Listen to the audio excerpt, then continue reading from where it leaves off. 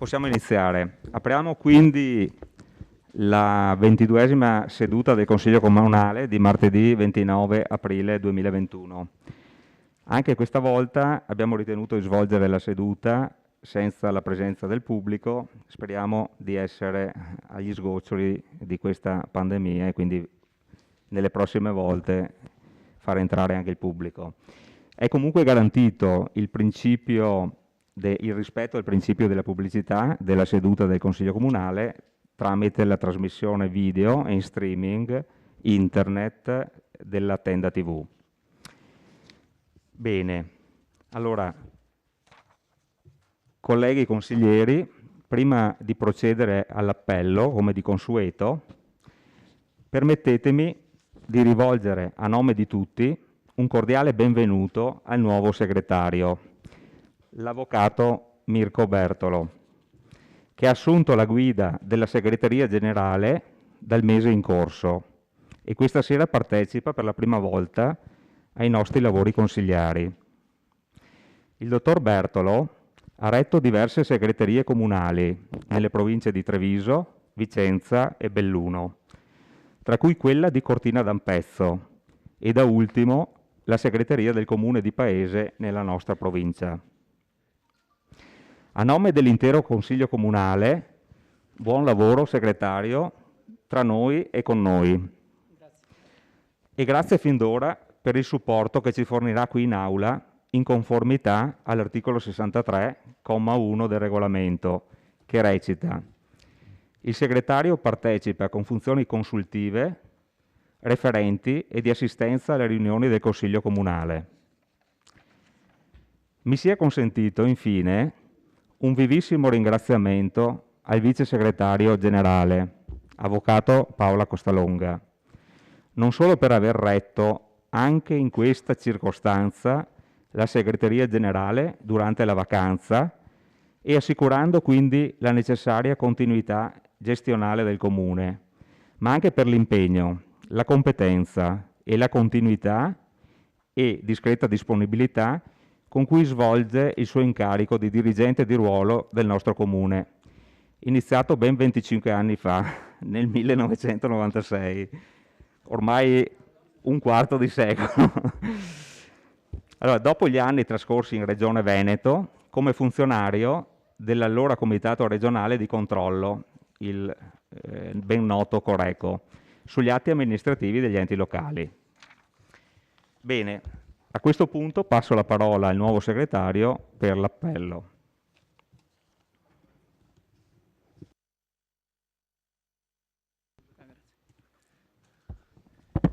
Buonasera a tutti. Bagliana Mirella. Casagrande Andrea. Dareggian Antonio. De Antoni Giulio. De Bastiani Alessandro Giuseppe. De Nardi Barbara. Dus Marco. Gomiero Maurizio. Miatto Toni. Pagotto Alberto. Parrella Roberto. Rasera Gianni. Rosset Mario. Salezze Silvia. Sant'Antonio Paolo. Presente. Tonon Roberto. Varaschin Gianni.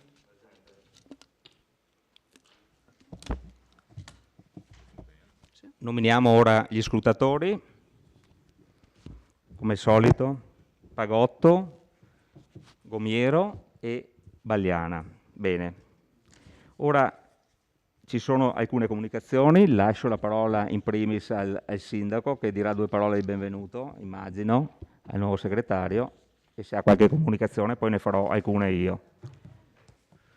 Buonasera a tutti. Sì, mi associo anch'io alle parole del nostro Presidente del Consiglio nel dare il benvenuto per la prima volta in questo Consiglio al nuovo segretario. È in forze a Vittorio Veneto dal 1° di aprile, è già immerso nelle nostre cose e già si colloquia con facilità come si fa normalmente con le persone capaci e lucide nel capire e nell'affrontare le cose. Quindi mi associo in questo benvenuto e do il buon lavoro.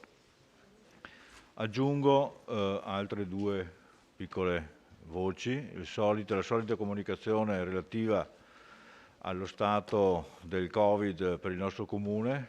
Questa mattina i nostri concittadini positivi erano ridotti a 58, eravamo partiti da 11, il valore più basso, raggiunto il 109, adesso c'è una curva pressoché continua in calo e oggi siamo scesi sotto i 60, ce ne sono 58 di positivi.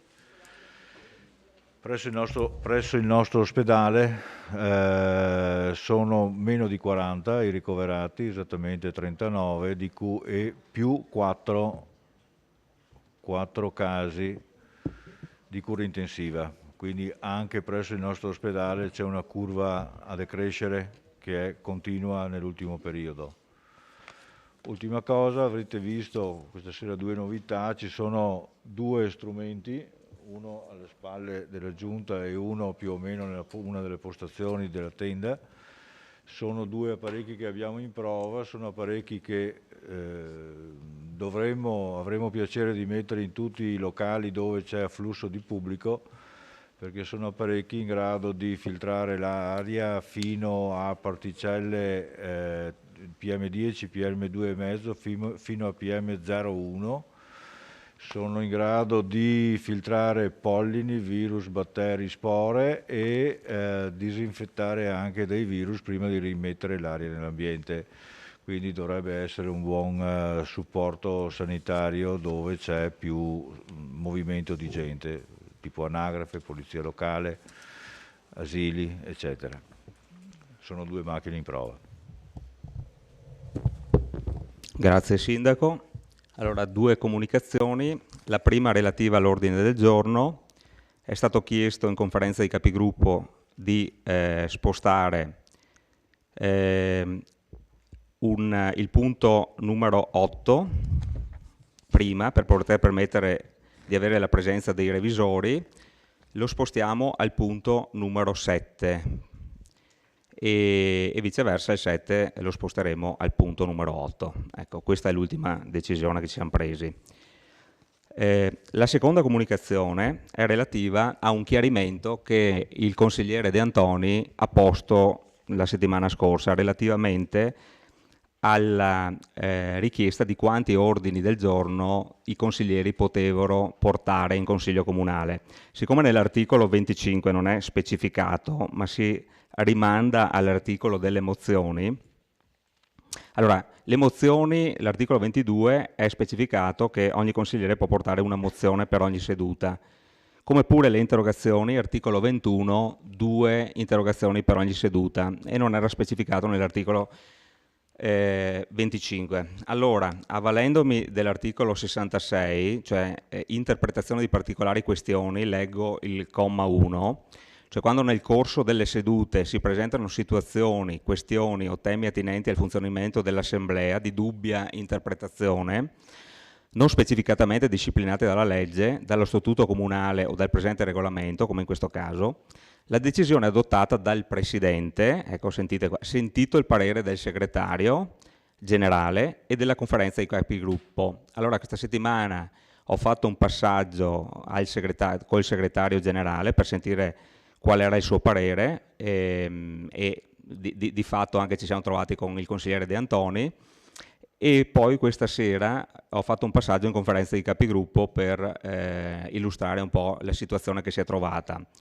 Le decisioni in merito vengono raccolte e conservate a cura del Segretario Generale e sono poste a disposizione dei consiglieri che ne facciano richiesta.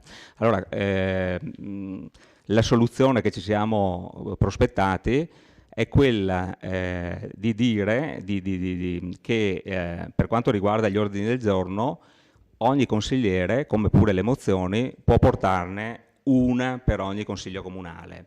Questo non preclude però che altri consiglieri possano apporre la propria forma e la propria firma al di sotto del firmatario che abbiamo chiamato principale.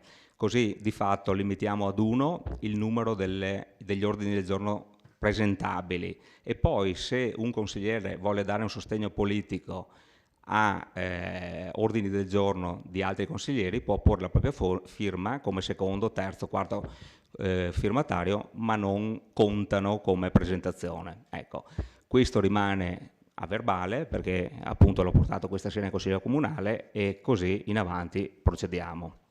Bene, io ho finito con le comunicazioni, ora possiamo aprire i lavori e quindi iniziare con le 4 interrogazioni. Allora, la prima interrogazione è del consigliere Giulio De Antoni, ad oggetto istituzione sportello comunale superbonus 110%, misura di rilancio e sviluppo sostenibile, decreto legge 19 maggio 2020 numero 34. Prego il consigliere De Antoni di illustrare la propria interrogazione. Allora, qua vedo, scusate ma forse è il suo questo, è collegato con Casagrande ma non capisco, vabbè, prego. Tu.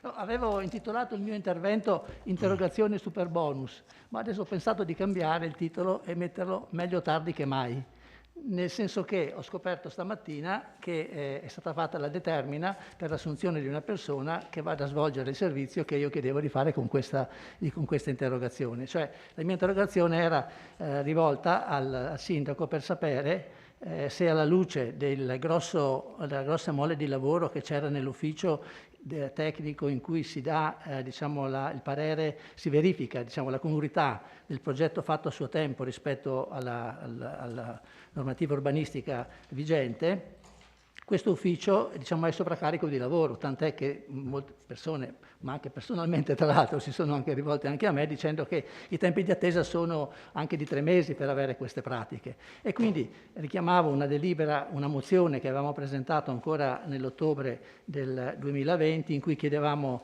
al sindaco, all'amministrazione, di istituire uno sportello superbonus proprio per favorire i cittadini che sono interessati a questa pratica molto, come dire, che può sembrare molto agevolativa, comunque però molto complicata, insomma. Ecco. Noi chiedevamo che l'ufficio si occupasse degli aspetti legati alle competenze del comune, cioè non volevamo mettere in discussione le competenze di avvocati o di urbanisti, però sulle cose pratiche sarebbe stato importante già da allora, ma lo è ancora oggi, sarebbe stato importante avere 1 o 2 persone che potevano farsi carico di questo tipo di pratiche, insomma, che poi non sono così complicate, ma richiedono un grosso sforzo di lavoro, copie, fai lo scannerizza, eccetera.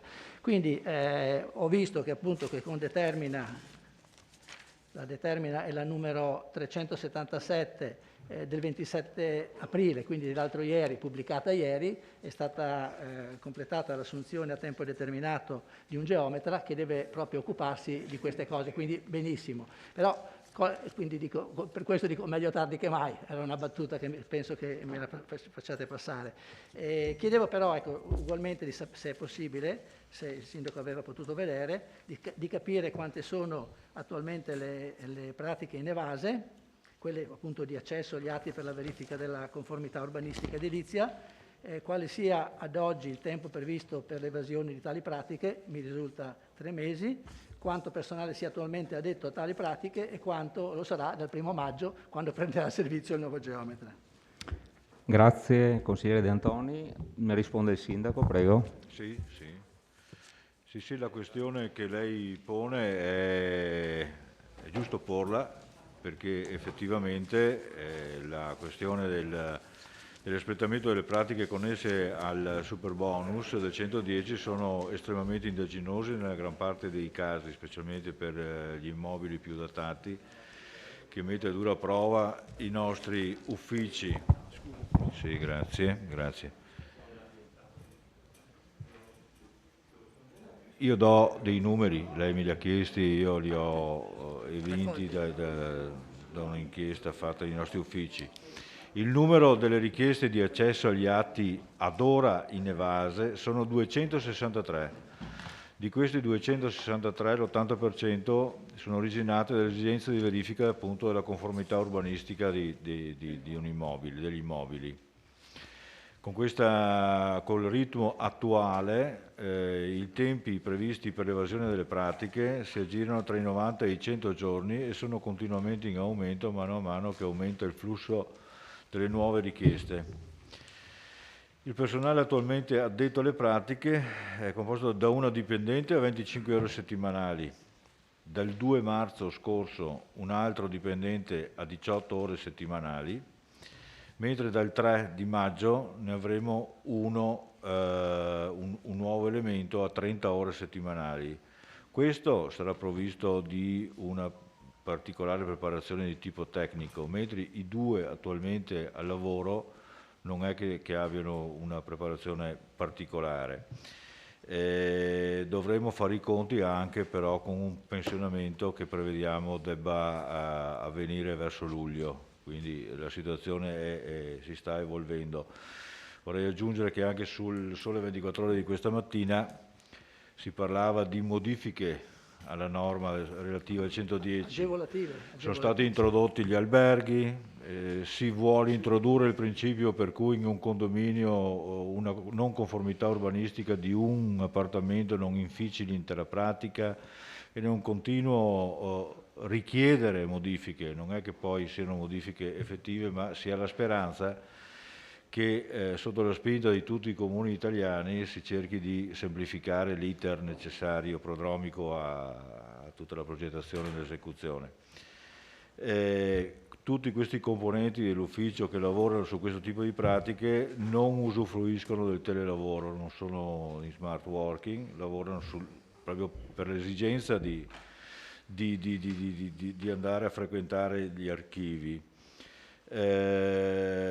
Praticamente le istanze di accesso agli archivi delle pratiche edilizie dal 1 settembre 19 al 22 aprile del 20 furono 190, nello stesso periodo 20-21 sono stati 499, quindi quasi il triplo, il 262% in più.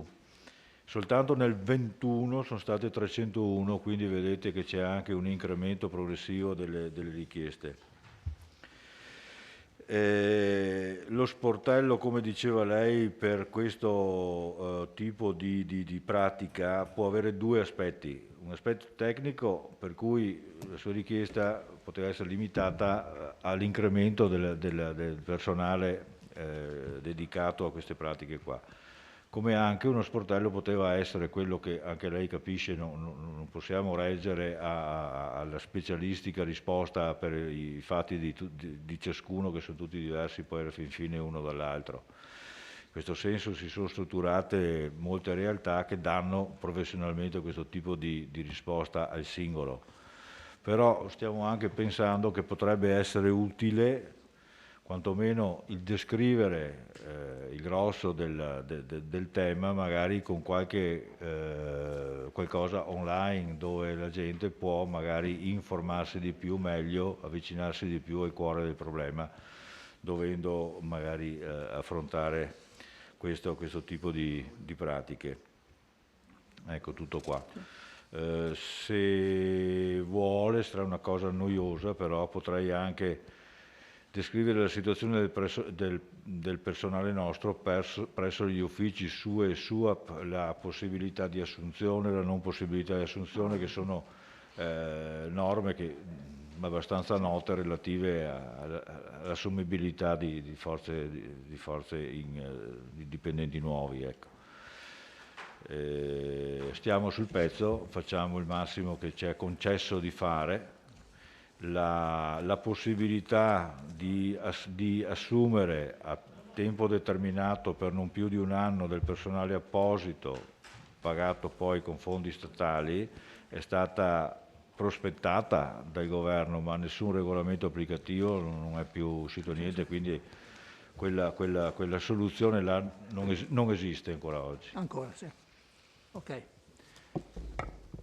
Bene, consigliere De Antoni, Sì, soddisfatto o meno della risposta? Mi dichiaro soddisfatto, diciamo, ho preso atto insomma, che l'assunzione è stata fatta. Sì, volevo, ma il sindaco lo ha già detto, richiamare l'opportunità di una grande attenzione a queste problematiche, perché favorire anche diciamo, prima di tutto l'accesso e poi anche una risposta rapida è molto importante anche per avviare un settore, quello dell'edilizia, che come sappiamo bene ha sofferto moltissimo e sta ancora soffrendo, quindi è sicuramente una cosa importante. Se ci sarà la possibilità e se ci saranno diciamo anche le risorse, che credo ci siano, sì, potrebbe anche essere opportuno inventarci qualche cos'altro, no, signor Sindaco? Perché tra l'altro ho letto anch'io nella stampa di queste modifiche che sono in corso, dovrebbero essere anche delle modifiche agevolative rispetto alla situazione, c'è una riduzione di problemi e di dichiarazioni da parte dei professionisti, eccetera, che sono quello che sta frenando un po' la cosa,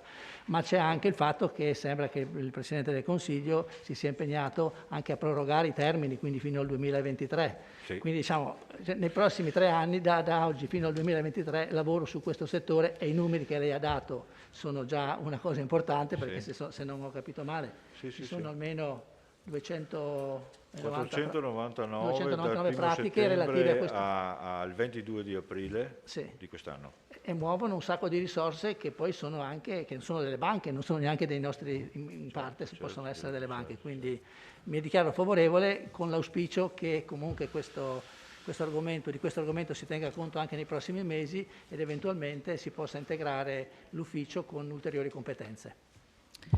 Grazie consigliere De Antoni. Passiamo alla interrogazione numero 2 del consigliere Alessandro De Bastiani, ad oggetto lavori di sistemazione via Martiri della Libertà.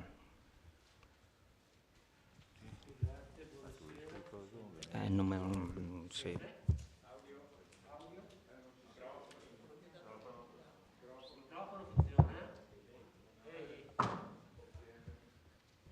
Funziona? D'accordo, grazie. Allora, questa mia interrogazione riguarda i lavori di sistemazione di via Martiri della Libertà e parte dalla considerazione che in via, come tutti sappiamo, in via da Camino si stanno eseguendo questi lavori che impegneranno, penso, per diverse settimane e che tengono parzialmente chiuso il quartiere, il centro storico di Serravalle. Io mi aspettavo e ho sentito che altri abitanti o commercianti di Serravalle si pensava che fosse conseguenza logica approfittare di questo momento di chiusura per sistemare anche la via Martiri della Libertà, che presto o tardi avrà bisogno di essere presa per mano, e quindi di evitare in questo modo delle future ulteriori chiusure che, come sappiamo, vanno a danno soprattutto degli esercenti. Allora mi sembra di capire che questo non avverrà. Volevo chiedere come mai non è stato pensato appunto di scegliere questa soluzione e se e per quando è programmata l'ennesimo intervento, mi sembra dovrebbe essere il 4, per via Martiri della Libertà, che comporterà un'ulteriore chiusura. Grazie. Grazie consigliere. Chi risponde? Assessore Fasan, prego. Ringrazio il consigliere De Bastiani per la domanda, che stimo di buon senso, perché si avrebbe potuto approfittare di questo periodo di chiusura per chiudere anche via dei Martiri, però ci sono anche delle altre considerazioni da fare. Lei dice: per l'esecuzione di lavori di sistemazione sarà necessario richiudere il centro storico per un periodo più o meno lungo in base alla consistenza dei lavori. La chiusura di via di Martiri della Libertà procurerà, oltre ai soliti disagi, costi di perdita di esercizio per i commercianti di Serravalle. Anch'io ero del parere di chiudere sinceramente in questo periodo qua, però ho fatto anche delle riflessioni.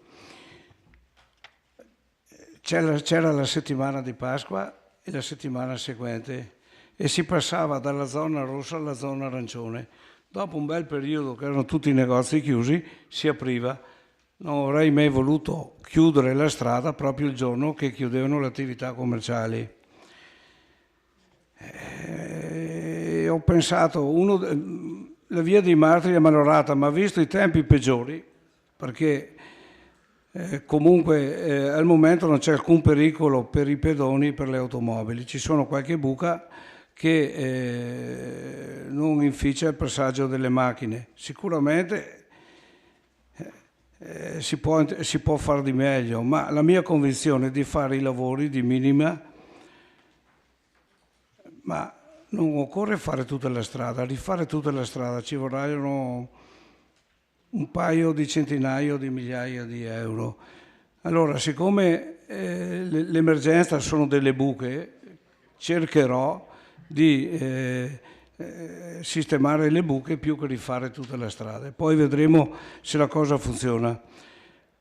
Lei mi domanda quando lo faremo più avanti in accordo con le attività commerciali che indicheranno il periodo dell'anno in cui i lavori recheranno meno danni, ma è indubbio che farò così, perché se lo chiediamo adesso o questa estate ci saranno dei disagi, magari in autunno, in accordo con i commercianti, magari per una settimana si potrà chiudere e ci scusiamo fin d'ora per i danni provocati al commercio che ha già subito tantissimi danni. Pertanto chiudere la strada la settimana dopo Pasqua, dopo 20 giorni di zona rossa, mi sembrava quasi un atto di arroganza nei confronti delle attività commerciali. Io mi auguro che i cittadini hanno compreso la mia buona fede e vedremo di sistemare anche via di Martiri più avanti.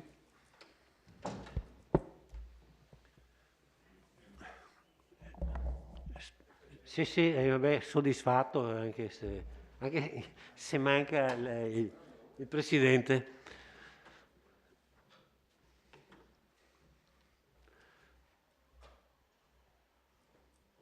Già fatto, già espressa la soddisfazione. Perfetto. Passiamo. Bene, passiamo alla interrogazione numero 3.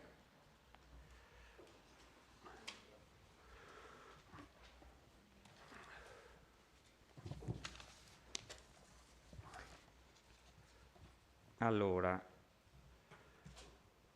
consigliere De Bastiani, sempre, Piruea, Piazza Meschio. Oggetto Piruea, Piazza Meschio. Sì, Prego, allora, consigliere.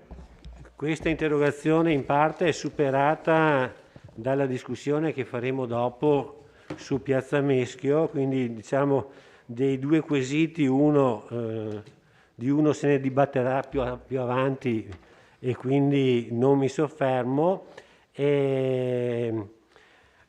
Sottolineo la seconda domanda con la quale chiedevo a chi aspetta il pagamento delle spese del rifacimento della pavimentazione delle aree destinate al parcheggio, dove avevo già segnalato mesi fa la pavimentazione è del tutto ormai compromessa e quindi sicuramente ha bisogno di un intervento di riparazione totale. Siccome il lavoro non è stato fatto tanti anni fa e l'avevo chiesto anche l'altra volta, credo, però chiedo conferma che il rifacimento del fondo spetti alla ditta che ha fatto un lavoro non fatto bene, e penso che ognuno di noi a casa nostra di fronte a una situazione del genere chiederebbe il rifacimento del lavoro. Chiedo se questo è stato fatto, se è previsto, se si pensa di metter mano a quella situazione fortemente degradata. Voi sapete che è fortemente degradata. Grazie.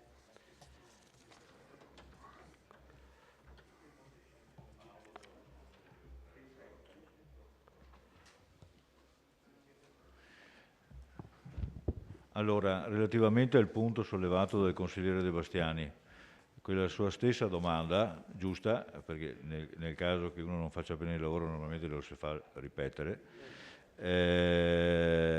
sono andato sul posto ancora agli inizi del mio mandato con il sovrintendente, l'architetto Fiorino, e ho espressamente chiesto a lui a chi dovevo ascrivere l'eventuale costo di sostituzione, perché cominciavano già abbondantemente ad ammalorarsi allora e poi il fenomeno giustamente è anche continuato e è peggiorata la situazione. Perché gli ho espressamente chiesto: è un difetto di materiale per cui dobbiamo farci risarcire dal fornitore o è un difetto di posa? E l'architetto Fiorino mi ha detto che la responsabilità era la sua, perché lui ha voluto usare quel materiale perché gli era stato assicurato, a lui piaceva come tipo di soluzione e gli era stato assicurato che era appositamente fatto per sopportare il peso delle auto, cosa che non si è rivelata vera né qua né in un altro comune dove avevano usato lo stesso materiale su volontà sua. Questo mi ha risposto l'architetto Fiorino. Quindi a quel punto là è difficile pensare che la sovrintendenza se ne faccia carico e presumo che dovremo arrangiarci. Perché la responsabilità, con molta onestà, mi ha specificato essere della scelta di quel materiale là, non è che sia stato posato male o cosa, è proprio il materiale che non era vero che sopportava il peso delle auto. Sì, bisognerebbe capire se la ditta produttrice lo ha venduto come materiale adatto a quella funzione oppure no. Presumo così, questo oppure sarebbe che da qualcuno verificare. gliel'ha consigliato: guarda quel materiale là, sì è bello, tiene le macchine, sì. No, perché se fosse così, intanto si informa l'azienda produttrice che il suo materiale non funziona, no? E dopo si può magari anche organizzare così un risarcimento in materiali e parzialmente quindi può avvenire a carico della manodopera, a carico del comune, e il materiale magari a carico della ditta produttrice che sicuramente avrà qualche altro tipo di materiale più adatto. Una trattativa di questo tipo qua, lei lo sa, è già difficile di per sé, no, comunque noi lo faremo perché prima o dopo dovremo metterci mano naturalmente a quella roba là. Cercheremo in quell'occasione di spingere un pochettino per farci aiutare, ma in genere è un po' difficilino. Comunque chiaramente proveremo a farci aiutare nel rimediare a quella cosa lì. Grazie. Bene. Consigliere, soddisfatto? A posto? Sei a posto. Passiamo all'interrogazione numero 4 della consigliera Bagliana, ad oggetto: quanto costa al Comune la salvaguardia delle fonti d'acqua ed è possibile ipotizzare delle misure compensative da parte di Piave Servizi. Allora, un secondo consigliere, in aula c'è la presenza del presidente di Piave Servizi, il dottor Bonet. Vedo che qua nel terzo punto si chiedeva, no, si ritenga proficuo invitare, no? Penso che durante questa interrogazione non avremo lo spazio, se non per il dottor Bonet, di qualche battuta, casomai lo inviteremo più avanti, no? Organizzando le cose un po' per tempo. Comunque daremo spazio all'assessore a rispondere e poi eventualmente un aiuto del dottor Bonet. Prego, consigliere.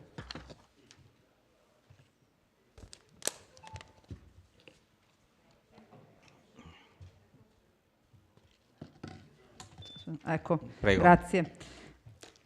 Premesso che nella seduta del Consiglio Comunale del 19 febbraio scorso, durante la discussione del punto relative alle modifiche dello Statuto Sociale di Piave Servizi SpA, gli interventi di alcuni consiglieri hanno fatto emergere in modo unanime la volontà di far pervenire alla direzione della Piave Servizi una richiesta sottoscritta da tutti i gruppi consigliari affinché la società Piave Servizi attui una politica di attenzione verso i territori dai quali originano le fonti di approvvigionamento d'acqua, in quanto gli oneri sostenuti dai comuni per la salvaguardia del territorio e di conseguenza per la tutela della qualità dell'acqua non sono irrisori.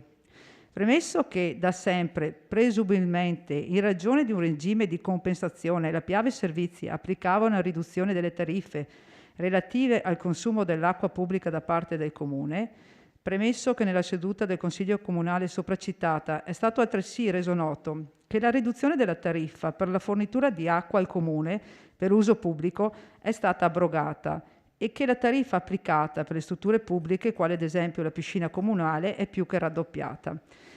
Premesso che con la realizzazione della variante strada statale 51 di Alemagna è stata predisposta una condotta di notevoli dimensioni che porterà l'acqua dalla Valle Pesina a molti comuni trevigiani della sinistra Piave, servendo anche utenze speciali e industriale, e premesso che per la salvaguardia delle fonti di approvvigionamento il progetto per la canalizzazione delle condotte dell'autostrada sta proseguendo in sinergia con l'ANAS, e questo l'ha ribadito l'assessore Antiga, si chiede all'amministrazione se il documento da inviare alla dirigenza di Piave Servizi è stato predisposto, a quanto ammonta l'importo di spesa che il Comune corrisponde a Piave Servizi per il consumo d'acqua per i servizi di carattere pubblico, se in considerazione delle richieste avanzate più volte da questa Assemblea relativamente alla proposta di attuare una compensazione degli oneri sostenuti dal nostro Comune per la salvaguardia delle importanti fonti d'acqua, ritenga proficuo invitare il Presidente di Piave Servizi ad un confronto con i consiglieri e la Giunta. Mi corre l'obbligo, vedo in aula il dottor Bonet, mi corre l'obbligo di ringraziarlo e vorrei esprimere che appunto più volte durante questa ultima consigliatura sia i consiglieri di maggioranza e di minoranza hanno espresso queste istanze che ho appena letto adesso, e immagino che la sua presenza qua ci aiuti anche a dipanare o ad analizzare se queste istanze possono essere prese in considerazione da Piave Servizi. La ringrazio della presenza. Bene. Assessore, prego. Buonasera a tutti, saluto anche il Presidente Bonet. Faccio una premessa, da 2 anni sono assessore e Bonet può confermarlo. Abbiamo dialogato spesso con Piave Servizi perché è un servizio fondamentale per Vittorio Veneto e non solo per Vittorio Veneto. Infatti da Vittorio Veneto parte tutta l'acqua per buona parte dei comuni del Trevigiano. Ho avuto anche delle dispute, diciamo così, no? Perché negli anni ci sono stati dei mancati interventi sulle strade, così, però vedo che negli ultimi tempi si è ricostruito un percorso e un accordo con Piave Servizi. Infatti in questo momento, in quest'anno, ha fatto le fognature, l'acquedotto in via Sabutino, sta facendo lavori importanti in via da Camino che impegneranno anche un po' di soldi, ha realizzato un progetto per portare l'acqua a tutta la parte nord di Serravalle, parte alta di Vittorio Veneto, e da quest'anno comincerà il primo stralcio che porterà nella parte alta, Selvaggio e da quelle parti lì, una spesa di 180.000 euro da Piave Servizi. Tutto questo rinfranca i rapporti che erano un po' così con Piave Servizi, perché ecco, io lascerò i commenti a Bonet, perché se dico tutto io, Bonet poi cosa fa? Io posso dire solamente quali sono le spese, come ha chiesto la Baliana. Sì, grazie. Allora, intanto c'è un piccolo problema, il costo della bolletta della Notuli. La Notuli nel 2014 con 34.000 metri cubi di acqua spendeva 18.000 euro. nel 2019 con 38.000 metri cubi, 74.000 euro. Cosa è successo? Al di là dell'aumento del canone dell'acqua, è venuto a mancare anche lo sconto che si facevano per i servizi sociali. Allora, di questo chiederemo per quale ragione a Bonet. Oltre a questo, la bolletta del Comune di Vittorio, al di là della Notri, sono di circa 50.000 euro l'anno.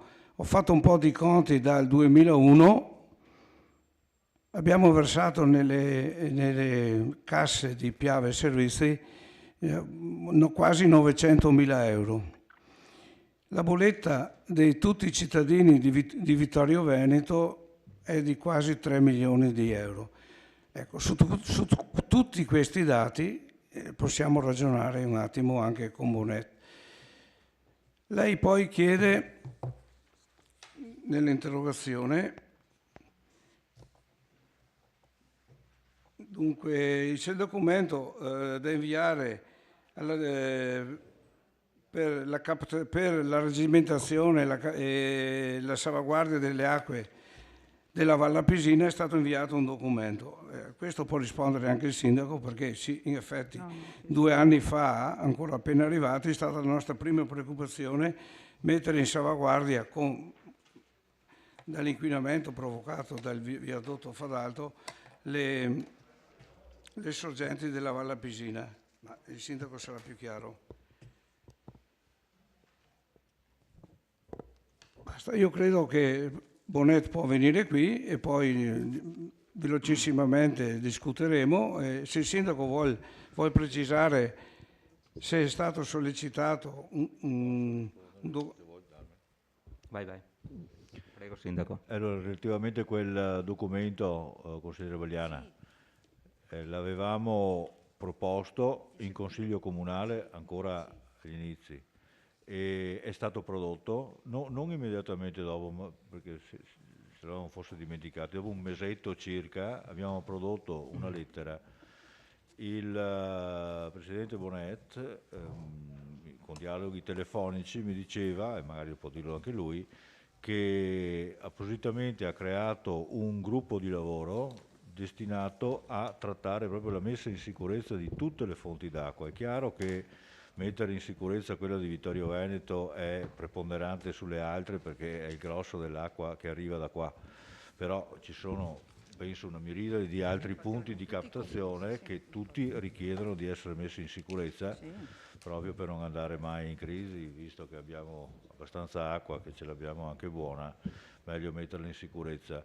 Il nostro dialogo con Autostrade, che ultimamente sta facendo anche sempre più fitto, non manchiamo mai di rammentare la necessità di regimentare tutte le acque piovane che cadono in autostrada in modo tale da captare anche eventuali sversamenti e perlomeno ricondurli a valle delle prese d'acqua, tanto per tenere in sicurezza quelle, ma anche in generale io direi che quella valle là dovrebbe diventare quasi un santuario per l'acqua e quindi curare certamente le fognature delle abitazioni, un po' di cose, ecco, da tenere sempre sotto osservazione. Comunque quel documento fu prodotto e mandato. Bene, grazie sindaco. Non so dove sia finito il dottor Bonet.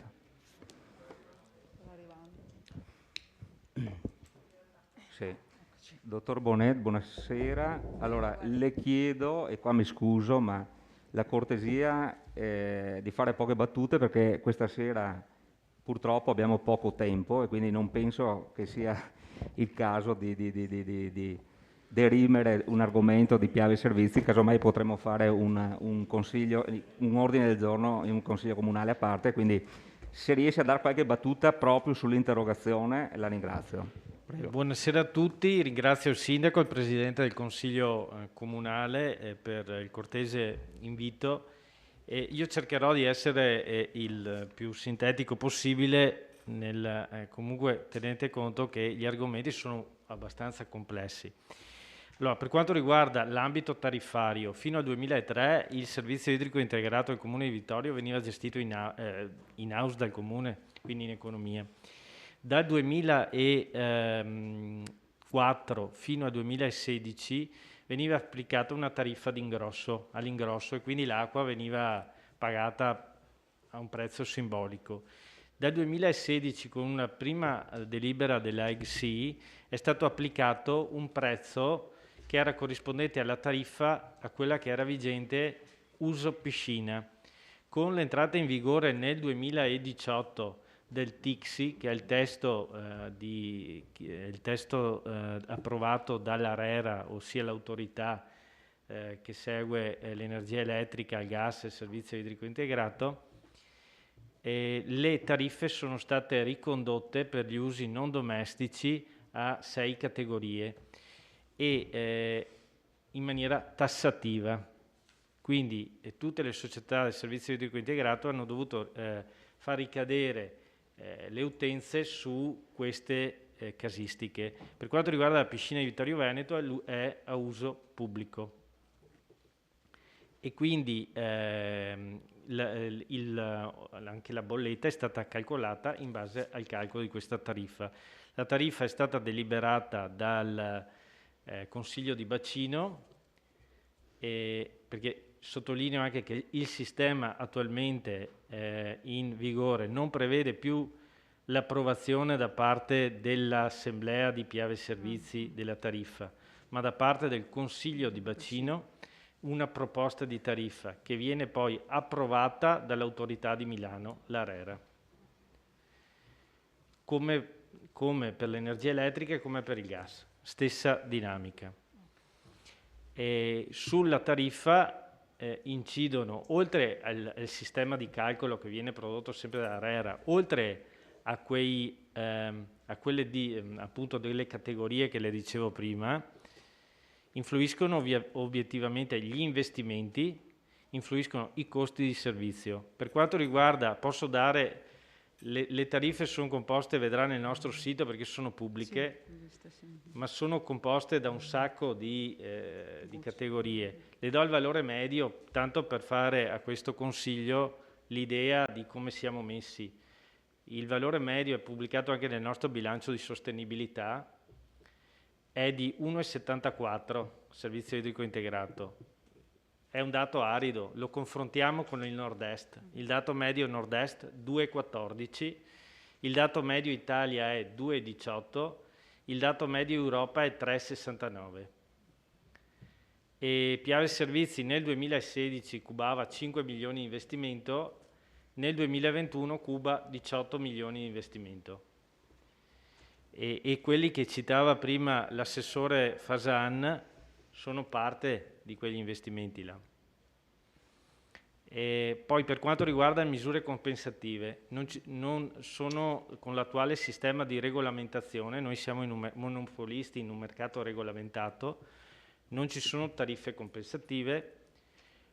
Se ci fossero dei progetti condivisi di protezione delle fonti, sui quali con l'amministrazione comunale già stiamo discutendo, quel costo può essere in parte sostenuto anche da Piave Servizi, però tenete conto che quel costo viene caricato in bolletta, perché è riconosciuto come alla voce costi ambientali, ma contribuisce alla costruzione della bolletta.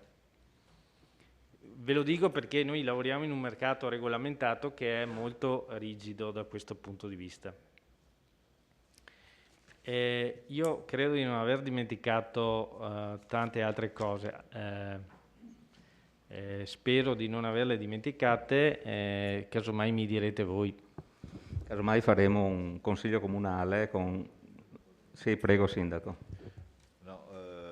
Circa il discorso delle piscine e del costo dell'acqua delle piscine, vorrei aggiungere una cosa. Sì, è vero, ci sono di queste tariffe che sono obbligatoriamente da applicarsi, però io ho già chiamato diversi sindaci di comuni che hanno le piscine e tutti stanno soffrendo di questi costi elevati. Tant'è che ho investito con loro un certo tipo di ragionamento, cioè dico, Ci sono dei comuni che subiscono dei costi perché hanno la piscina e che sono poi fruiti, queste piscine, da tutti i comuni che ne stanno del circondario. Quindi ho chiesto anche a Treviso, Valdobbiadene, eccetera, di trovarci, perché dovrebbe essere invece un altro sistema, cioè mettere quei 2 centesimi in più sull'acqua di tutti, perché tutti fruiscono degli impianti di alcuni comuni. Già i nostri comuni sono caricati di spese per le scuole che poi sono fruiti da altri comuni, no? Anche la voce piscina è una cosa che facciamo per gli altri, quindi direi che quasi quasi varrebbe la pena di spalmarlo dappertutto con notevoli riduzioni, se non azzeramento del costo in bolletta per chi è sfortunato ad avere l'impianto a servizio di tutti.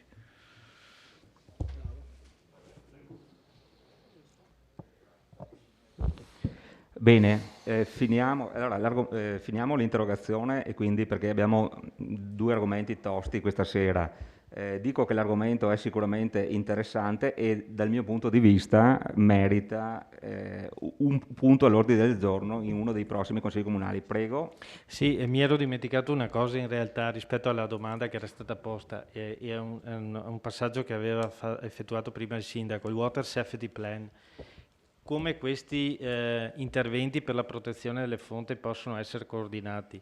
Piave Servizi, come accennava il sindaco, sta predisponendo un piano di sicurezza delle fonti, adesso lo chiamano Water Safety Plan, lo stiamo già predisponendo e ci eravamo già sentiti telefonicamente per programmare un incontro perché è in fase di redazione, c'è un piano di sicurezza delle fonti che è in fase di redazione e è già stato istituito un apposito ufficio per la gestione del rischio e la sicurezza delle fonti. Grazie, dottor Bonet. Allora, noi ci aspettiamo di rivederla prossimamente per veramente perché l'argomento è molto importante. So che molti consiglieri avrebbero voluto fare delle domande, ma sono costretto a chiudere. Grazie.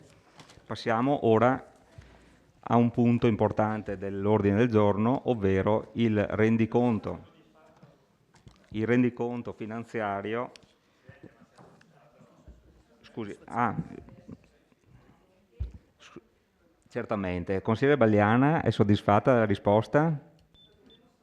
Ringraziare il dottor Bonet e perché ci ha spiegato l'effettiva tariffazione della bolletta, quindi è andato un po' a scardinare quelli che erano i dubbi poi emersi anche da parte dell'assessore, quindi va bene, mi ritengo assolutamente soddisfatta. Grazie. Consigliere. Bene.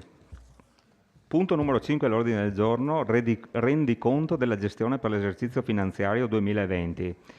Allora, lascio la parola all'assessore al bilancio, nonché vice sindaco Posocco, che illustri la delibera. Prego, vice sindaco. Grazie Presidente e buonasera a tutti. Ho preparato con l'aiuto dell'ufficio dell'economato delle slide per cercare di farvi capire meglio questo rendiconto della gestione 2020, che è un rendiconto dell'anno, fra virgolette, della pandemia. Il risultato di amministrazione del 2020, come vedete, partivamo con un fondo cassa il 1 gennaio di 4.300.000, siamo arrivati a un fondo cassa il 31 dicembre 2020 di 7 milioni circa. La differenza con i pagamenti, i residui attivi, i residui passivi, fondo pluriennale vincolato in spesa corrente e in conto capitale danno un avanzo di amministrazione di 6.841.000 euro al 31 dicembre 2020. Com'è la composizione di questo risultato di amministrazione? Vediamo com'è la destinazione dell'avanzo. Abbiamo una parte accantonata di 2.297.000 euro circa, una parte vincolata di 2.376.000, una parte destinata agli investimenti di 1.252.000 euro e una parte disponibile di 914.000. Andiamo ad analizzarli ognuno di questi. Allora, la quota accantonata di 2.300.000 euro circa è costituita da 1.191.000 euro per accantonamento al fondo crediti di dubbia esigibilità, 40.000 euro per il fondo passività potenziali dovute a contenziosi e 1.066.000 euro circa per accantonamento al fondo spesa per crediti dubbi di esercizi precedenti. L'utilizzo della quota di avanzo accantonata per i crediti di dubbia esigibilità è effettuato a seguito della cancellazione dei crediti dal conto del bilancio, riducendo di pari importo il risultato di amministrazione. Le quote accantonate dall'avanzo sono utilizzabili a seguito del verificarsi dei rischi per i quali sono stati accantonati. Quando si accerta che la spesa potenziale non può più verificarsi, la corrispondente quota del risultato di amministrazione è liberata dal vincolo. La parte vincolata. La quota dell'avanzo vincolato ammonta a 2.376.000 euro. Allora, vi sono 1.346.000 euro all'interno di questa quota che sono riferiti ai lavori, al piano, diciamo, opere pubbliche dell'anno 2020, i cui lavori non sono ancora iniziati. La quota di 618.000 euro corrisponde ai vincoli derivanti dai principi contabili legati al fondo per il Covid-19. Apro una parentesi, da un conteggio che abbiamo fatto nel 2020 ci sono arrivati circa, tra trasferimenti statali e regionali e anche, diciamo, le offerte da parte dei cittadini, le libere erogazioni, 2.400.000 euro. Al momento ne abbiamo ancora di questi 2.400.000 euro 618.000 euro in parte vincolata. I rimanenti 411.000 euro sono vincoli derivati da trasferimenti di Stato, Regione e società partecipate come la Vittorio Veneto Servizi. Vi ricordate i 200.000 euro che abbiamo vincolato per il piano, per il PEBA? Sono arrivati a fine anno e sono stati e fanno parte della parte vincolata. Allora abbiamo un avanzo destinato agli investimenti e ammonta a circa 1.252.000 euro e saranno utilizzabili a seguito dell'approvazione del rendiconto. La grossa parte di questo 1.252.000 euro è il contributo di 450.000 euro arrivato a fine anno dal Ministero dello Sport per i soldi della pista di atletica. La precedente amministrazione aveva chiesto un contributo per la pista di atletica, i soldi sono arrivati a fine anno e fanno parte di questo 1.252.000 che non abbiamo fatto in tempo a mettere nella parte vincolata e che è lì nel 1.252.000. La parte disponibile è pari a 914.000 euro. Può essere utilizzata con un provvedimento di variazione di bilancio e per cosa? Vedete elencate le priorità. La prima per la copertura dei debiti fuori bilancio, poi per i provvedimenti necessari alla salvaguardia e assestamento del bilancio ove non si possa provvedere con mezzi ordinari, per il finanziamento di spese di investimento, per l'estinzione anticipata di prestiti e per il finanziamento delle spese correnti a carattere non ripetitivo. Vuol dire, non posso utilizzarli per sfalciare l'erba dei giardini, ma per qualcosa che non sia ripetitivo. Il riepilogo generale delle entrate, vedete la previsione definitiva in competenza di 33.721.000, gli accertamenti in competenza sono di 26.859.000, gli incassi in competenza sono di 20.656.000. Il riepilogo generale delle spese, li vedete per titolo 1, titolo 2, titolo 3, titolo 4, il titolo 5 e il titolo 7, sono in previsione definitiva di 39 milioni, impegni in competenza sono 24.500.000, i pagamenti sono 19 milioni circa.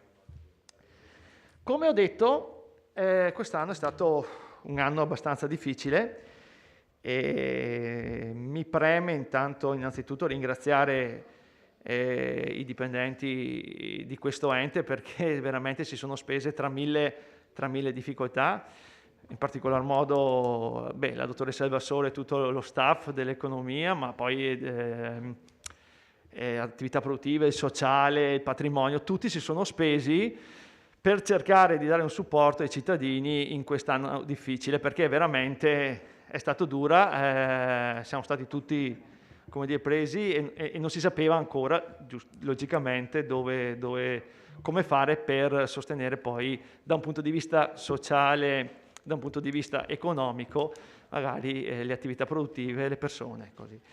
Vi ho fatto uno schema delle maggiori spese sostenute a causa Covid nel 2020 e ve le ho divise, diciamo, appunto per maggiori spese. Ne mancano qui, ho elencato, ho trovato solo le maggiori spese. E le vedete legate dall'acquisto dei pannelli in plexiglass, materiali di sanificazione, alla pulizia giornaliera nei parchi pubblici, all'acquisto delle mascherine, che sono state le prime spese vive che abbiamo ottenuto. Poi c'è stato l'acquisto di buoni spesa per la solidarietà alimentare, circa 180.000 euro, i contributi alle famiglie per i sussidi informatici, interventi sociali relativi a minori, adulti e famiglie per altri 70.000 euro, i rimborsi TOSAP, i contributi a associazioni per 90.000 euro, i contributi alla scuola dell'infanzia per 72.000 euro, i contributi a attività produttive per 149.000 euro, ai centri estivi 40.000, agevolazioni IMU per 300, la riduzione delle rette dell'asilo nido per 104.000 euro, la riduzione degli introiti degli impianti sportivi e dell'utilizzo delle sale comunali. Tutto questo per circa 1.165.000 euro dei 2.400.000 che erano arrivati. Dopodiché abbiamo coperto le minori entrate dell'IMU 2020, che erano circa, la dottoressa Elvassore mi corregga, 580.000 euro, e in cassa abbiamo ancora la differenza di 618.000 che saranno oggetto della prossima variazione di bilancio del prossimo Consiglio comunale. Fatto una panoramica un po' del rendiconto, qui con me c'è la dottoressa Elvassore per rispondere alle domande, c'è anche il presidente dei revisori dei conti che magari inviterei per la relazione. Grazie.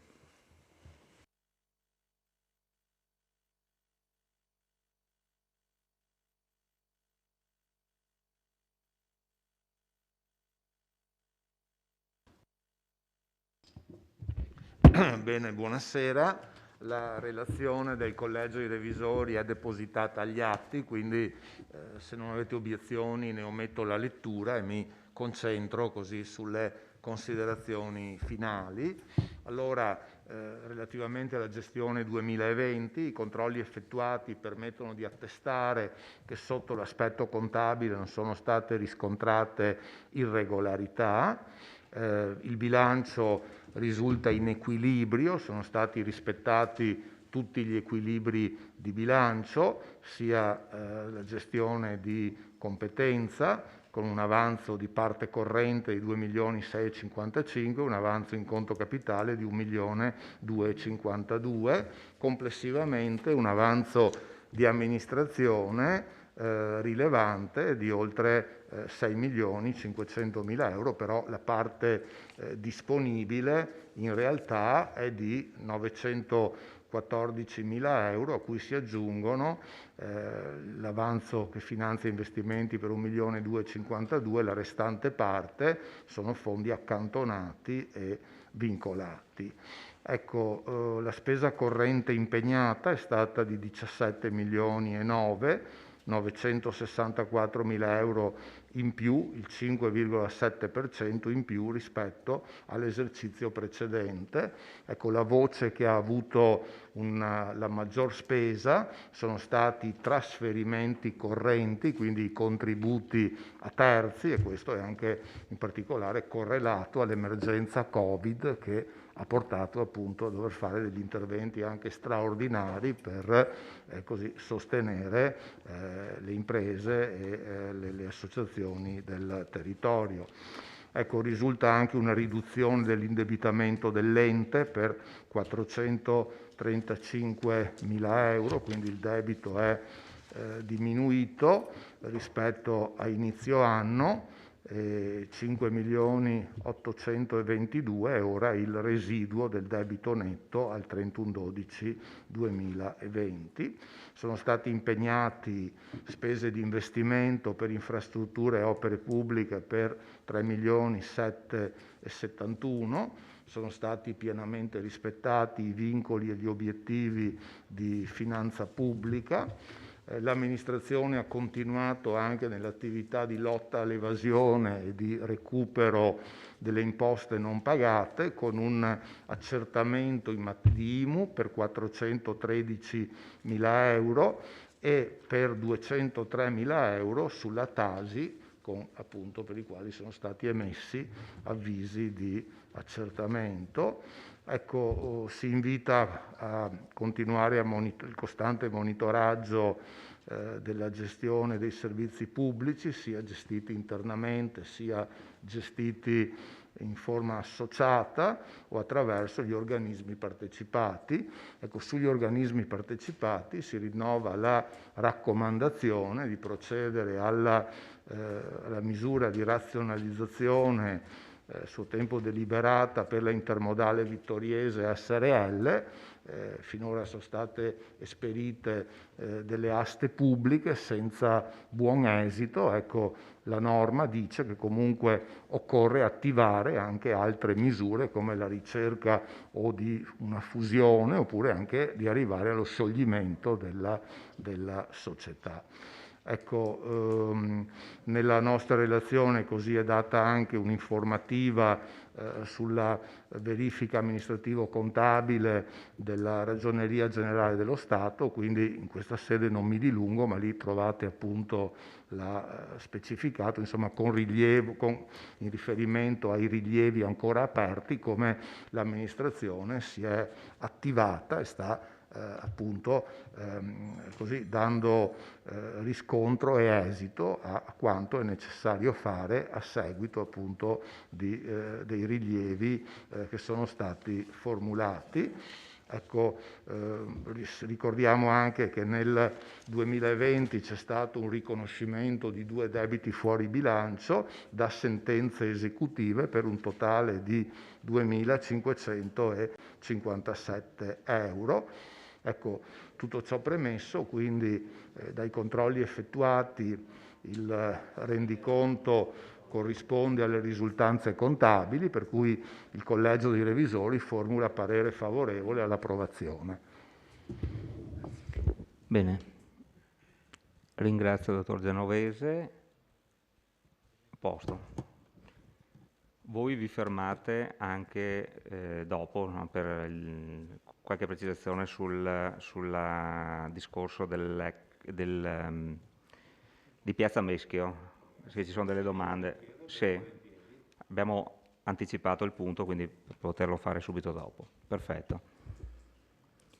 Apriamo quindi, se avete delle domande secche da fare su numeri, ma velocemente, e dopo apriamo la discussione. Niente. Sì, prego. De Antoni che... No, una domanda secca che avevo fatto in commissione, che mi era stato detto mi sarebbe stata data in consiglio, era quella sui finanziamenti per il sottopasso famoso. Se mi può...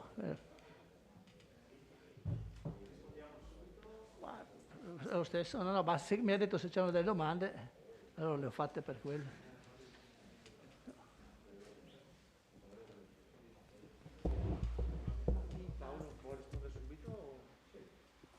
Prego, dottoressa Elvassore. Sì. Buonasera. L'opera a cui fa riferimento il consigliere De Antoni, che riguarda il sottopasso di via Callarga, è iscritta a bilancio per 2 milioni di euro, finanziata per 1.340.000 con il contributo di RFI, di cui incassato il 29 gennaio 2021 665.000 euro, e quindi rimane la differenza, 675.000 ancora da incassare, pertanto come residuo attivo. La parte di 660.000 è cofinanziata con fondi propri del bilancio comunale, già iscritti nel 2020 e reimputati poi nell'anno 2021. Ok, grazie. Ha detto 675 o 670? No, hanno versato 665. 5 in meno? Sì, 5 in meno, e che verranno poi recuperati, ritengo, nella rata successiva. Okay. Bene, grazie dottoressa. Partiamo con la discussione. Apriamo la discussione, prego. E si era prenotato, consigliere? Prego. Sì.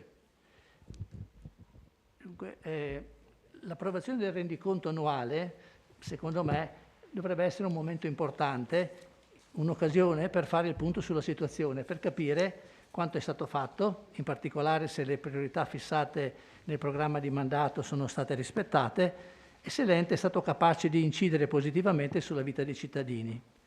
Al rendiconto infatti è allegata una relazione della Giunta sulla gestione che, secondo la normativa, dovrebbe esprimere le valutazioni di efficacia dell'azione condotta sulla base dei risultati conseguiti. Quindi diciamo sì le cifre, sì il rispetto di tutti gli indicatori, ma anche una valutazione complessiva da parte dell'amministrazione.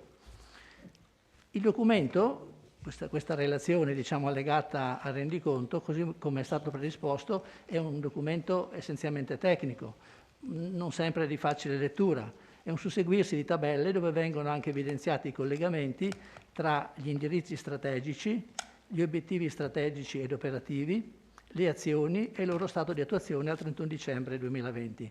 Una serie di tabelle predisposte meticolosamente dagli uffici, ma nessuna valutazione di tipo politico, che metta in evidenza i risultati conseguiti, che riporti le valutazioni della Giunta sui programmi, sulle difficoltà incontrate, sui risultati conseguiti, sull'apprezzamento dei cittadini rispetto a una struttura che bene o male nel 2020 ha incassato 25.313.841,44 euro e ha speso 22 milioni e rotti di euro.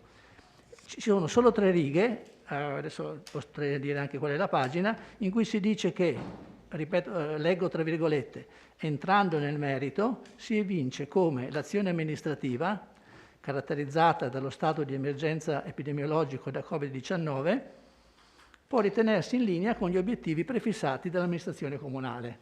C'è solo queste indicazioni di tipo politico fatto dalla Giunta. Mi chiedo se rispetto a un tale impegno economico siano sufficienti queste 2 righe. Mi sono letto, come forse hanno fatto molti di voi, le 167 pagine del documento, ma davvero sono rimasto allibito per la carenza di valutazioni di merito. Ma dico io, la Giunta non ha niente da dire su cosa è successo, cioè ha solo demandato agli uffici l'indicazione, obiettivo per obiettivo, progetto per progetto, azione per progetto, dite che cosa avete fatto e che cosa alla fine diciamo, non si è potuto fare, principalmente a causa del Covid. Ecco, la mia domanda, ma che cosa è stato fatto? E qui leggo quello che è riportato nel documento di programma della Giunta, no? Che cosa è stato fatto per trasformare il lavoro amministrativo comunale in una garanzia di accompagnamento e facilitazione per i nostri cittadini e non essere percepito come una palla al piede che spesso pare insensato, finalizzato, eccetera, eccetera? Che cosa è stato fatto per analizzare a fondo la situazione in essere in ogni singola problematica riscontrata, in modo da determinare esattamente, in modo circostanziato, le azioni di miglioramento da perseguire con la dovuta decisione per raggiungere gli obiettivi finali? E che cosa è stato fatto per cercare di trovare ogni forma di finanziamento possibile dall'esterno, essendo chiaro che fin da subito che nulla di importante potrà mai essere fatto con le sole forze del nostro comune.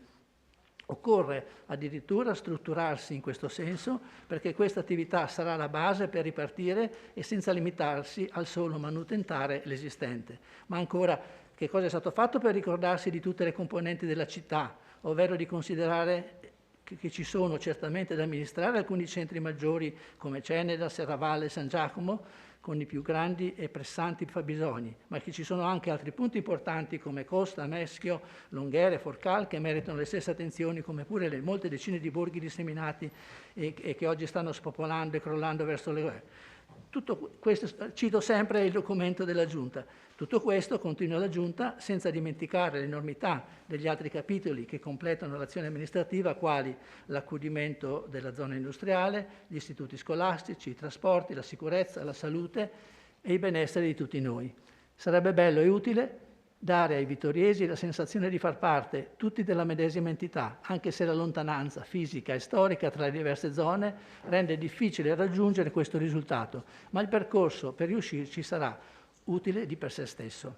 Ecco, io mi aspettavo che la Giunta, in questo documento, che è la sintesi di un anno di attività, oltre a definire punto per punto le singole azioni, abbiamo fatto il 50%, il 30%, c'è stato il Covid, non abbiamo potuto fare questo, però c'è stata quest'altra cosa, si soffermasse su questi aspetti, perché è un momento importante, cioè non sono solo i numeri e la verifica dei numeri, come ha detto il Presidente del Collegio dei Revisori.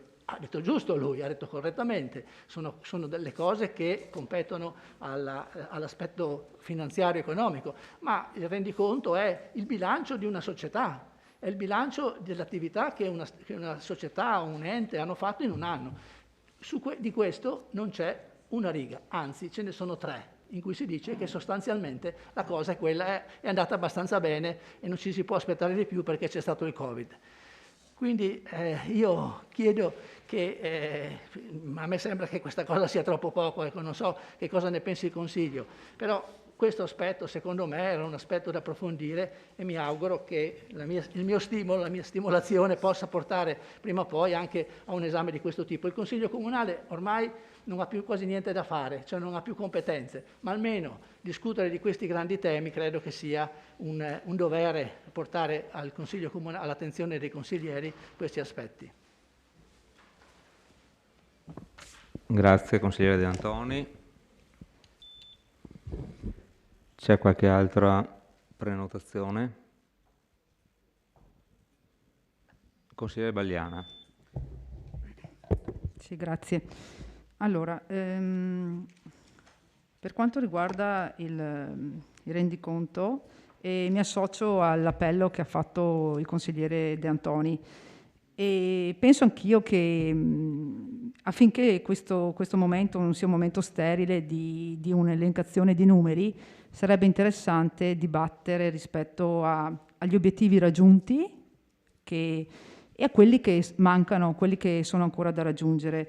E questo elenco, a dir la verità, è compreso nella parte terza della relazione, no? Quindi io lo sto leggendo, sì, è inserito e dove il capoverso è stato di attuazione dei programmi nel documento unico di programmazione. Sì, però il fatto che sia inserito, forse il consigliere diceva è inserito, lo leggiamo, però sarebbe interessante, ma questo non spetta neanche tanto forse ai membri della Giunta quanto al Consiglio Comunale De Antoni, perché spetta a noi consiglieri comunali trovare spunto di riflessione e quindi provare a costruire, ad analizzare e alzare il livello del dibattito in aula. Quindi sinceramente anch'io ho dato un'occhiata soprattutto allo stato di attuazione dei programmi, perché poi a confrontarsi con i numeri non è sempre facile, è molto difficile per noi consiglieri e quindi, e soprattutto perché non ha esperienze insomma di ragioneria o di contabilità, risulta abbastanza un'impresa ardua. Per andare nel merito poi dei programmi raggiunti, io mi sono segnata alcune cose, se posso già intervenire in questo ambito, dove secondo me ci potrebbe essere nello specifico magari delle osservazioni da fare proprio per cercare di, in qualche modo, negli anni successivi, quindi nel 2021, per quel che rimane, poi nel 2022, di completare e di attuare anche parte del programma che era anche in parte condivisibile, insomma, no? Allora, nello specifico, vado anche veloce, quando con l'amministrazione comunale parla di semplificazione degli adempimenti a carico dei cittadini e garantire la qualità dei servizi, mi viene in mente e la semplificazione anche dell'accesso alle offerte dei servizi demografici, come l'ultima che è stata attivata dei servizi online, ecco. L'abbiamo anche ribadito in un comunicato stampa, magari qua chiediamo un'attenzione maggiore rispetto alle persone che hanno carenza da un punto di vista di competenza digitale e quindi anche di istituire un numero telefonico al quale i cittadini possono, soprattutto le persone più anziane, accedere per prendere gli appuntamenti per quanto riguarda i servizi attuati non solo dai servizi demografici ma anche da altri uffici. Mi sembra di capire che la scelta era stata fatta proprio legata per la questione del Covid, della pandemia, però secondo me è una scelta efficiente e efficace da portare avanti, però magari aggiustandolo un attimino sotto questo punto di vista. Spiace che in aula non siano presenti gli assessori di riferimento, perché mi sa che hanno accompagnato... vabbè. Comunque io vado avanti in caso mai prendete nota. Altra tematica che ho segnalato è quella relativa alla tutela del verde pubblico e alla salvaguardia del patrimonio arboreo, e qua vorrei che fosse in aula l'assessore Fasan, perché non so cosa lui intende salvaguardia del patrimonio arboreo, nel senso che più che salvaguardia ultimamente ci va giù abbastanza forte di motosega, insomma, ecco, quindi no, adesso no, bando agli scherzi, nel senso che sarebbe interessante capire dall'assessore se nella tutela della parte del verde ha idea di procedere a un piano di mantenimento, un piano di tutela appunto del verde, però una cosa un po' pianificata. Faccio un esempio: sarebbe interessante capire qual è l'ordine che venisse magari portato in commissione ambiente, l'ordine con il quale i vari alberi vengono abbattuti in città, che priorità ci sono rispetto a questi abbattimenti, e in modo che insomma la cosa sia un po' condivisa e risaputa anche da tutti i consiglieri, perché noi ci alziamo la mattina e vediamo un albero c'è e il giorno dopo non c'è, e continuiamo a ricevere telefonate, e allora sarebbe interessante, onde evitare queste situazioni anche di criticità da parte dei cittadini o quant'altro, che l'assessore magari stilasse un piano del verde in modo che sia coerente e un po' risaputo, insomma, ecco, questo chiediamo all'assessore. E altra cosa, che è notizia che è emersa anche oggi sui giornali, ma che la vedo qua segnalata a una voce del patrimonio, è stata avviata la procedura espropriativa relativa alla costruzione di un impianto idroelettrico lungo il fiume Meschio. Allora, rispetto a questo, mi sembra di capire che l'azione dell'amministrazione comunale sia quella di sposare e acconsentire l'attuazione e la concessione di tutte le richieste delle centraline elettriche. Allora, magari più avanti torneremo su questa tematica in un'altra occasione, però anche qua mi sento di fare un appello all'amministrazione comunale per la salvaguardia del fiume Meschio e di mettere il Meschio al centro della propria azione. Ecco, quindi anche su questo chiederei un'inversione, anche se non so se la vostra politica è una scelta politica, quindi legittimate a farla, però mi sento di criticarla proprio nella sostanza, e anche perché penso che sia ora di cambiare la filosofia, sia ora che i beni, come è quello, un bene naturale come il fiume Meschio, venga salvaguardato, tutelato e potenziato. Quindi inutile poi partecipare ai progetti Enjoy the River, voi lo conoscete perché il comune aderisce al progetto Enjoy the River, dove il comune di Vittorio Veneto, con tutti i comuni affacciati sul fiume Meschio, Cordignano e altri comuni, aderiscono a questo progetto di valorizzazione del Meschio e di sviluppo del turismo fluviale in collaborazione con gli operatori turistici e quindi con le buone pratiche, qual è la fruizione ciclopedonabile lungo le rive del fiume, la canoa, o usufruire anche, fare cioè in quei fiumi dove si può fare queste cose qua. Adesso io mi immagino come si può sposare questo tipo di adesione, questo tipo di progetto con le centraline del fiume Meschio. Voi spiegatemi come faccio ad andare in canoa, eventualmente, se dovesse succedere, lungo il fiume Meschio con una serie di intervallati da queste centraline. Ecco, allora, questo era un piccolo esempio per dire, secondo me, che l'azione politica va corretta e deve essere coerente poi, perché, ripeto, è inutile partecipare a dei progetti di bandi di tipo turistici se poi tu però vai a intaccare quella che è la tua risorsa primaria. Ultima cosa è quella relativa alle disabilità. E allora abbiamo detto che sono stati fermati 200.000 euro per il PEBA.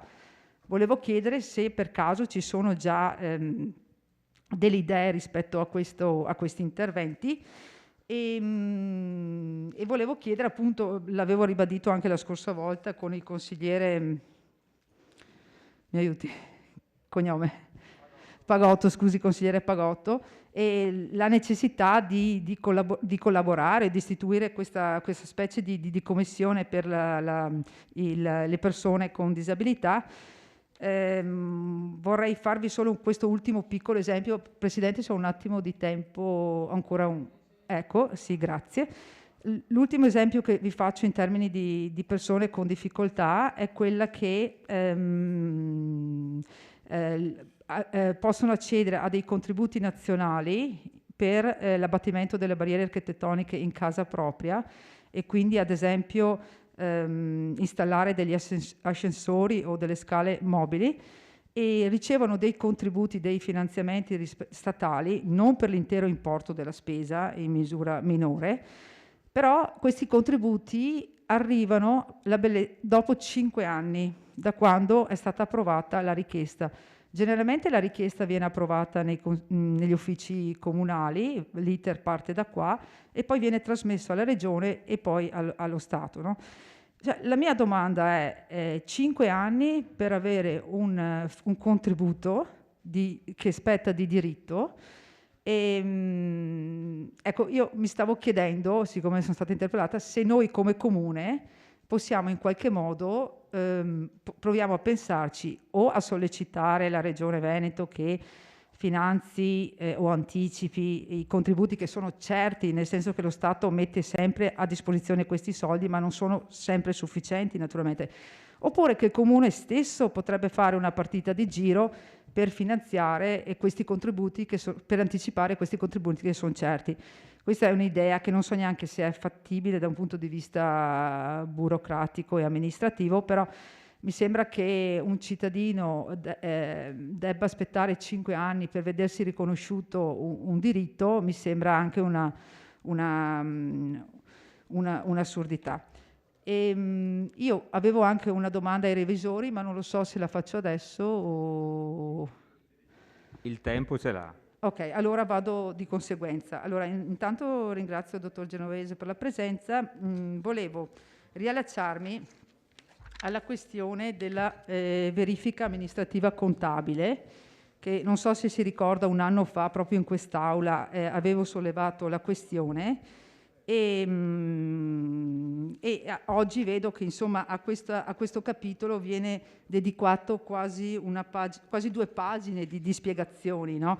Quindi significa che la tematica, che il tema era abbastanza rilevante e andava affrontato come si sta affrontando adesso, quindi con la dovuta attenzione. Mi sembra che lo scorso anno era stato un po' sottovalutato da tutti i consiglieri comunali e era stato un po' rigettato, secondo me, quindi ha una sua valenza, una sua portata, e tanto è vero che oggi voi dedicate 2 pagine e mezzo. Nello specifico volevo chiedervi, a pagina 26, però non so se siete voi a dare le risposte o qualche assessore di competenza, sono riportate a pagina 26 e 27 tutti i vari importi relativi ai rilievi fatti dal MEF, e sono importi anche abbastanza sostanziosi negli altri rilievi.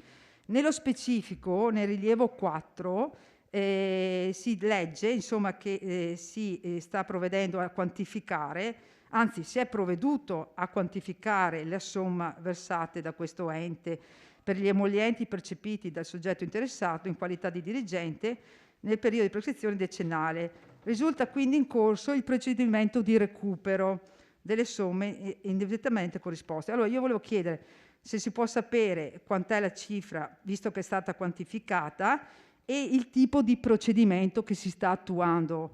Ripeto, a me non interessa sapere tutti i dipendenti che in qualche modo sono stati coinvolti, perché, ripeto, può succedere uno sbaglio e quindi siamo tutti qua per cercare di aggiustare le cose che non vanno, però mi sembra doveroso anche nei confronti dei cittadini, insomma, quantificare questi importi e cercare insomma di rendere anche sì, anche perché sono atti pubblici e quindi è giusto che tutti siano a conoscenza. Grazie. Grazie consigliere Baleana. Qualche altra prenotazione? Qualche altro intervento? Prova, vediamo. Sì, consigliere Tonon. Prego. Grazie. Grazie. Mi soffermo anche un attimo sulla relazione dei revisori per una questione che sicuramente è determinata dalla normativa, ma per l'ennesima volta mi suona leggermente stonata, diciamo. Non è solo una questione nominalistica, è una questione, secondo me, anche di sostanza. Mi riferisco a quanto scritto a pagina 20 relativamente all'indebitamento, sceso anche quest'anno, come ha sottolineato giustamente il dottor Genovese, di oltre 400.000 euro, come era sceso nel 19 di 1 milione, come era sceso nel 2018 di oltre 900.000 euro. Nella tabellina, al punto 6, la gestione dell'indebitamento, si parla di debito complessivo e al punto 2 rimborso mutui. Allora, la questione ovviamente è sempre la solita, perché poi basta girare 2 pagine e troviamo i derivati. La sottolineatura è quella: chiamiamo debito semplicemente i mutui. Mi pare di capire, come presumo convenga anche il dottor Genovese, mentre per quanto riguarda i derivati si parla di strumenti finanziari derivati, ricordandoci tutti che sono dei veri e propri debiti che il Comune ha e non risultano nella tabellina, cioè non risultano facendo il debito medio per abitante, ci sono solo i mutui e non ci sono i derivati. Tant'è vero che correttamente poi nei derivati il collegio dei revisori sottolinea come sia ovviamente, ma lo sappiamo fin dal momento in cui sono stati sottoscritti, che hanno ovviamente un valore negativo e chiamiamola così, una realizzazione oggi ovviamente negativa, perché dura negli anni, anzi sta di anno in anno crescendo. Lo sottolineo perché ovviamente è una questione che noi abbiamo fin da quando furono sottoscritti questi prodotti, sottolineato come non la ritenessimo, anche allora eravamo minoranza, non la ritenessimo come dire, una operazione adeguata per un ente pubblico. E poi anche perché, ovviamente, avendo anche le sollecitazioni della Corte dei Conti durante lo scorso mandato, non avendo trovato risposte, non dico educate, ma sicuramente non positive da parte dell'istituto bancario che aveva proposto e fatto sottoscrivere questi prodotti all'amministrazione vittoriese, abbiamo adito le vie legali per cercare perlomeno di portare a casa un risultato positivo. Giusto per sottolinearlo, c'è anche la del tutto singolare tabella delle partecipate che vede la quota in Asco Piave crescere molto di più di quella in Asco Holding.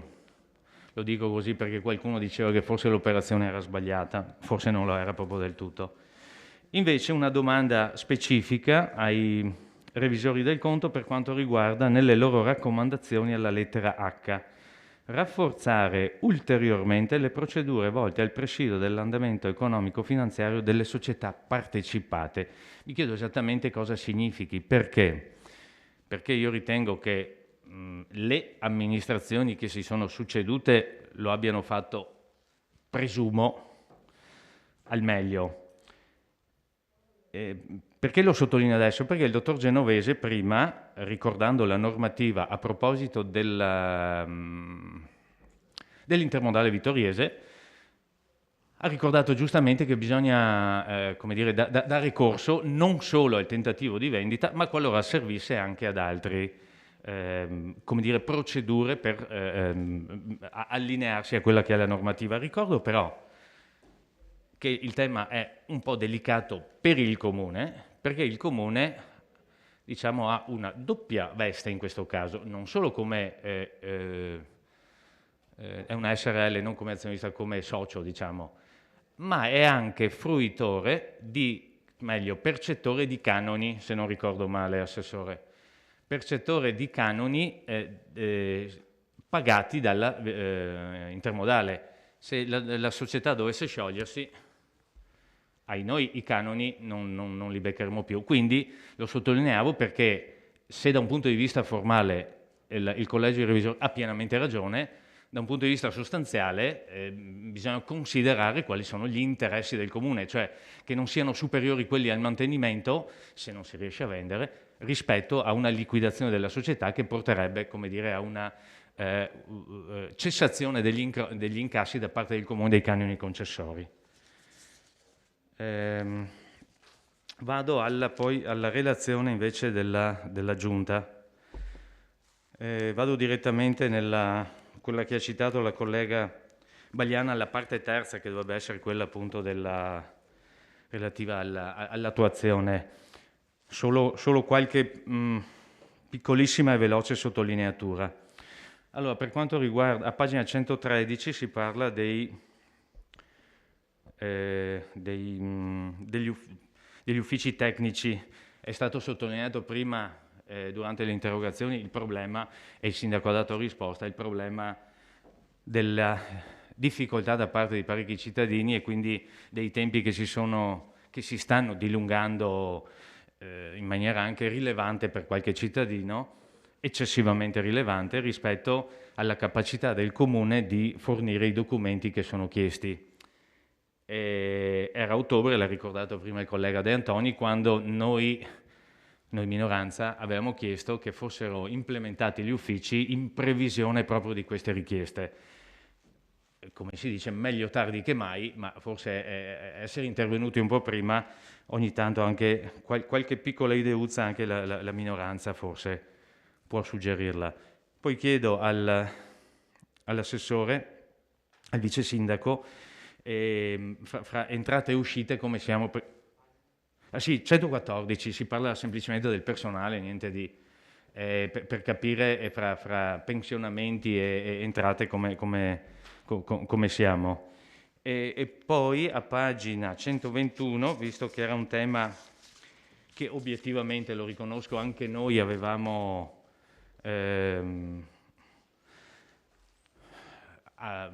sollecitato, diciamo, ma non avevamo portato a termine, era quello del baratto amministrativo. Ricordo che lei, qui c'è scritto che non ci sono state presentate domande al 34-2020. 2020 c'è scritto appunto, chiedevo se al 29-4-2021, visto che insomma sono passati 364 giorni, insomma, era grazie, un anno intero, se abbiamo qualche risultato. Sottolineo che un'altra operazione è andata a buon fine, è quello della alienazione del lotto in zona industriale, che era cominciata prima e ha portato a un buon risultato, perché se non ricordo male sono 73.000 euro in più arrivati all'amministrazione comunale nell'operazione di, lo dico in termini buoni, fra virgolette, sottrazione, diciamo, a chi non lo utilizzava e attribuzione tramite asta a chi speriamo ne faccia un miglior uso. A pagina 136 poi si parla di servizi associati, che però si sono parzialmente conclusi.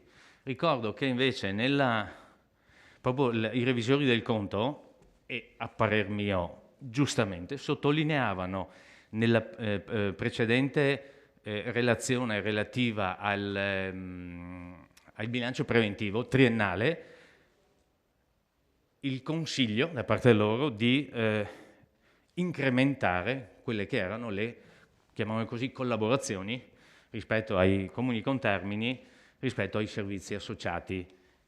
Stiamo andando in direzione opposta e contraria, come parafrasando un libro. Pagina 138 è la terminologia che non mi convince. Azione 3.8, 3.8.1. Nel 2020 l'azione, quella di attivare progetti per legalità, sicurezza, senso civico e lavoro, non ha potuto avere esecuzione poiché non sono stati intercettati progetti sui temi della legalità. Sì, però c'era sicurezza, senso civico e lavoro, che non mi pare nel 2020 fossero proprio dei temi sconosciuti o per i quali non andasse sensibilizzato soprattutto un certo mondo. Forse bisognerebbe tentare di intercettare anche altro, oltre ai finanziamenti di cui parlava prima il collega De Antoni. Mi auguro ovviamente che venga fatto nel 2021.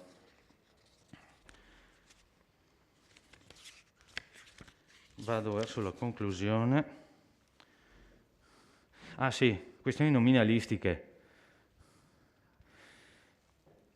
Prima, 4.3.4, partecipazione a circuiti culturali sostenendo iniziative di promozione della lettura. Tutte le attività in calendario sono state annullate a causa dell'emergenza coronavirus, e questo era comprensibile. Si è stabilito di utilizzare i fondi a bilancio per organizzare un corposo programma di letture animate nel secondo semestre 2020. Non so se riferisce al 2020 o al 2021 a questo punto di domanda, perché se sono già state fatte, lo chiedo semplicemente. Al 4.3 poi si parla di monumento al Fante, siccome so che è molto caro al collega Darè, ricordo che la chiamano installazione, non monumento. Se no mi viene in mente anche la famosa finale del romanzo di Umberto Eco, nomina nuda tenemus. Temo che lo facciamo anche qui se andiamo avanti così.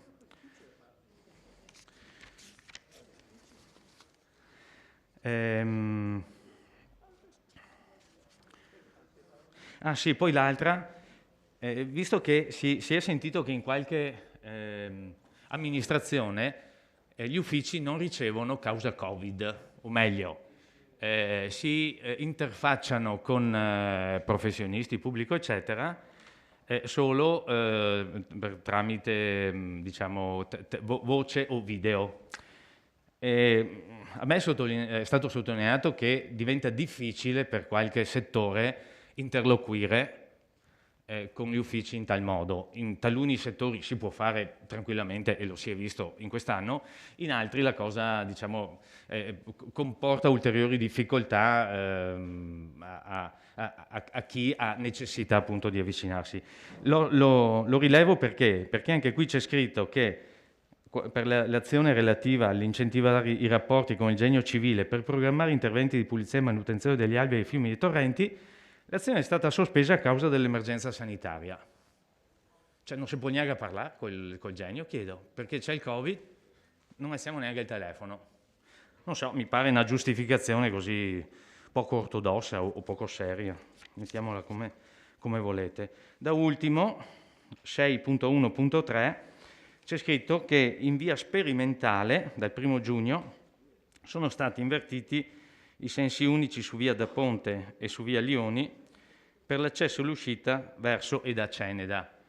Volevo capire, perché non ricordo se era stato più detto, visto che mi pare non siano cambiati, se questa azione sperimentale, dopo aver avuto un inizio, avrà anche una fine e presumibilmente quando, o se sarà definitiva, perché qui è citata dopo 7 mesi ancora sperimentale, ne sono passati altri 4, quindi siamo a 11 e stiamo ancora sperimentando. Dopo sperimentare è bello, però magari non tutti ne sono felicissimi.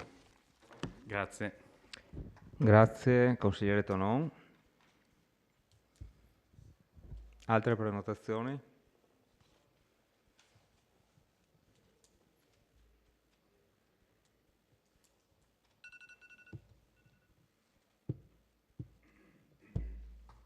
Ci sono altri? Basta?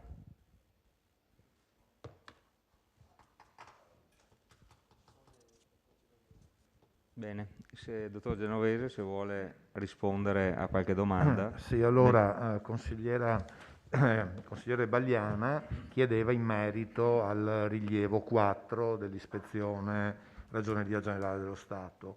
Il tema, come dire, i rilievi ancora aperti sono un punto sul quale il Collegio in maniera proprio sistematica e continuativa monitora il fatto che vengano appunto gestiti assumendo i relativi atti necessari, questo anche per che poi non ci siano delle responsabilità in capo sia agli amministratori che all'organo di controllo.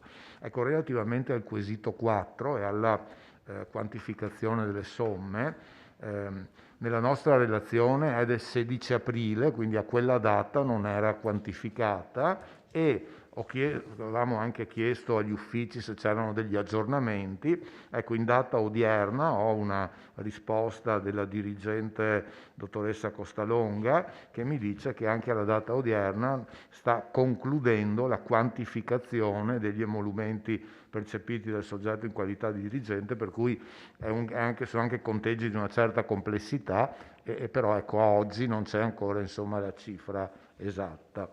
Ecco, passando all'intervento del consigliere Tonon, allora nella nostra relazione il capitolo paragrafo 6 è dedicato all'indebitamento e questo argomento è rappresentato secondo quella che è la rappresentazione classica in bilancio dei vari strumenti finanziari. Quindi c'è prima l'indebitamento da mutui e quindi nella prima tabella del paragrafo 6 sono riportati i debiti da mutui che l'amministrazione ha. A seguire quell'altra forma di indebitamento dove vedete appunto il residuo debito col fair value, cioè col valore attuale residuo dei due strumenti derivati che sono ancora aperti e che rappresentano appunto anche questa una componente del debito dell'amministrazione. Quindi ecco, il consigliere da questo paragrafo della relazione ha una visione insomma compiuta dell'indebitamento dell'ente e dei diversi strumenti.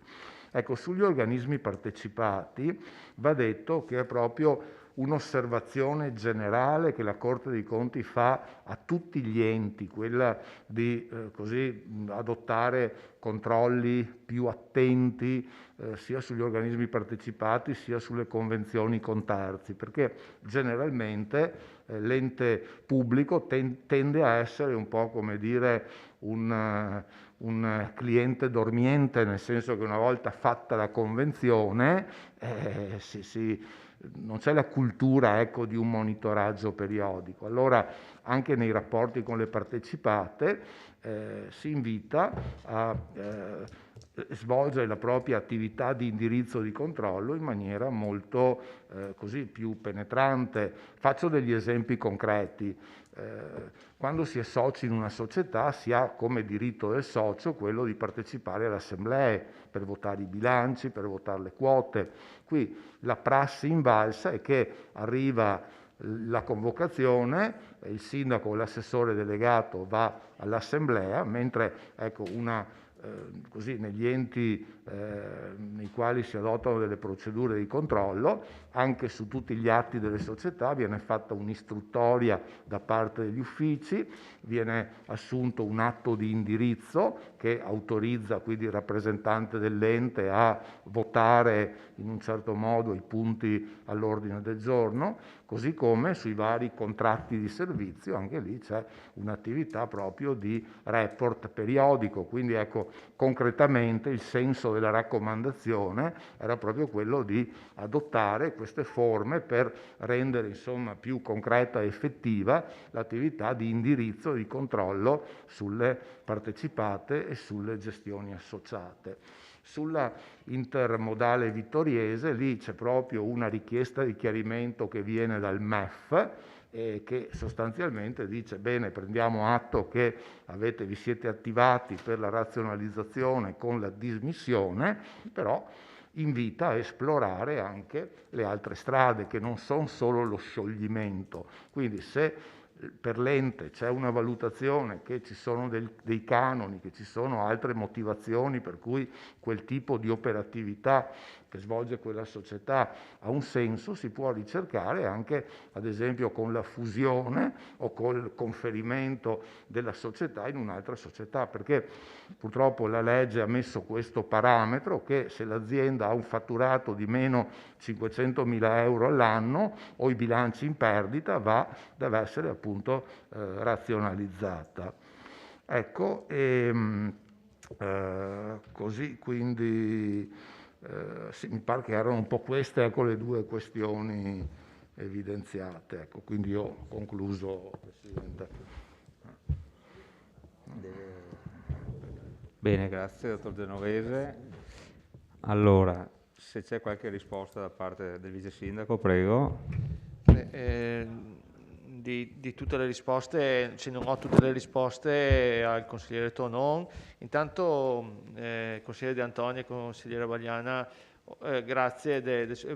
Col prossimo rendiconto cercheremo di fare come con la presentazione di bilancio, magari qualche slide in cui ci illustra un attimo lo stato dei fatti, quindi accolgo la vostra proposta e cerchiamo di essere un po' più precisi la prossima. Alcune domande, consigliere, non so rispondere, magari sul rapporto tra assunti e pensionamenti non ho i numeri, so che abbiamo assunto tutto l'assumibile e addirittura sul 110 so che abbiamo anticipato noi i soldi per la persona che viene all'ufficio tecnico a fare il lavoro del 110, però sarò più preciso con i numeri magari nei prossimi giorni. Baratto amministrativo non si è rappresentato nessuno, poi ho avuto 2 contatti di 2 persone che si sono informate. Non so se sia stata colpa della pandemia che non ci si poteva muovere così, sarà nostra premura informare di più le persone in città, sperando che passi tutto. Viabilità in via Lioni è ancora sperimentale, nel senso che vogliamo vedere come l'apertura del traforo incide sulla viabilità cittadina. Certo non lo possiamo fare adesso i rilievi perché non c'era traffico, perché era in zona rossa, quindi vedremo nel prossimo periodo, quando riprenderà anche il traffico, di fare tutte di decidere. È ancora sperimentale quella.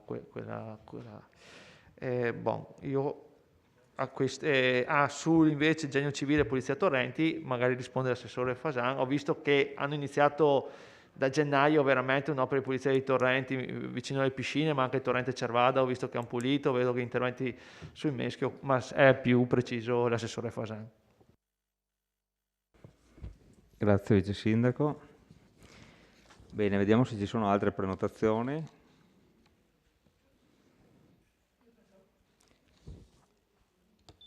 Consigliere De Antoni, prego. Cioè, come secondo giro, insomma. Sì, ecco, sì, se è perché possibile. facciamo il secondo giro. Sì.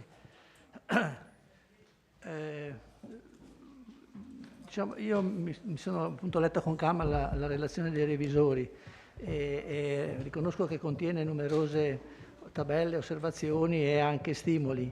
In particolare condivido le raccomandazioni del collegio per quanto riguarda la necessità di insistere sulla pulizia dei residui, nel senso che qualcosa è stato fatto durante l'anno, comunque ci sono tanti residui del 2016 e antecedenti che, diciamo, su cui prima o poi bisognerà anche ancora porre mano. Ecco, quindi è riportata nella relazione, anch'io suggerisco questa cosa come una cosa opportuna e anche da fare abbastanza rapidamente, compatibilmente con le carte, insomma, che non sempre ci sono tutte. Io volevo chiedere sempre ai revisori una conferma di una mia impressione rispetto a questi numeri.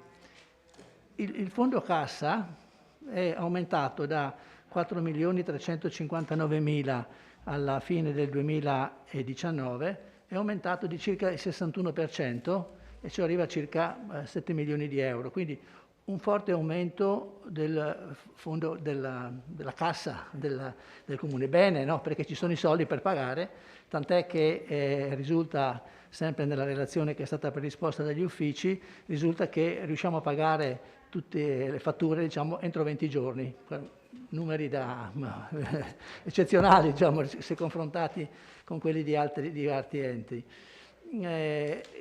Diciamo, c'è questa forte quindi aumento della cassa che in qualche modo, secondo la mia interpretazione, e volevo la conferma vostra, è anche, rappresenta anche una difficoltà da parte dell'amministrazione a utilizzare rapidamente tutte le risorse che arrivano.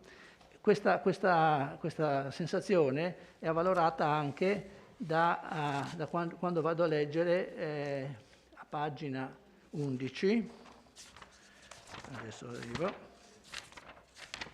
pagina 11, quando leggo la conciliazione dei risultati finanziari, leggono che il totale degli accertamenti di competenza, compresi quelli del fondo pluriennale vincolato, sono a 32.300.000. Il totale degli impegni di competenza, compresi il fondo, sono di 28.000, cioè c'è una differenza di 4 milioni di euro circa. Questo confronto tra queste voci può essere un segnale di una certa lentezza da parte dell'amministrazione nell'utilizzare i fondi che ha a disposizione? Ci sono chiaramente, questa cosa può dipendere da tante cose. Nel caso per esempio del Covid, adesso c'è stata un po' un'accelerazione rispetto alla situazione che c'era verso la fine del 2020, ma può essere anche imputata a una, io dico eccessiva, ma comunque a una attenzione particolare e anche per essere sicuri che poi non vengano fuori delle situazioni particolari. Però ho visto che alla fine, adesso al 31 dicembre, ci sono circa 600.000 euro, no? Se non ho capito male, di fondi Covid che sono ancora disponibili, che devono essere utilizzati. Però per il resto ci sono queste cifre così rilevanti che mi sembrano meritino un'osservazione. Un'altra piccola cosa rivolto all'assessore Fasan, e a proposito di enti dormienti, volevo ricordare che non ho trovato nella relazione, nel quadro che riporta le diverse iniziative che sono in corso, non ho trovato un'azione, un obiettivo che specifichi l'andamento dei rapporti con Rete Ferroviaria Italiana. Allora, nel prendere atto con davvero un malincuore di questa situazione legata al finanziamento del sottopasso, che vabbè, ormai non me la sono ancora accettata, comunque ribadisco che mettere 1.200.000 di fondi del nostro bilancio per fare quelle 2 opere laggiù in zona industriale è davvero una cosa, non so come chiamarla, insomma, una cosa assolutamente negativa, diciamola così. Ricordo che la convenzione che è stata firmata con Rete Ferroviaria Italiana prevedeva anche dei lavori da eseguire nella stazione. Allora, è vero che ne abbiamo già parlato, no? È vero che non c'è un termine per eseguirli, però un sollecito, cioè essere meno ente dormiente, cercare di essere proattivo per cercare di fare in modo che questi lavori previsti in una convenzione ancora della precedente amministrazione, quindi chiamiamosela del 2018 oppure primi mesi del 2019, che questa convenzione venga realizzata anche per quanto riguarda gli interventi che Rete Ferroviaria deve fare. Chiedo all'assessore se ha qualche notizia in merito, perché l'ultima volta che gliel'ho chiesto ha detto che non sapeva neanche che questi lavori fossero previsti. Poi io gliel'ho detto e quindi sono sicuro che poi lui ha preso in mano le cose, però credo che lo debba prendere con il suo consueto entusiasmo e con la sua consueta forza e cerchi di fare in modo che finalmente i lavori che sono previsti vengano realizzati. Ringrazio consigliere De Antoni. Consigliere Ballian. Vengo solo per giustificarmi rispetto alla domanda che avevo fatto prima al dottor Genovese, perché leggendo il testo evidentemente i verbi sono sbagliati, perché nel rilievo 4 si sta provvedendo ai controlli dei soggetti responsabili e poi c'è scritto si è provveduto alla quantificazione e risulta quindi in corso. Quindi capisco quello che mi ha detto adesso, quindi effettivamente io mi giustifico perché avevo interpretato in modo sbagliato, ma mi sembra di aver interpretato bene la cosa. Grazie. Grazie consigliere.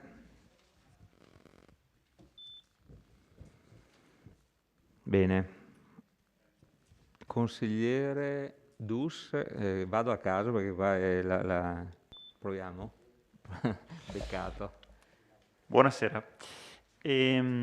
Dunque ritorno anch'io sulla questione che sta a cavallo tra la tematica del personale e quella affrontata nell'interrogazione di prima del 110, che è una questione a me cara. Come vi ricorderete avevamo proposto quella mozione ancora nel settembre dell'anno scorso e sono andato a rivedermi un po' il verbale di quella seduta e le risposte che mi furono date.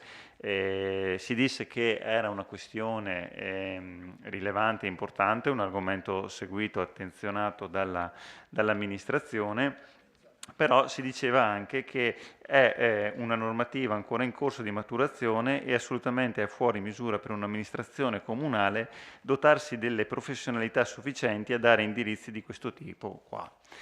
E invece nelle settimane successive, stante appunto la mole di lavoro che è scaturita da questo tipo di iniziativa, come ha ricordato anche prima, con i numeri che ha ricordato anche prima il sindaco, siamo in una situazione di completo caos. Vale per Vittoria, ma non solo per Vittorio, anche recentemente avevo letto sul Gazzettino che anche Treviso soffriva delle stesse problematiche e credo un po' tutti i comuni a seconda della loro capacità fondamentalmente organizzativa interna. Ora, dato che è un problema sentito, un problema comune, si stanno trovando anche delle soluzioni. Leggo su QDP News di 3 mesi fa di questa notizia, sì, che il comune di Colle Umberto qua vicino è riuscito ad assumere del personale e dice il sindaco abbiamo fatto una domanda di accedere al fondo governativo che dovrebbe consentire l'assunzione per un anno di personale in grado di seguire le pratiche per le richieste che si stanno accumulando di accesso agli atti e per completare le domande del bonus. Dato che questa amministrazione si è sempre posta, ha sempre posto un accento differente rispetto a quella precedente dell'ex sindaco Tonon, soprattutto anche per quanto riguarda i rapporti con il personale interno, e dato anche che stanno aumentando a dismisura e aumenteranno anche in futuro le questioni relative a questo tipo di opportunità, credo che l'appello che facemmo nel settembre dell'anno scorso e che facciamo anche qui questa sera non debba cadere nel vuoto un'altra volta, e un passo è stato mosso ed è quello appunto dell'assunzione di questa persona a tempo parziale. Credo non sarà assolutamente sufficiente, e quindi il mio è un invito a veramente metterci mani, piedi e testa su questa vicenda, perché non vorrei che fra un po' iniziassero ad arrivare anche ricorsi da parte di cittadini che, siccome non hanno ottenuto le carte nei tempi previsti dalla norma, si trovano quindi nel poter non svolgere i lavori o invece non poter vendere i propri immobili, come mi è stato sottoposto da un cittadino di Vittorio Veneto. Grazie. Grazie consigliere.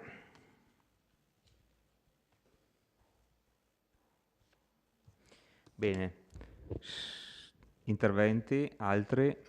Altrimenti passiamo alla dichiarazione di voto, direi. Altre risposte? Ok, prego.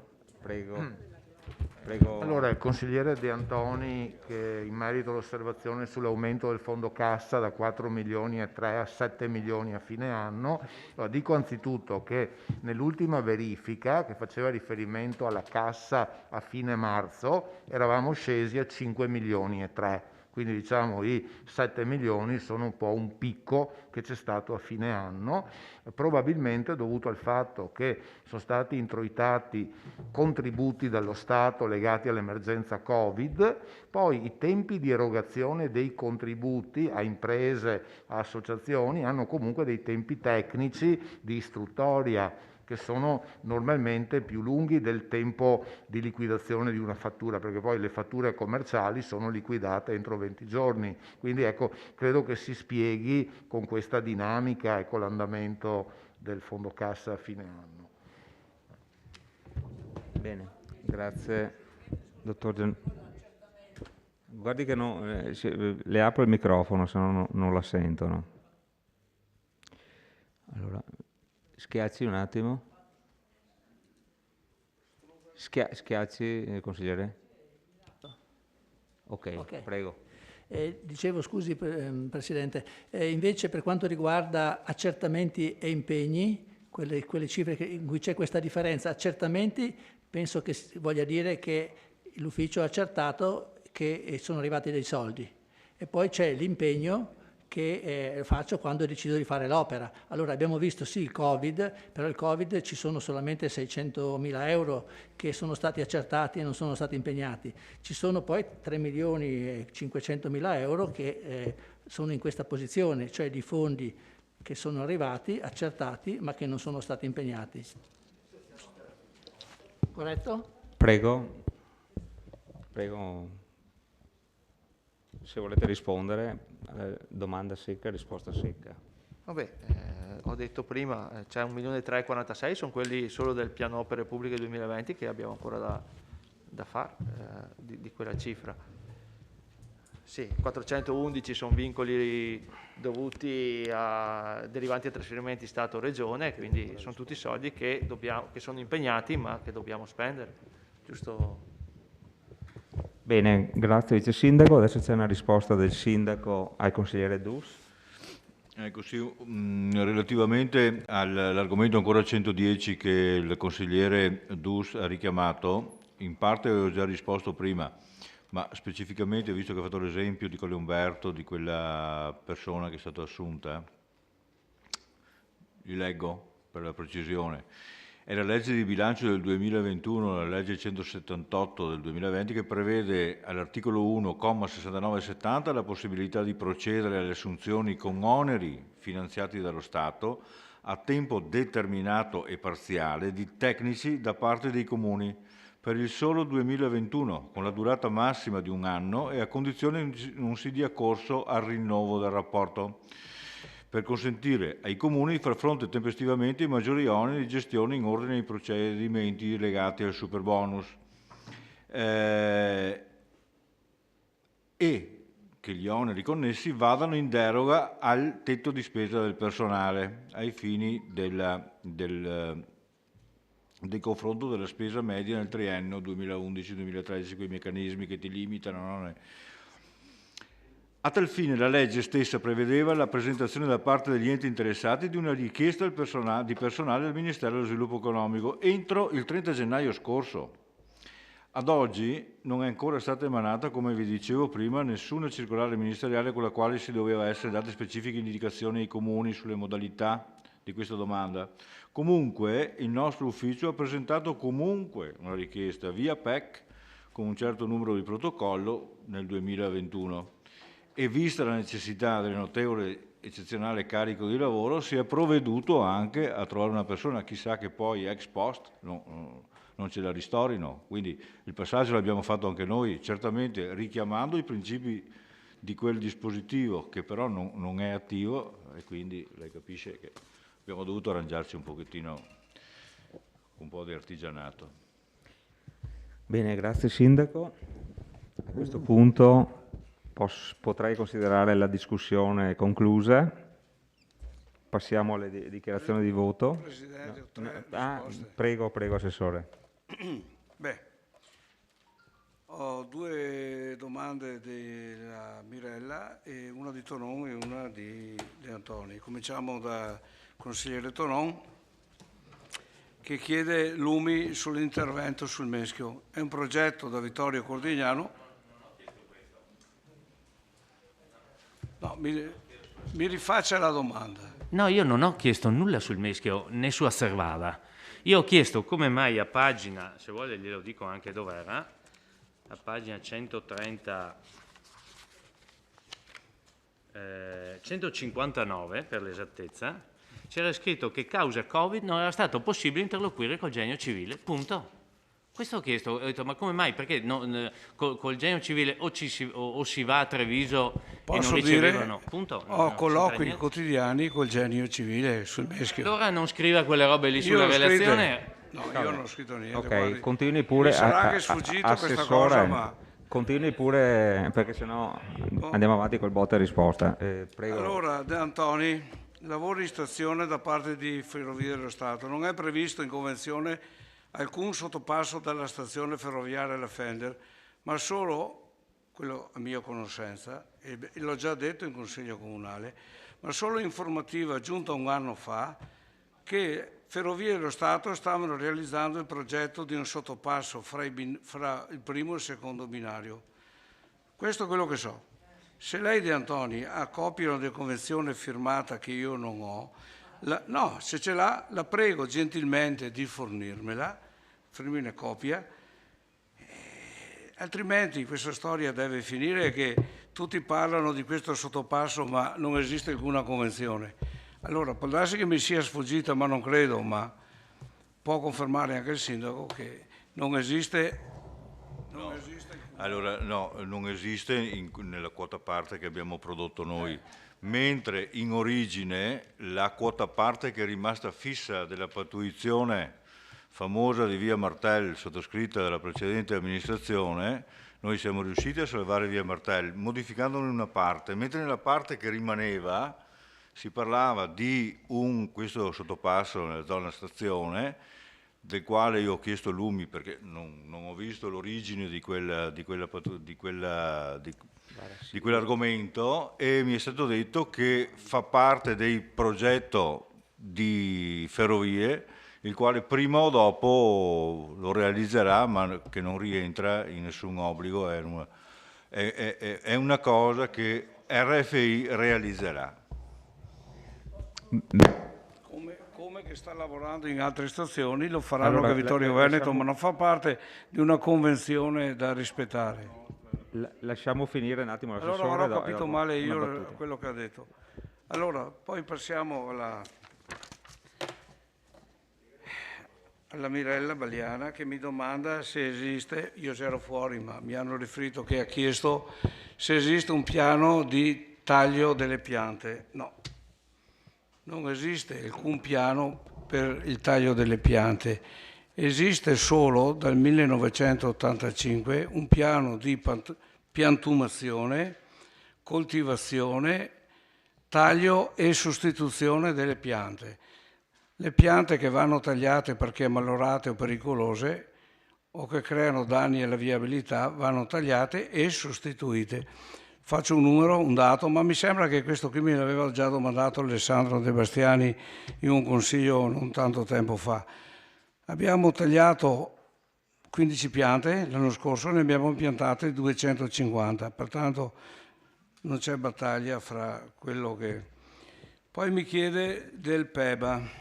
Proprio oggi, allora, il PEBA non è mai entrato alcun progetto PEBA nel piano opere pubbliche. Alla fine dello scorso anno sono arrivati i soldi di farmacie e li ho messi in delle schede di cui 150.000 euro vanno per sistemare. È un piano da 750.000 euro da realizzarsi in 5 anni.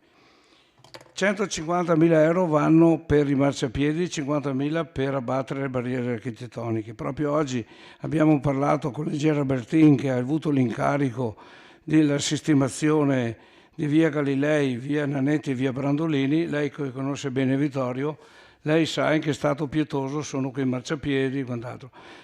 Entro il 15 di settembre dovremo cominciare i lavori. Cominciare i lavori in via Brandolini con la posa della fognatura acque bianche, poi verranno sostituite la pubblica, l'illuminazione pubblica, tagliati gli alberi che stiamo tagliandoli in questi giorni che sono malorati. Se vuole le mando una documentazione degli alberi che abbiamo tagliato e ci darà per forza ragione. Entro la fine del prossimo anno verrà sistemato l'illuminazione e cambiata l'illuminazione pubblica via Galilei, via Nanetti, via Brandolini e tutti i marciapiedi. Ecco, se ho dimenticato qualcosa. Bene, grazie Assessore. Ultima battuta, velocissimo. Sì, Assessore, a me dispiace che non ascolti le discussioni che vengono fatte in Consiglio.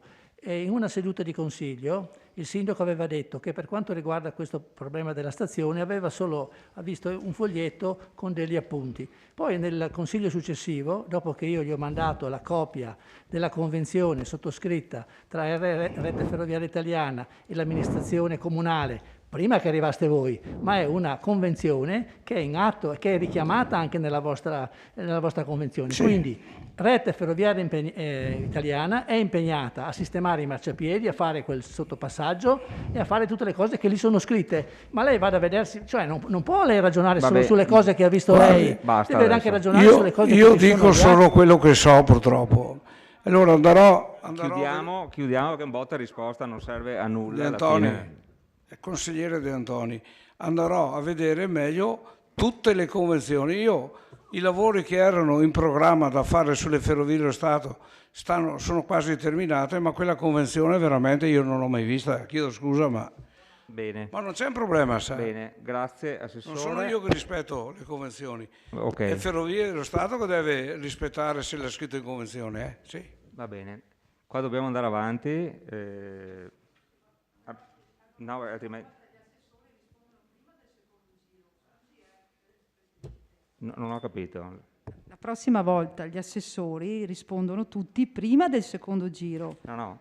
Qua non esistono giri. Non so se, allora, ognuno ha 2 interventi da fare. Sì, ma okay? non ci Quindi sono... se un assessore li fa prima, dopo... non c'è a replica. Ne ha 2, punto. Basta. Funziona così il regolamento. Adesso direi che la discussione è proprio finita. Andiamo in dichiarazione di voto. Prego.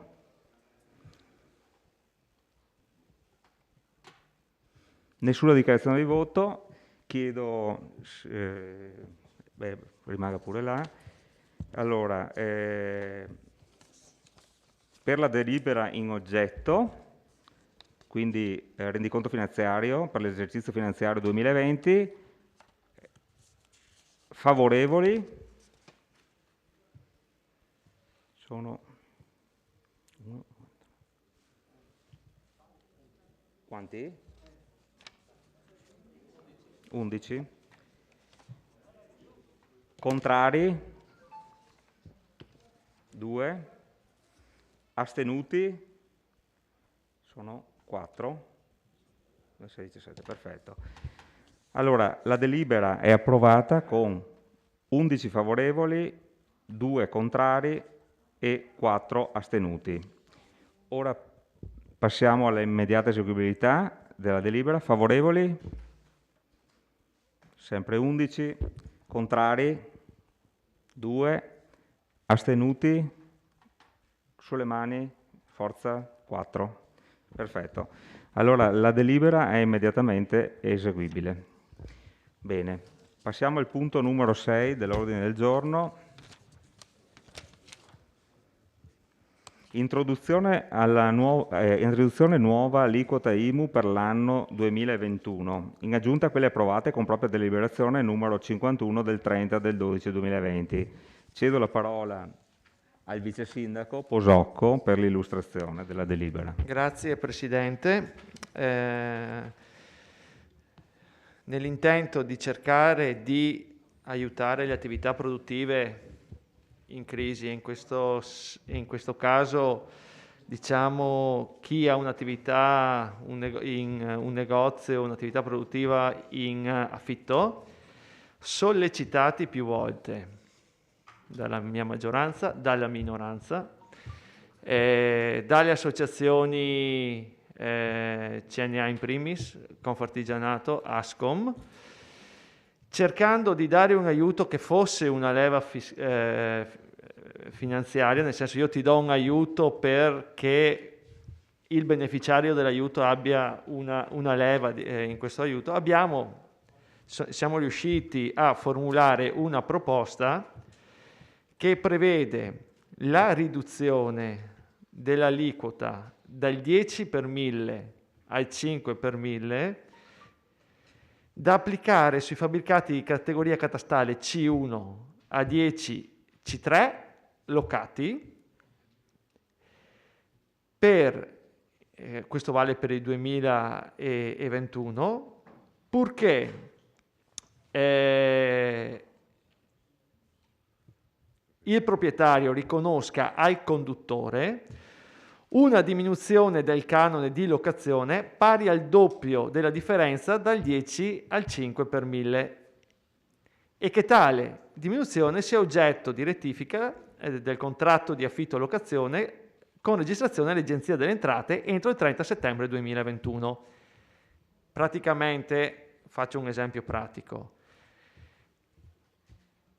Se un proprietario pagava 1.000 euro di IMU, adesso ne pagherà 500 purché riconosca uno sconto, una diminuzione del carico di locazione dell'attività produttiva di 1.000 euro. Quindi ti sconto 500 euro in questo caso, se tu riconosci al conduttore 1.000 euro di affitto. Ecco, è un'operazione che diciamo siamo riusciti grazie appunto a tutti i vostri consigli, ai consigli dei consiglieri, ai consigli delle associazioni del commercio e che speriamo provochi una leva finanziaria che interessi un po', che vada a beneficio un po' di tutte le attività produttive in affitto. Grazie. Grazie vice sindaco. Apriamo la discussione.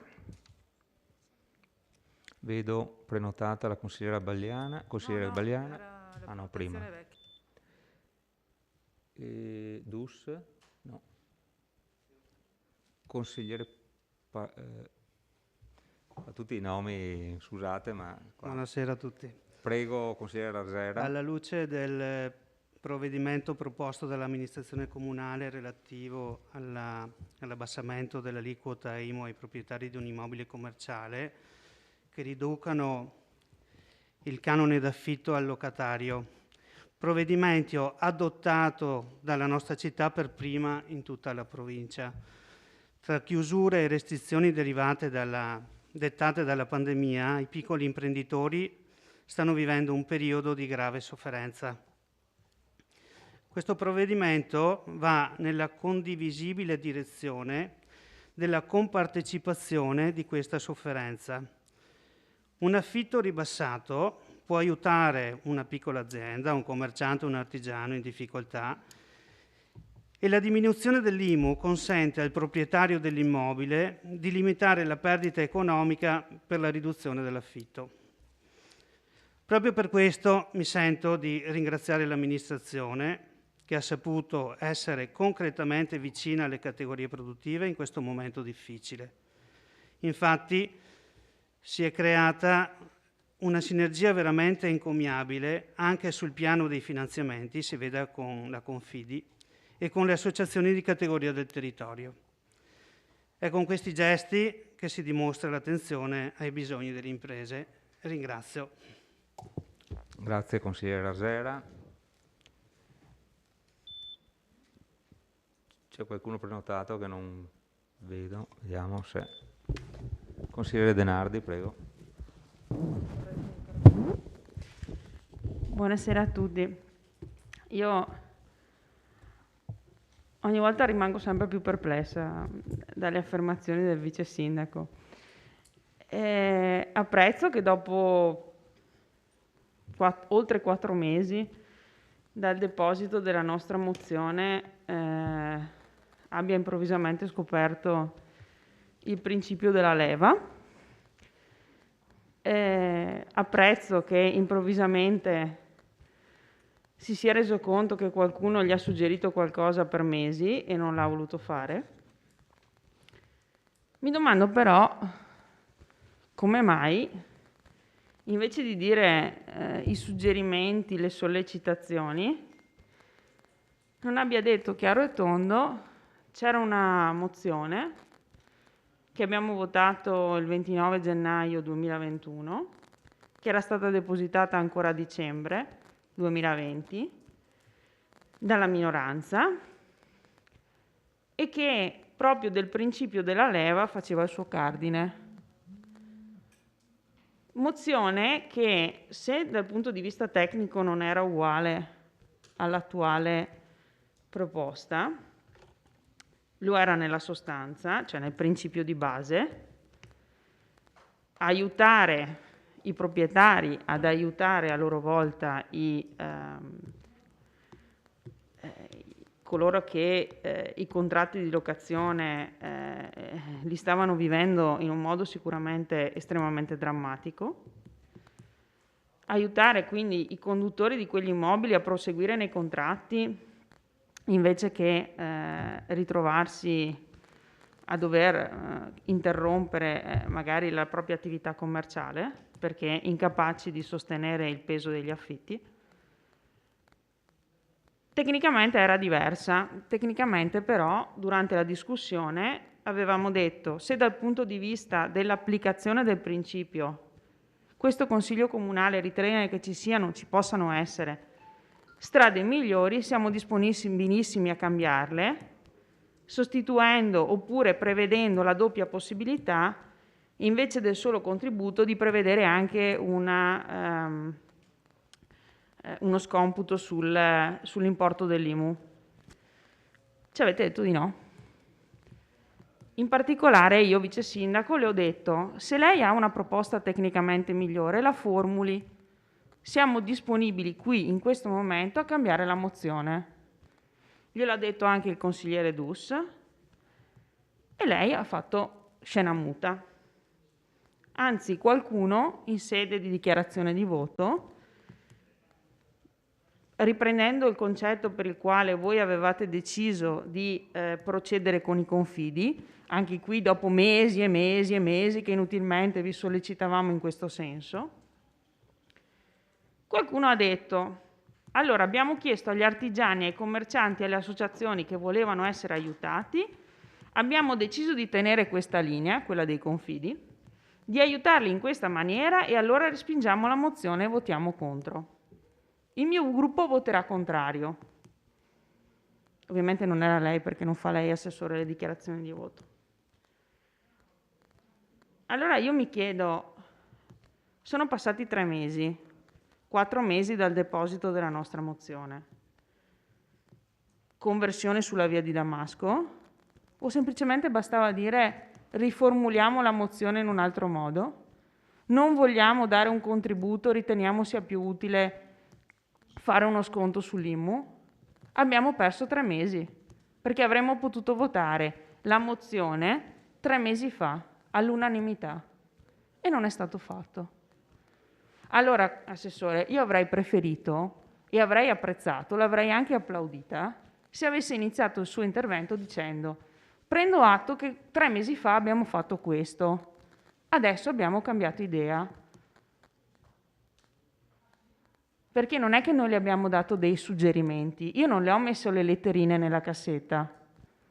Abbiamo discusso una mozione in Consiglio Comunale che aveva un principio cardine, quello che lei ha citato, la leva, aiutare ad aiutare.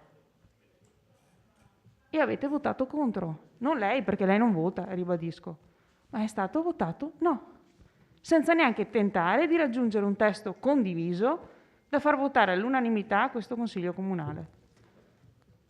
Questo rimarrà e non è la prima volta che lo fate, perché anche su Confidi l'abbiamo sollecitata tante volte, ha fatto tante volte orecchie da mercante e poi finalmente sbuca Confidi. Sono contenta? Ma certo, però ammettiamolo, si chiama onestà intellettuale, non è che si chiama vergogna, eh? Capita, si può cambiare idea nella vita, anzi.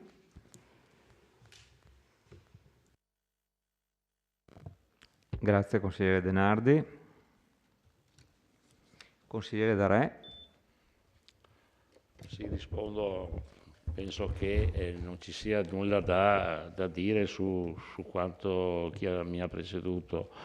Penso che la bontà del provvedimento sia, diciamo, una riflessione fatta a più ampio regime e soprattutto da chi in questo momento ha il compito dell'assessorato e quindi anche nella gestione dei mutui e delle finanze. Penso che ci sia la volontà da parte di tutti, di maggioranza e minoranza, su questo principio, su questi valori, soprattutto sulle difficoltà del momento di questa pandemia che vedono le nostre imprese, le nostre aziende, le nostre parti commerciali sicuramente in difficoltà. Non solo, io ho anche sollecitato la mia parte che sta a Roma nel dire di costringere con legge a chi è proprietario degli immobili di fare uno sconto a monte di qualche mese proprio per dare la possibilità soprattutto a chi ha l'attività tra le mura, diciamo, dei proprietari, perché con questi principi ci si dà una mano, il cittadino aiuta il cittadino, anche perché, ripeto, è forse meglio perdere 3 mesi che perdere l'intero anno perché magari l'attività viene chiusa. Questo è un principio che sta portando avanti la Giunta, ma questo Consiglio Comunale, ma quello che noi stiamo portando avanti e quello che voi state dicendo è la stessa cosa, viene portata a termine in questo momento. Condivisibile la vostra proposta, condivisibile il tutto, ha fatto sintesi l'assessore per un voto finale e soprattutto spero che questo passaggio sia recepito da chi ha gli immobili. Questo è il vero tema, questo è quello che io mi auguro, che il cittadino sia corresponsabile delle difficoltà di chi in questo momento è nel mondo del commercio e non solo. Grazie consigliere Darè. Consigliere Balliana. Sì, solo per dire che le riflessioni fatte dalla consigliera Denardi sono corrette e trovano attuazione proprio nel discorso che ha fatto lei, consigliere Darè. Cioè adesso lei fa questo discorso, secondo me questa tipologia di discorso andava fatta anche quando la consigliera Denardi ha presentato la sua mozione, quindi 3 mesi fa. Questo per dire che noi alle volte in Consiglio Comunale ragioniamo per compartimenti stagni. Cioè, se è della maggioranza la voto la mozione, se è della minoranza non la voto e questo succede sempre. Ok, quindi questo sta a vedere perché molto probabilmente adesso noi andremo al voto e voteremo favorevolmente alla proposta. Cioè, noi siamo d'accordo, non vedo perché all'epoca della proposta della Denardi, 3 mesi fa, il buon senso avrebbe voluto che ci fosse stato un voto unanime con magari degli accorgimenti, delle modifiche rispetto alla mozione, ma insomma la strada, l'idea era giusta. Era giusta perché adesso infatti viene applicata. Allora, poi nel merito della delibera mi trova perfettamente d'accordo la proposta e anzi direi al consigliere Darè che per quanto riguarda che venga la sua preoccupazione che la proposta venga recepita poi dai proprietari, io mi sento di dirle di sì, verrà recepita perché attualmente molti proprietari non stanno minimamente incassando l'intero importo dell'affitto, no? Cioè, quindi, io ne conosco alcuni che per alcuni mesi o alcune o mensilità, oppure, cioè, quindi voglio dire, la proposta va in tal senso, quindi secondo me, non so che adesione avrà, spero molto positiva, poi magari se avete fatto anche delle stime, però saranno difficili da fare, io penso che vada in un'ottica di, come abbiamo detto tutti, sia dei locatori che di quelli che esercitano poi l'attività all'interno degli immobili, e quindi andando però un po' nello specifico mi sono fatta uno schemino. Io risparmio i 500 euro di IMU, perdo magari se ho un affitto di 12.000 euro all'anno, mettiamo, perdo 1.000 euro di affitto, guadagno un po', pago meno tasse perché appunto c'è la denuncia all'Agenzia delle Entrate e quindi insomma si riduce, insomma, ecco la cosa. Sono d'accordo con Darè, cioè meglio che gli affitti siano in qualche maniera un po' che si vada in questa ottica rispetto addirittura di non ricevere affitti per parecchi mesi, no? E quindi dichiaro subito il voto favorevole a questa proposta. Grazie. Grazie consigliere Balliana. Consigliere Tonon. Grazie Presidente. Non è esattamente la proposta che avevamo fatto noi e mi spiego perché. Ho l'impressione, mi rivolgo a tutti, ma soprattutto al collega Darè e al collega Rasera, è un po' rigida e mi spiego perché. Allora, mentre la proposta che avevamo fatto noi era, come dire, aveva un inizio e una fine, cioè fino a quella cifra si aiuta, fra virgolette, il proprietario se sconta fino a una certa cifra il canone di locazione. Qua invece si dice vai dal 10 al 5, punto. In sostanza, se uno deve pagare, che so, 1.000 euro citando l'esempio che ha fatto il vice sindaco, vai a 500 se sconti di almeno 1.000 euro l'affitto. Questo è un semplice esempio. Ma se uno non fosse in grado di scontare di 1.000 euro, ma perché fa i suoi calcoli, riesce ad arrivare a 700? Nulla, perché non può. Perché non va dal 10 all'8, al 7, al 6,5. No, o 10 o 5, punto. Mi pare francamente un po' rigido e spiego perché. Lei, vice sindaco, e sicuramente se lo ricorda, aveva già fatto l'appello, lo stesso che ha fatto stasera il consigliere Darè, sollecitando i proprietari, giustamente, eravamo nel 2020, a calmierare i canoni di locazione. Per quel poco che conosco il mercato, la stragrande maggioranza lo ha già fatto. Con tutto rispetto, ne conosco tanti. Tanto è vero che più di qualcuno mi ha telefonato e mi ha detto ma scusa, c'è pesa poco? Puntini. No, nel senso che la domanda è, se uno ha già scontato nel 2020? No, non la prende per il 2021, no, perché l'ha depositato nel 2020 lo sconto. No, se lei qui garantisce che se uno ha scontato anche nel 2020 lo prende nel 2021, io la prendo come un'affermazione fatta dall'assessore, quindi segretario, sbaglio?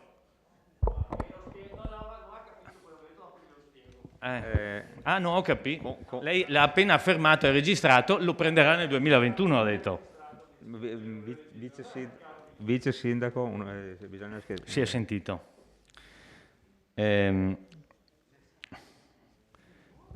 È troppo rigido, ripeto, è troppo rigido il meccanismo, è prendere o lasciare.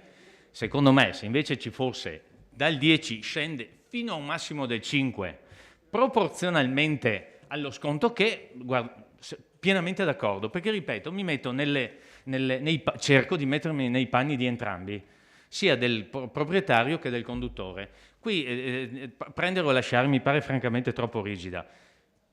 Poi io l'avevo già detto la volta scorsa, collega Rosera, fatta così forse è la prima in provincia, ma nella determinazione delle aliquote IMU per l'anno 2020, Comune di Castelfranco Veneto, retta dal Presidente della provincia Marcon, dice 0,81%, quindi 8,1 per 1000, aliquota fabbricati di categoria D, escluso D10, categoria C1 e categoria A10. L'aliquota sulle predette categorie, limitatamente al corrente anno d'imposta, viene ridotta allo 0,76%, quindi in misura molto inferiore rispetto alla vostra, però per i soggetti che presenteranno un accordo di riduzione di almeno il 10% del canone. Vado avanti, 6,5 per 1000, quindi 0,65%, per i negozi sfitti da almeno 6 mesi e rilocati nel corso dell'anno. Io ricordo che questo l'avevo citato quando l'abbiamo proposto noi, come dire, guardate che si fa già, non è che siamo i primi della classe, qualcuno l'aveva già statuito nella determinazione delle imposte dell'IMU. Quindi diciamo che la nostra proposta non era balzana e ripeto, ho l'impressione che in questo caso ci castriamo un po', nel senso che o tutto o niente. Se ci fosse una gradualità, credo sarebbe una gradualità di buon senso da questo punto di vista. Mi aspetto che si possa modificare, grazie. Grazie consigliere Tonon. Prego Vice Sindaco. Allora, rapidamente delle osservazioni. Grazie consigliere De Nardi. Poi io penso che cambiare idea è anche simbolo di intelligenza, quindi alle volte ci sta. Rispetto alla vostra proposta, perché vorrei precisare una cosa. Quella sera io ho detto che volevo fare la riduzione sugli immobili a 10, C1 e C3. Che la vostra proposta era una buona proposta, ma ritenevo migliorativa dopo aver parlato con, scusate, gli esperti, quelli che sono più esperti di me, quindi CNA, Confartigianato, Ascom, che ne sanno di più, penso, non sapendo in quel periodo se i fondi Covid si potessero utilizzare per ridurre l'IMU, e l'ho detto, abbiamo aspettato, abbiamo la capacità di ascoltare quello che ci dice la gente e soprattutto di fare, perché le cose, il consigliere De Antoni dice in ritardo, ma poi le facciamo. Ok? Quindi in quel momento non sapevamo l'entità del fondo a disposizione, non si sapeva se il fondo poteva essere utilizzato per la riduzione dell'IMU. Tutte le proposte sono ben accette, ho apprezzato la vostra come ho apprezzato quella di decine di cittadini.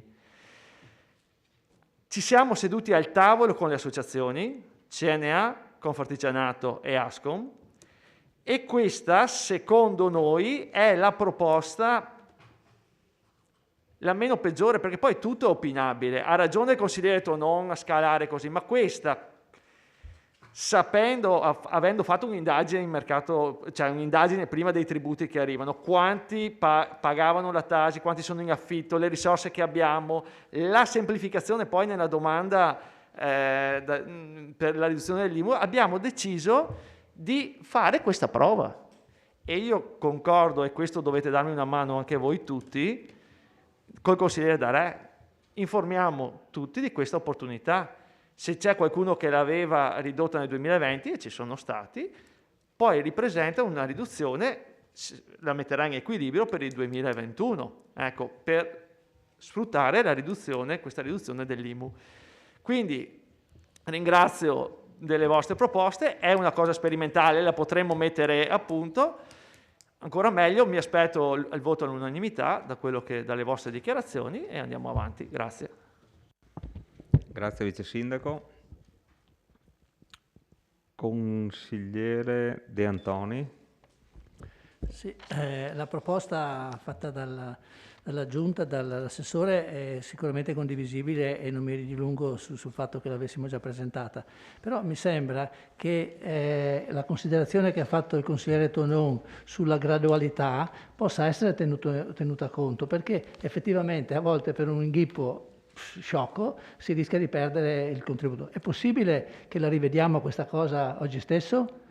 Teniamo conto che, come mi avete detto, se non ho capito male, c'è stata oggi la determinazione del Consiglio dei Ministri, non so chi, che rimanda di un mese la presentazione dell'approvazione del conto consuntivo e anche la determinazione dell'IMU. Ci troviamo il 4 maggio di nuovo qua, se questa considerazione, è già cioè ecco, se mi dici che diciamo è stata approfondita e avete deciso che non vale la pena di considerarla, vi parlo io adesso. Se l'avete approfondita e avete deciso con gli esperti che, che è meglio quella che proponete voi, va bene, insomma, a me sembrava che avesse molto senso quello che ha detto il consigliere Tonon, però anch'io non sono esperto e non ho approfondito la materia, quindi non mi sento di intervenire. Grazie, consigliere De Antoni. Sì, non so perché non... Ci sono altri interventi? Ci sono. Consigliere Rasera, prego. Consigliere Tonon, mi scusi. Credo la sua sia una proposta anche accettabile. La cosa che non capisco è la riduzione dell'aliquota IMU sugli immobili sfitti. Allora che senso avrebbe? Cioè, mi sembra di aver sentito questo. La riduzione dell'aliquota IMU sugli immobili sfitti non avrebbe nessun senso per il provvedimento che stiamo prendendo in considerazione. Basta.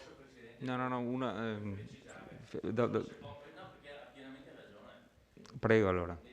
Io non avevo ragione lei, non avevo finito di leggere. Il provvedimento di Castelfranco dice l'aliquota viene ridotta al 0,65% per i negozi sfitti da almeno 6 mesi e rilocati nel corso dell'anno 2020 in questo caso, al fine di beneficiare dell'aliquota ridotta limitatamente al periodo in cui il fabbricato non è stato locato, dopo tornano su, bisogna... non avevo finito, se no avrebbe pienamente ragione lei. Ok, grazie per la precisazione, consigliere Tonon. Altre prenotazioni? Altrimenti passiamo alla dichiarazione di voto. Consigliere Dus? Perché qua? Volevo sapere se potevamo fare l'emendamento. Se ci lascia il tempo scriviamo l'emendamento e... Fate l'emendamento, ma intanto sentiamo il consigliere Darè. No, voglio rispondere perché quando avete fatto le proposte c'era già in elaborazione da parte dell'assessore di questa cosa. Bisognava ascoltare comunque le associazioni di categoria, perché bello dire sì, partiamo subito, bisogna anche capire poi dal punto di vista finanziario, perché ancora non lo sappiamo, su sta riduzione quanti arriveranno e stiamo andando avanti a spanne comunque, perché non ci sono dati storici da cui appellarci. L'unico dato storico è l'entrata, l'uscita o la minore entrata ancora non è quantificabile. Quindi ha fatto un discorso, diciamo, un piccolo passo, certamente significativo, ma dobbiamo poi alla fine far quadrare anche i bilanci. Se fosse stato fatto l'anno scorso magari abbiamo già un'idea di come muoverci. Io spero comunque che questo governo arrivi questi benedetti soldi da me votati anche in Europa, nonostante tutto, e quindi che arrivino anche in questo benedetto comune in cui ho l'onore e l'onere di essere consigliere. Grazie consigliere Darè. Allora aspettiamo Schiacci che non vedo qua. E questo? Sì, boh. Grazie. Sì, volevo semplicemente sottolineare un aspetto. Quello che dice il consigliere Tonon lo trovo assolutamente corretto, anche alla luce del fatto con la Camera dell'Ordine degli Avvocati di San Donà, con la Camera Civile di San Donà si è svolto ieri un convegno proprio sui temi della locazione e dei riflessi del Covid sulla locazione, convegno nel quale si sono affrontate non soltanto questioni puramente tecniche di diritto, ma anche questioni pratiche, perché poi sono tanti anche i colleghi che si ritrovano ogni giorno ad affrontare le vicende reali delle ditte, sia dei proprietari sia delle ditte e quindi dei conduttori, ma a volte sono imprese anche i proprietari, oltre a essere persone fisiche. Credo che un sistema così rigido rischi di cozzare non solo con i casi, come diceva il collega Tonon, nei quali c'è stata già una riduzione, magari anche già registrata nel corso del 2020, ma anche in quei casi, e non sono pochi, dove la riduzione, cioè il canone è già di per sé basso. Non ci sono solo realtà che offrono in locazione immobili a valori di mercato elevati, ci sono anche soggetti che già di per sé hanno stipulato contratti di locazione tra virgolette agevolati, non agevolati in senso giuridicamente tecnico, ma economicamente agevolati. E mi dicono: ma se io già a sto inquilino gli faccio pagare pochissimo, come faccio a scontargli un importo così elevato? Magari è in grado di scontare 100 euro, facciamo conto, 50 euro, rispetto a un differenziale di imposta di 500 euro. Allora di fatto gli togliamo anche la possibilità di fare uno sconto più limitato, o meglio, in teoria lo può fare, ma non lo agevoliamo neanche nel poco. O fai il tutto o fai zero, o meglio, quel che fai lo fai grazie a t'amore Dei per volontà tua. Io credo che, è chiaro, a chi scontiamo tanto il beneficio dal punto di vista dell'IMU diventa grande. Cioè, chi sconta tanto ottiene un grande beneficio, chi sconta poco ottiene un piccolo beneficio. Ma chi siamo noi per imporre necessariamente lo sconto massimo? Ci sono appunto situazioni negoziali nei quali il sinallagma contrattuale dal punto di vista economico è già estremamente tirato. Rendiamoci conto di queste cose, non è che viviamo nel mondo dell'iperuranio, dove tutti i contratti sono economicamente perfetti, dove tutti i conduttori pagano cifre stratosferiche per immobili che hanno valori bassissimi. Non è così.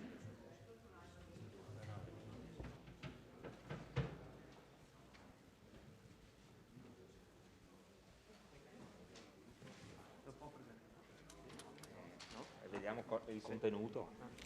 Ecco, grazie. Sì. Bisogna vedere il contenuto.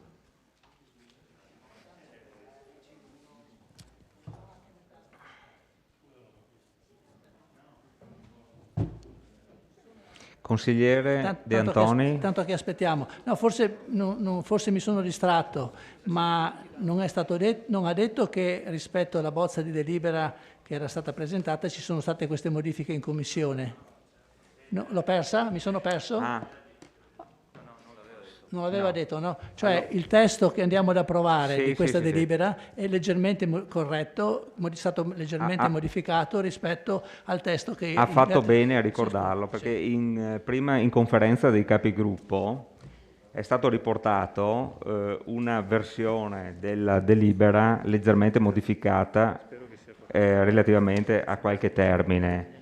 È stata presentata e depositata sulle singole postazioni, quindi avete la possibilità di vederla, e si era detto, adesso la leggiamo dopo, prima di votarla ovviamente, e vediamo le variazioni che sono state fatte.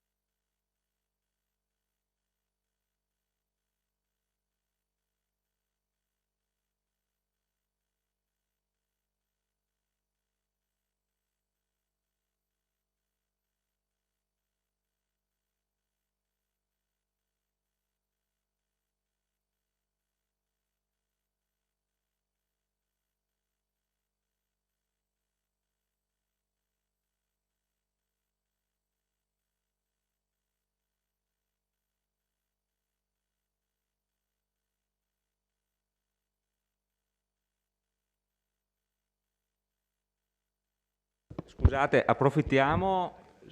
consiglieri, approfittiamo un attimo dell'analisi di questo emendamento, visto che ci sono i revisori. Apriamo le finestre, 5 minuti di aerazione, e così noi lavoriamo e quando rientriamo...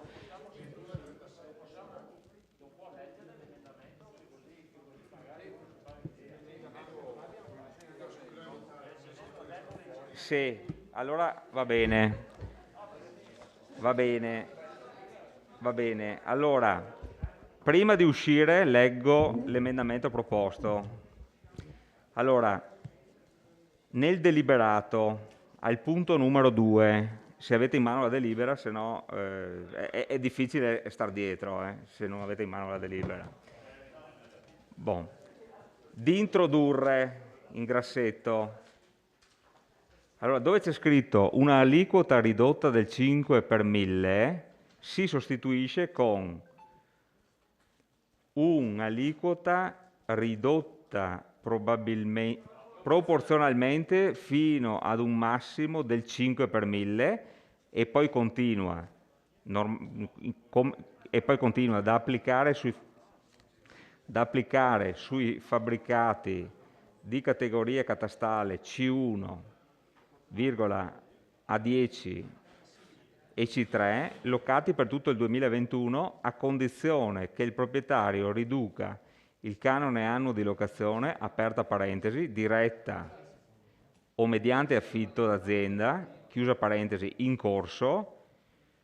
Adesso dove c'è scritto di un importo pari al doppio, eccetera, fino al 2 righe, fino al 5 per 1000, si sostituisce con di un importo proporzionale alla diminuzione applicata rispetto all'aliquota del 10%.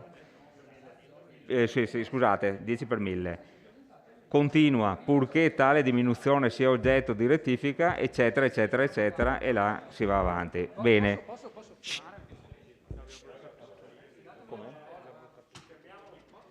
Sì, allora, signori, allora, prima di sospendere un attimo la seduta, passo la parola al segretario che ha analizzato la cosa. Sì, prego, segretario. Allora, questo, a mio modesto parere, poi ovviamente potremmo discuterne, non integra un tipo di emendamento presentabile nel corso della seduta. Vado infatti a leggere l'articolo 53,4 che cita: gli emendamenti che necessitano dell'espressione dei pareri ai sensi dell'articolo 49 del decreto legislativo 267 del 2000, ovvero parere di regolarità tecnica e contabile, o di altri organi interni o esterni, e nel caso specifico ovviamente dei revisori dei conti, devono essere presentati almeno 3 giorni prima della seduta consigliare. Quindi a rigor di logica sarebbe un emendamento irricevibile. A mio parere.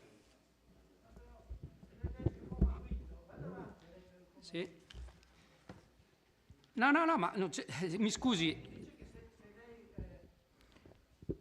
No, per la proposizione di emendamenti inerenti agli strumenti di programmazione, e non è questo il caso, e le variazioni di bilancio, e non è questo il caso, si rinvia a quanto previsto dal regolamento comunale di contabilità. Questo è il scusi. Sì, no. Per le proposte di emendamento presentate nel corso della seduta e che non richiedono il parere di cui sopra, il segretario generale si esprime su richiesta del Presidente nell'ambito delle sue competenze. Su richiesta effettuata dal segretario generale per acquisire i necessari elementi di valutazione, ma sempre riferito a quel tipo di emendamento che non richiede il parere di 49 e degli organi esterni, l'ulteriore trattazione della delibera viene rinviata al termine dell'ultimo punto all'ordine del giorno. Quando tali elementi non sono acquisibili nel corso della riunione, la deliberazione viene rinviata alla seduta successiva. No. Allora, sì, no. Prego. Fosse in aumento teorico di spesa avrebbe pienamente ragione. No, ma... Siamo in diminuzione.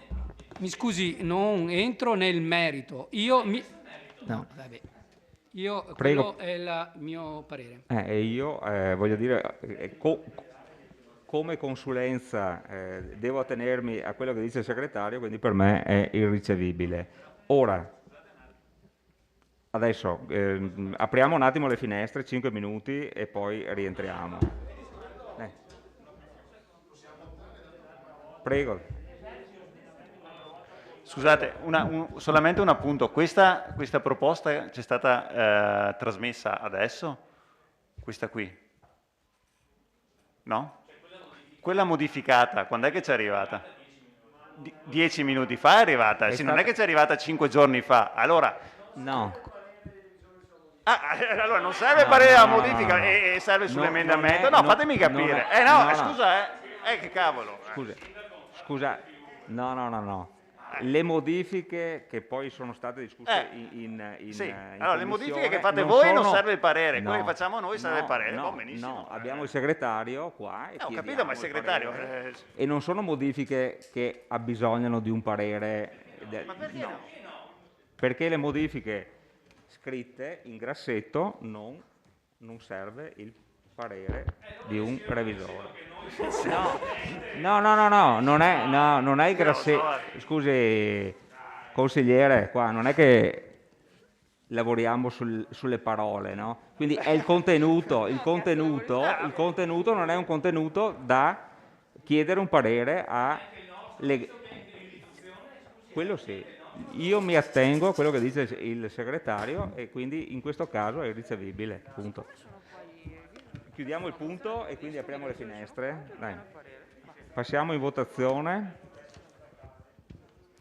Forza, passiamo in votazione.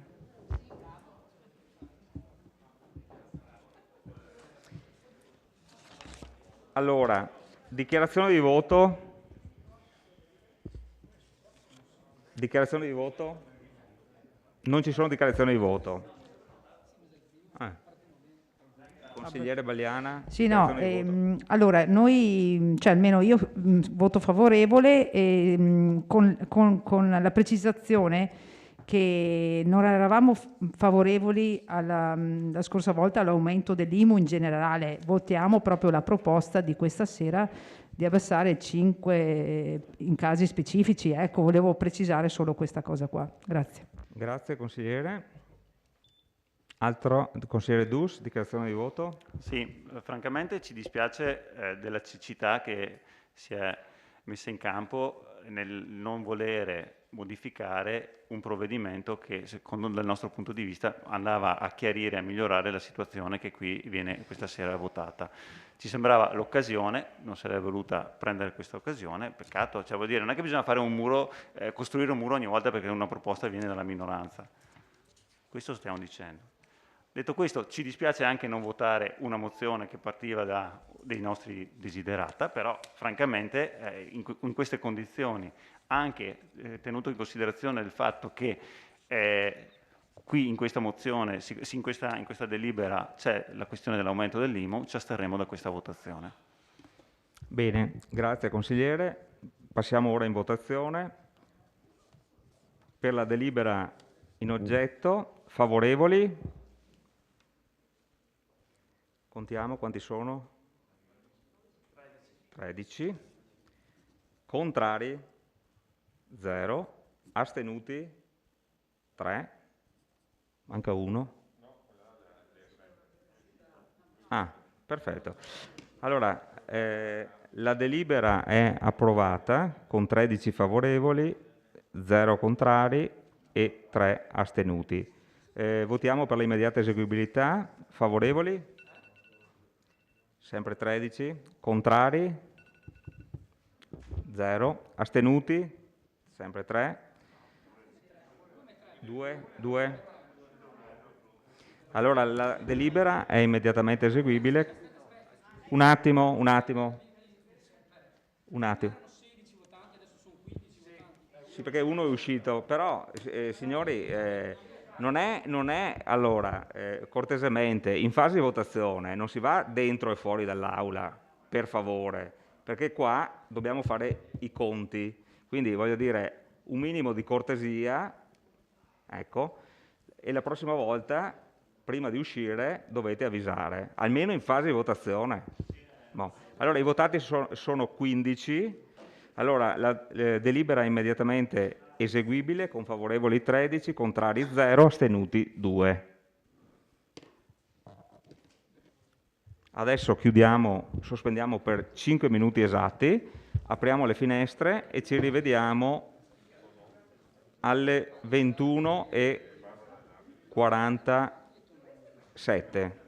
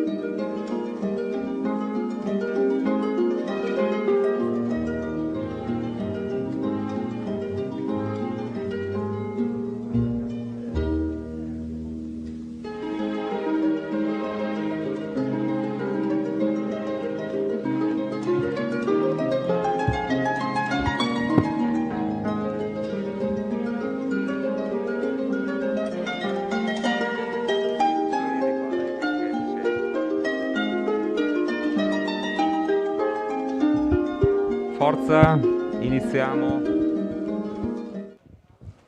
Mi date i nomi cortesemente delle persone che si siedono? Almeno che i saluti, no? Bravi, buon. Ingegnere Vittorino.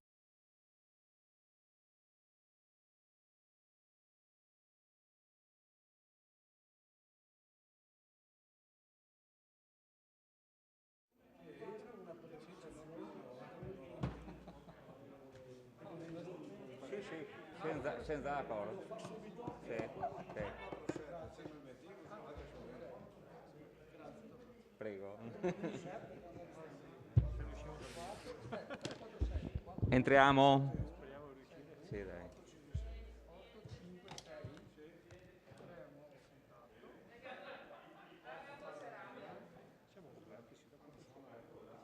Penso di sì. Basta adesso ai consiglio comunale, dopo puoi vedere chi che fa qualche storia. Consigliere Gomiero potrebbe chiedere ai suoi colleghi di entrare.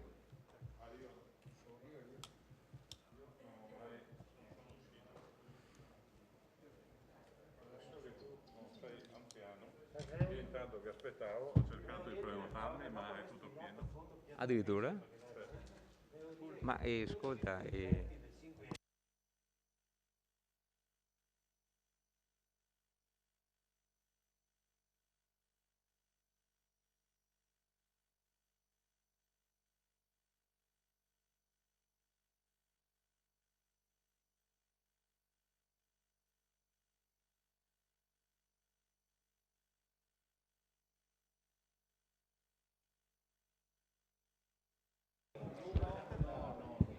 iniziamo, facciamo l'appello.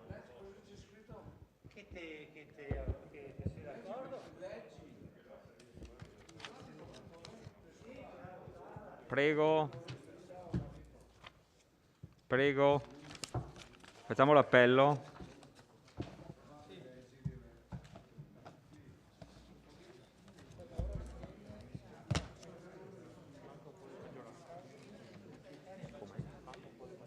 Sì.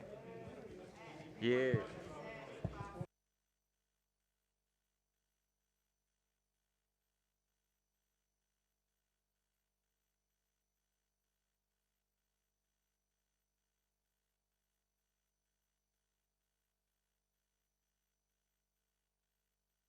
Bene.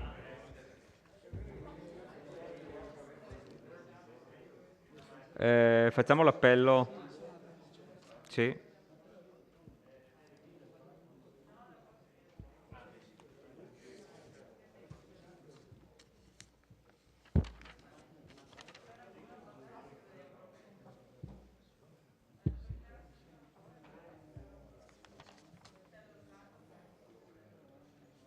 No, aspetta.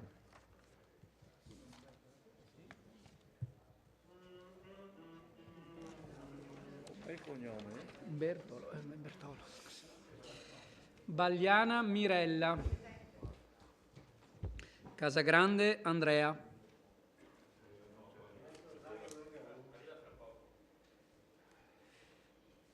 Dare Gian Antonio. De Antoni Giulio. De Bastiani Alessandro Giuseppe. De Nardi Barbara. Presente. Dus Marco. Gomiero Maurizio. Miatto Toni. Pagotto Alberto. Parrella Roberto. Rasera Gianni. Rosset Mario. Salezze Silvia. Sant'Antonio Paolo. Presente. Tonon Roberto. Varaschin Gianni.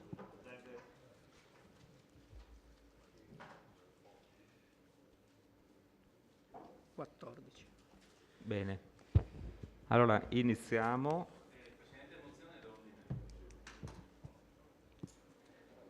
Prego.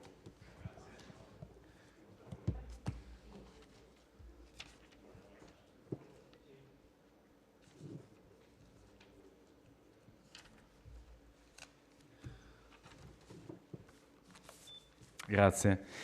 Volevo sapere quando è stata presentata rispetto al provvedimento appena assunto la modifica proposta e la data in cui è stato rilasciato il parere dei revisori sulla modifica. Grazie.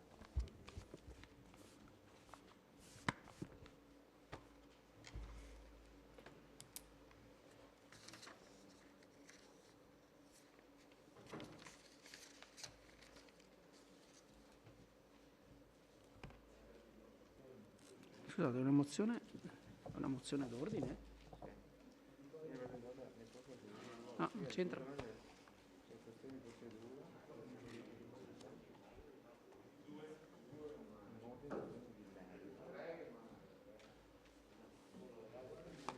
Non è una mozione d'ordine questa.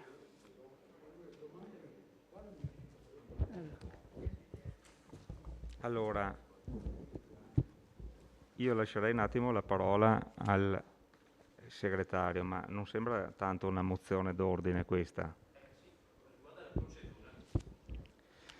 aspetti procedurali sono stabiliti dall'articolo 23. No, una mozione d'ordine allora.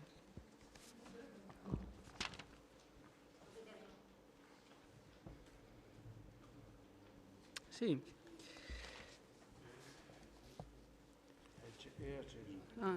Allora, in verità è un combinato disposto, l'articolo 23 con l'articolo 50. La mozione d'ordine, che viene presentata nel corso del seduta, riguarda sia il funzionamento interno dell'organo collegiale, cioè questioni di procedura o di organizzazione dei lavori, sia la competenza dell'organo stesso in ordine a questioni di merito sottoposti alla sua trattazione, con le modalità di cui l'articolo 50,3. L'articolo 50,3 prevede che le mozioni d'ordine riguardanti l'osservanza del regolamento e dell'ordine del giorno, anche relativamente alla priorità di una discussione o di una votazione, sono trattate con precedenza. Il Consiglio Comunale decide sentito il proponente e un relatore per gruppo. Qui la domanda riguarda invece una questione già trattata e riguarda specificatamente una proposta deliberativa e l'acquisizione dei relativi pareri. Non so se... Riguarda la procedura che si è adottata, nel senso si è approvata una delibera con quali pareri, punto di domanda, quando sono stati acquisiti questi pareri, è una questione procedurale, quando è stata modificata la proposta di delibera, se non è una questione procedurale questa, nel senso che è sufficiente che mi venga detta che è stato fatto tutto regolarmente, appunto, la procedura è stata rispettata, appunto. No. Mi auguro che così sia, cioè, sono certo che è così, però vorrei capirlo. Allora, se è stata presentata, per quanto mi riguarda, la procedura è stata rispettata, se è stata presentata. Sì, no, ma io ho chiesto quando è stata, ho chiesto se è stata, quando è stata presentata la proposta modificata e quando su questa proposta è stato dato il parere dei revisori.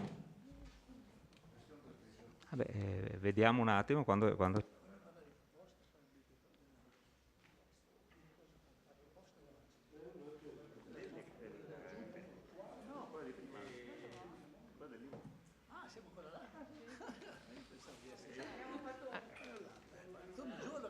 Tu sai che quando qualcuno vuole farmi passare per mona, non ci sto più. Non ci sto più.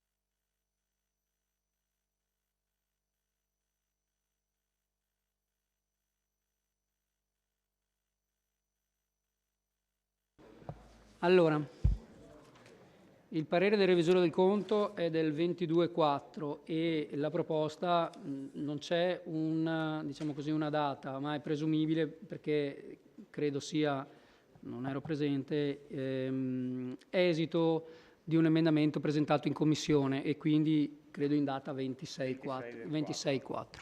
La commissione. 26 del 4.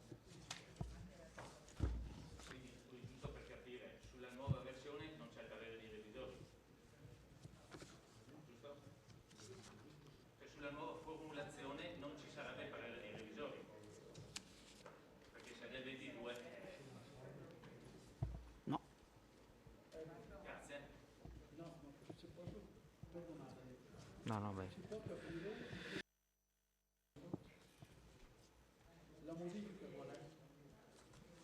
Le modifiche sono quelle in grassetto.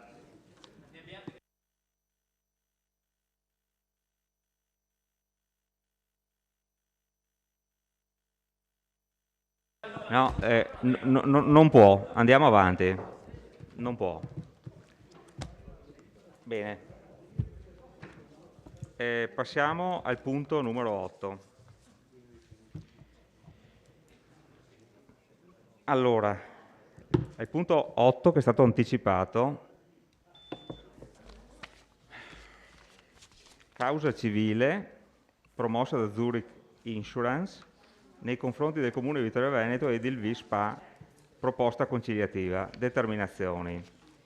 Allora, prima nell'incontro di capigruppo è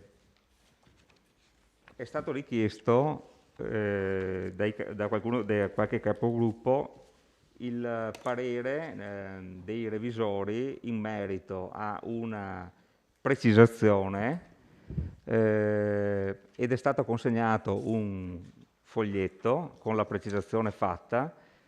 È stato chiesto insomma, di spiegare il merito di questa precisazione. Allora, per evitare di tenere qua i revisori fino alla fine della discussione, se vogliamo subito chiedere che ci diano spiegazioni relativamente a questa precisazione fatta di cui avete il foglietto in mano. Prego. Dottor Genovese. Sì, grazie Presidente. Ecco, alla luce anche del clamore di stampa che ha avuto in questi giorni la vicenda in oggetto, abbiamo ritenuto opportuno fare una puntualizzazione sul parere che è stato dato in data 21 aprile. Ecco, in particolare noi abbiamo dato parere favorevole all'accordo transattivo e abbiamo raccomandato, quindi come mero suggerimento all'ente, perché in questa fattispecie non vi è un obbligo di legge, ma abbiamo ritenuto in via prudenziale di raccomandare di inviare la delibera che verrà assunta questa sera in caso appunto di approvazione alla Procura della Corte dei Conti. Questo per aggiornare la magistratura contabile, presso la quale è pendente un procedimento collegato alla vicenda per la quale questa sera viene proposta la delibera consigliare, in particolare è riferito alla delibera 6 del 2016 che questa sera viene revocata. Ecco, quindi questo serve appunto per così chiudere quel procedimento. Poi, così, se volete sapere la mia opinione, ecco, io credo che la Corte dei Conti, ricevendo questa delibera, potendo accertare che appunto ci sono tutti i presupposti previsti dalla dottrina, dalla giurisprudenza, dalla prassi per fare un accordo transattivo, non possa anzi che vedere in positivo da un punto di vista del metodo e dell'approccio che l'amministrazione ha seguito per così venire a capo di una vicenda molto complessa e articolata, e che quindi così sia in via cautelativa per l'ente, ma così possa anche così essere di apprezzamento da parte della stessa Corte. Ecco, quindi abbiamo fatto questa precisazione per dire che la nostra è una raccomandazione, quindi non è un obbligo giuridico, l'amministrazione quindi se ritiene dà seguito alla raccomandazione oppure no. Ecco. Grazie, dottor Genovese. Bene. Allora, apriamo la discussione. Aspettiamo, cioè io farei la spiegazione, darei la parola all'avvocato Colla per la spiegazione. No? All'assessore? No, se c'è una domanda da fare al revisore, se posso, sì. facciamo subito e poi... Vabbè, se è diretta la revisore, avanti. Sì, grazie Presidente. Dunque, io sono venuto a conoscenza di questo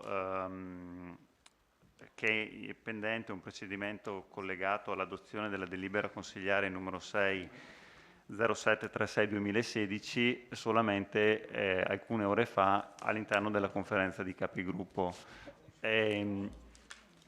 Posso continuare? Sì, sì, prego. E francamente questa cosa qui mi ha lasciato abbastanza basito. In quest'Aula sono l'unico, credo, ad aver votato, facente parte delle consiglieri di maggioranza, della loro maggioranza, quel procedimento, e quindi sono l'unico probabilmente che ha questo carico pendente. E ripeto, sono rimasto molto stupito perché forse non so se qualcuno doveva comunicarmelo oppure se io è giusto che non lo sappia. Ecco. Quindi mi chiedo, i revisori dei conti hanno ritenuto di fare questa comunicazione alla Corte dei Conti perché sapevano che c'era un procedimento pendente e probabilmente loro invece sono tenuti a saperle queste cose. Cioè, io francamente sono in una situazione di... sì, così, stasi, nel senso che... Imbarazzo. Sì, imbarazzo, nel senso che, ripeto, sono l'unico cliente che ha alzato la manina nel 2016 e scopre questa sera che ha un procedimento pendente ed ora si trova a dover votare una delibera che in qualche modo si va ad inserire su quella che era già stata, su un percorso che era già stato iniziato, che ha avuto delle modifiche, eccetera. Questo è un aspetto che ho scoperto questa sera, ce ne sono altri differenti che ho scoperto nel corso delle altre commissioni. Allora, siccome è un argomento delicato, dove io non è che l'avevo seguito in parte, eccetera, però vorrei dei chiarimenti, volevo sapere, non so se il segretario può dirmelo, se è prescritto questo procedimento, se... come scusa? No. Mi scusi, non so assolutamente nulla del procedimento io. No, non so.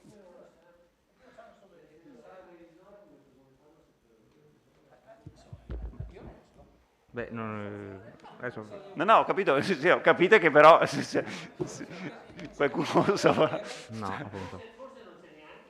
Forse non si sa, non si sa. Sì, no, continui il suo ragionamento. No, sì.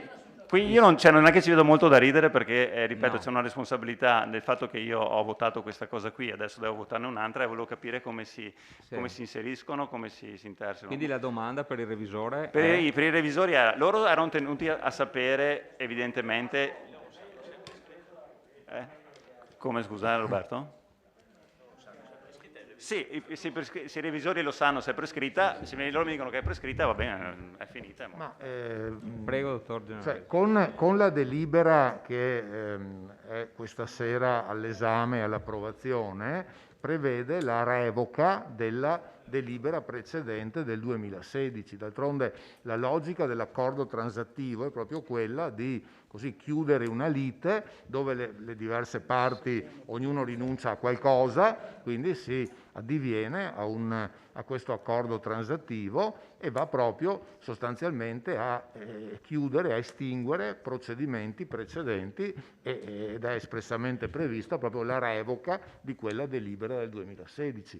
Quindi, dal punto di vista lineare, dovrebbe questo portare anche a chiudere quel procedimento.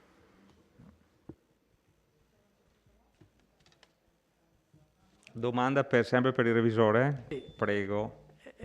Esatto, quindi Presidente, ma allora non era più semplice, non sarebbe più semplice comunicare alla Corte dei Conti che quella delibera è stata revocata e basta, e non mandare tutta la comunicazione alla Corte dei Conti? Perché se l'intendimento è quello di dire, avvertire la Corte dei Conti che quella delibera su cui è stata fatta questa nota alla Procura è stata revocata, non ha più senso di essere. No, sì. Perdoni consigliere, ma se non ho capito male e qualcuno mi corregga, se viene approvata decade. Ovviamente se non viene approvata questa delibera costera rimane intonso quel che è il procedimento, quindi dobbiamo approvarla prima. Prima la approviamo e poi in automatico decade. Però, sì, ho capito, però i revisori. Sì, nel senso che questa annulla. Sì, esatto, se la approviamo, cioè io dico, siccome chiaramente i revisori esaminano l'atto prima che sia approvato, se l'atto viene approvato lo comunichiamo. Se non viene Scusate, approvato, prima di passare a un metodo, giusto prima di passare alle domande senza aver spiegato cosa si intende fare, non è forse il caso che qualcuno spieghi qual è il processo che ha portato a fare questa delibera e poi magari facciamo le domande, perché magari tanti dubbi, voglio dire, si eliminano, no? Quindi possiamo, secondo me, cominciare a dare... Ma scusi, è prescritto o no? ancora, questa storia. Lo cita, consigliere, il punto numero 2. Se viene approvato il testo di delibera, il punto numero 2 recita di revocare le motivazioni di cui in narrativa. Quindi prima bisogna approvarla, poi decade.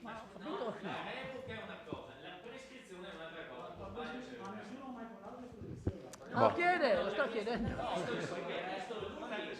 domanda è prescritta o no? La segnalazione, quella è la domanda. Quella rimane là. Ma non si sa, se non si sa, non si sa neanche se è prescritta o meno. Mi sembra che qualcuno qua non abbia detto nulla, no? Sulla sua richiesta. Quindi scusate, cosa prevede l'illustrazione della delibera? Prevede l'intervento dell'assessore prima no. Comincia il sindaco. Prego, sindaco. Allora forse è il caso di fare un pochettino di ordine. Questa sera siamo chiamati a avere il parere, le indicazioni di questo Consiglio Comunale a fronte di una delle vicende, e qua a Vittorio purtroppo ne abbiamo trovate diverse. Alla fin fine l'amministrazione di un comune è un continuum dove ogni amministrazione si ritrova un certo monte di lavoro su problemi che vengono dalle amministrazioni precedenti.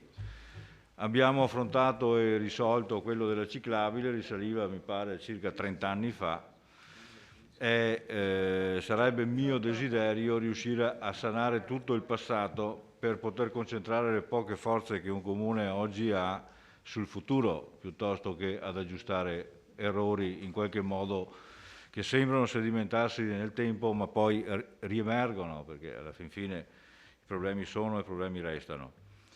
Stiamo parlando di una cosa che ha avuto logica origine circa 30 anni fa, perché mi viene riferito che all'inizio degli anni 80 che ci si rese conto che c'era bisogno di una casa di ricovero diversa da quella che esisteva in piazza Meschio, e agli inizi degli anni 2000 si riuscì a imbastire quel processo che oggi ci ha portato ad avere case di ricovero nuove e recupero degli immobili vetusti che esistevano in piazza Meschio. Più o meno tutti quanti conosciamo i passaggi che ci hanno portato alla situazione attuale, che noi appunto gradiremo poter risolvere e metterci una pietra sopra in qualche modo corretto comunque e accettabile. Questa sera noi siamo corroborati nella spiegazione dal nostro avvocato Barbara Colla, la quale nel percorso logico, legale di tutti i passaggi intervenuti potrà farci luce. Abbiamo anche l'ingegnere Dalcin che cortesemente è venuto nella sua funzione, ha avuto in passato progetti, direzione dei lavori, ma anche come perito di parte nella valutazione estimativa dei valori in campo. E quindi io direi di cominciare questa sera nello spirito di chi cerca col consenso vostro, il consenso di tutto il Consiglio, di porre finalmente un termine alla questione. Vuoi elencare magari le cose degli ultimi anni? Sì, no, ma Sì. Ai revisori? Vabbè. Ecco, la votazione si è fuori. Sì, consigliere, però se mi chiedono, allora teniamo qua i revisori fino alla fine, se mi chiedono di velocizzare per far andare via i consiglieri, o l'una o l'altra, decidete voi. Se volete li teniamo qua fino alla fine, e per me non è un problema. Perché anche forse perché così vengono. Stanno qua fino in fondo, dai. Aumenteremo un po' il compenso. Prego. Dai. Forza. E qua schiacciare il tasto per i revisori. Sì, schiacciare il tasto perché sennò... Ah, è quello che è sbagliato. Sembra che sia...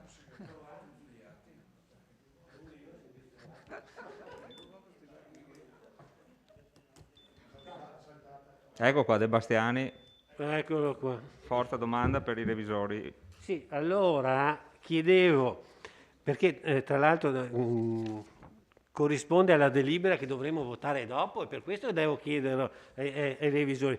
Quando dicono raccomanda di trasmettere la delibera in oggetto alla competente procura regionale della Corte dei Conti, ai sensi dell'articolo 23,5 della legge 289/2002, è giusto? Cioè, No, quello come è scritto nella precisazione, proprio nell'ultima riga, quel riferimento è un refuso. E allora Ecco. noi dovremo toglierlo anche dalla delibera del Consiglio Comunale, ricordiamoci dopo, perché questo refuso nel parere dei revisori è anche riportato nella delibera dopo, quindi dobbiamo ricordarci di questo. E dopo velocemente volevo chiedere, e dopo noi andremo avanti nella nostra discussione, che però mi fa specie, cioè mi ha colpito il fatto che nel considerato i revisori considerano che il Comune ha pagato l'importo di euro 469.228 più IVA all'azienda costruttrice e non considerano che ha speso 659.541. A mio avviso è incompleta questa come si chiama? Questo parere difetta di alcune indicazioni importanti per chi dovrà votare dopo.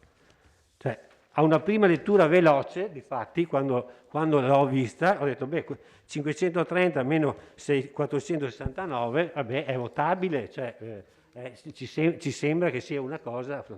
Dopo sono andato a vedere, ad approfondire, ma il dato emergente è 659.000 euro. Grazie consigliere. Adesso i revisori terranno conto della cosa e poi vediamo un attimo se ha una risposta. Risposta così il nostro parere appunto è un parere anche molto articolato, no? Di 7 pagine. Ecco, chiaramente vengono richiamati la vicenda nella sua complessità, i passaggi fondamentali. Ecco, per noi è così fondamentale anche il fatto che c'è un parere dell'avvocato professor Piva, che ritiene nel merito vantaggiosa e che ristora integralmente l'amministrazione del danno patito nell'ambito del giudizio, di questo giudizio di estrema complessità e difficoltà. Poi è nella logica della transazione quella che le parti si fanno le reciproche concessioni, e qui poi c'è stata poi in pratica proprio l'essersi rivolto al giudice per chiedere che sia il giudice a definire i parametri dell'accordo che possano rappresentare così un equo punto di equilibrio tra le richieste delle diverse parti. Quindi ci sono tutti i presupposti che la dottrina, la giurisprudenza, la prassi richiede perché l'amministrazione possa legittimamente votare questo accordo transattivo. Grazie dottor Genovese. Possiamo proseguire con la spiegazione. Bene, allora buon Grazie della vostra presenza, dottor Fianchetto. Arrivederci. Bene, quindi l'illustrazione avviene, Sindaco, lei ha finito? Sì. Perfetto. E chi procede adesso? L'assessore? No, ecco. Assessore Antiga, prego, con l'illustrazione. Buonasera a tutti, ci ha raggiunti al tavolo per delucidare, se serve, anche l'ingegner Vittorio Delcin, che come vi ricordo è stato il progettista esecutore della piazza, nonché direzione lavori, e poi ha fatto anche il collaudo delle opere che per importi sotto il €1.000.000 viene dato dal certificato di regolare esecuzione, che penso abbia tutto con sé, e se ci sono poi cose da chiarire è qua presente. Volevo fare solo una precisazione, nel senso che al punto 6 avevo già barrato il refuso del comma e mi ero anche permesso, lo faccio ora per allora, in questa delibera credo meriti un titolo diverso, nel senso che una cosa di poco conto, ma magari oggetto, virgolette, Piazza Meschio, causa civile, perché penso che Piazza Meschio la meriti appena là sopra, e se poi si può fare, ed è un grazie. Veniamo in merito al punto. Siamo questa sera convocati in questa aula per un obbligo giuridico che ci compete a questo Consiglio Comunale nell'esprimersi in merito ad una proposta di conciliazione fatta in data 8 aprile 2021 dal giudice dottor Carlo Baggio, che dopo una approfondita disamina e discussione, sentiti i procuratori presenti, propone alle parti una conciliazione dello stesso puntualmente definita, equilibrata soluzione di una complessa controversia, in 14 punti fedelmente riportati all'impianto di delibera. Tutto parte dall'accordo conciliativo raggiunto tra le parti nel gennaio 2016, approvato con deliberazione del Consiglio Comunale 6 del 2007, che di fatto ha novato la convenzione legata al Piroea del 2008 e ha fatto venire meno tutti gli impegni già assunti dai DLV con l'approvazione di tale accordo. Come si può meglio evincere nella predetta comparazione tra la conciliazione del 2016 e quella che abbiamo agli atti questa sera, ed è quella che avete proiettata dietro di voi, si evince che nulla è stato perso, ma solo migliorato, soprattutto nel punto irrinunciabile per questa amministrazione, che era e rimane l'uso pubblico di 45 parcheggi nel -1 della Piazza Meschio, che nel 2016 in breve venivano ceduti alla Zurich Insurance, che con il ricavato delle vendite avrebbe dovuto ultimare la piazza. Stasera credo si debba dar merito in primis al ricorso ancora pendente al TAR Veneto contro l'accordo conciliativo del 2016 fatto dal signor Piaia, che avendo appena concluso l'acquisto di un'unità immobiliare commerciale faccia alla piazza, si vedeva di fatto cancellato quel valore aggiunto che avevano i parcheggi pubblici rispetto alla propria attività commerciale, e dopo ai nostri avvocati, che con nostro preciso mandato sono riusciti a far condividere al giudice e alle controparti un accordo per noi non soddisfacente di quello del 2007, ma che quello per noi era risultato un procedimento che non poteva stare in piedi, visto la rinuncia al parcheggio d'uso pubblico. Di altro avviso invece era l'amministrazione precedente, che nel testo di delibera del Consiglio Comunale 2016, tra le motivazioni scrive: la rinuncia alla servitù di uso pubblico del parcheggio in questione non rappresenta un sacrificio pregiudizievole per l'interesse pubblico, atteso che comunque alla piazza saranno realizzati dei parcheggi sufficienti a rispondere alle esigenze delle attività commerciali e sociali limitrofe e comunque viene meno la necessità di parcheggi nell'area, visto che la nuova dotazione è di 130 parcheggi. A precisare, di 130 parcheggi, 130 sarebbero stati interrati ad uso privato e 23 solo la piazza. Quindi di 23 parcheggi si dotava poi la piazza.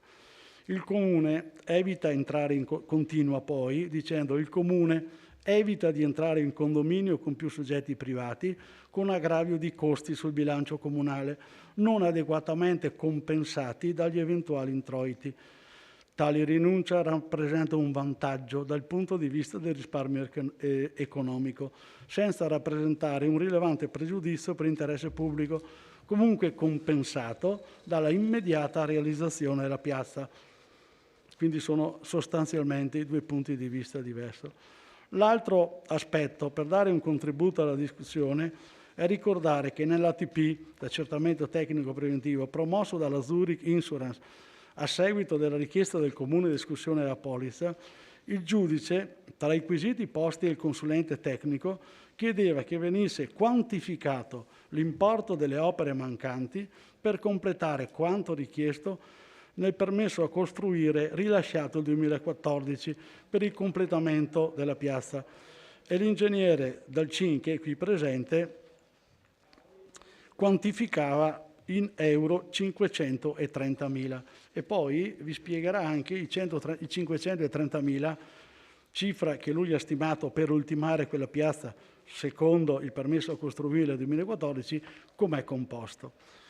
Terzo, e non da meno importante punto, va considerato che nel momento in cui l'amministrazione decide di sistemare direttamente la piazza, assumendosi in danno gli oneri relativi alla gara d'appalto per la realizzazione dei lavori, si riporta in capo al Comune stesso la manutenzione ordinaria e straordinaria dell'opera, che lo stesso Comune andava a realizzare. Nei documenti degli atti voi trovate il parere di regolarità amministrativa ai nostri uffici, il parere legale dell'avvocato Piva, già incaricato dall'amministrazione Tonon, e che con assoluta professionalità ha seguito fino in fondo la controversia, attestando il valore assolutamente migliorativo di questa ultima proposta rispetto a quella approvata nel Consiglio 2016, che ristora integralmente l'amministrazione del danno patito. Poi ci sono anche il parere dei revisori dei conti, che in un'attenta relazione esprime parere favorevole per la raccomandazione di trasmettere la delibera alla competente Procura regionale e Corte, presso la quale è pendente una pratica collegata alla delibera consigliare 6/2016, da cui viene revocata con l'approvazione di questa delibera. Io ho finito, grazie Presidente. Grazie Assessore. E lasciamo ora la parola a l'ingegnere Dal Cin. Come è conformato il 530 che ho scritto nella... Perfetto. O i consiglieri chiedono che ci sia un excursus legale da parte dell'avvocato, forse è meglio per avere una continuità.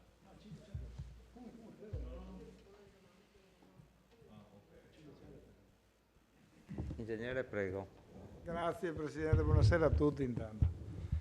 Allora, un po' riassunto Assessore Antiga, ma tutto parte, io sono entrato in questa vicenda nel 2015, quando l'Edilvi che aveva in mano un permesso di costruire, il famoso numero 63 del 2014, non dava più corso ai lavori e il Comune voleva andare avanti per completare la piazza. Cosa ha pensato di fare il Comune? Ha pensato di chiedere l'escussione della polizza che aveva garanzia del beneficio pubblico-privato. Nel momento in cui il Comune ha chiesto l'escussione della polizza, il Comune dalla parte della ragione è passato dalla parte del torto, perché la Zurich la prima cosa che ha fatto è citato il Comune e citato Edilvi e ha iniziato un ATP per capire e dicendo che quei soldi non erano dovuti per i motivi che le assicurazioni dicono e le hanno scritte tutte. Si è instaurato un ATP, un accertamento tecnico preventivo.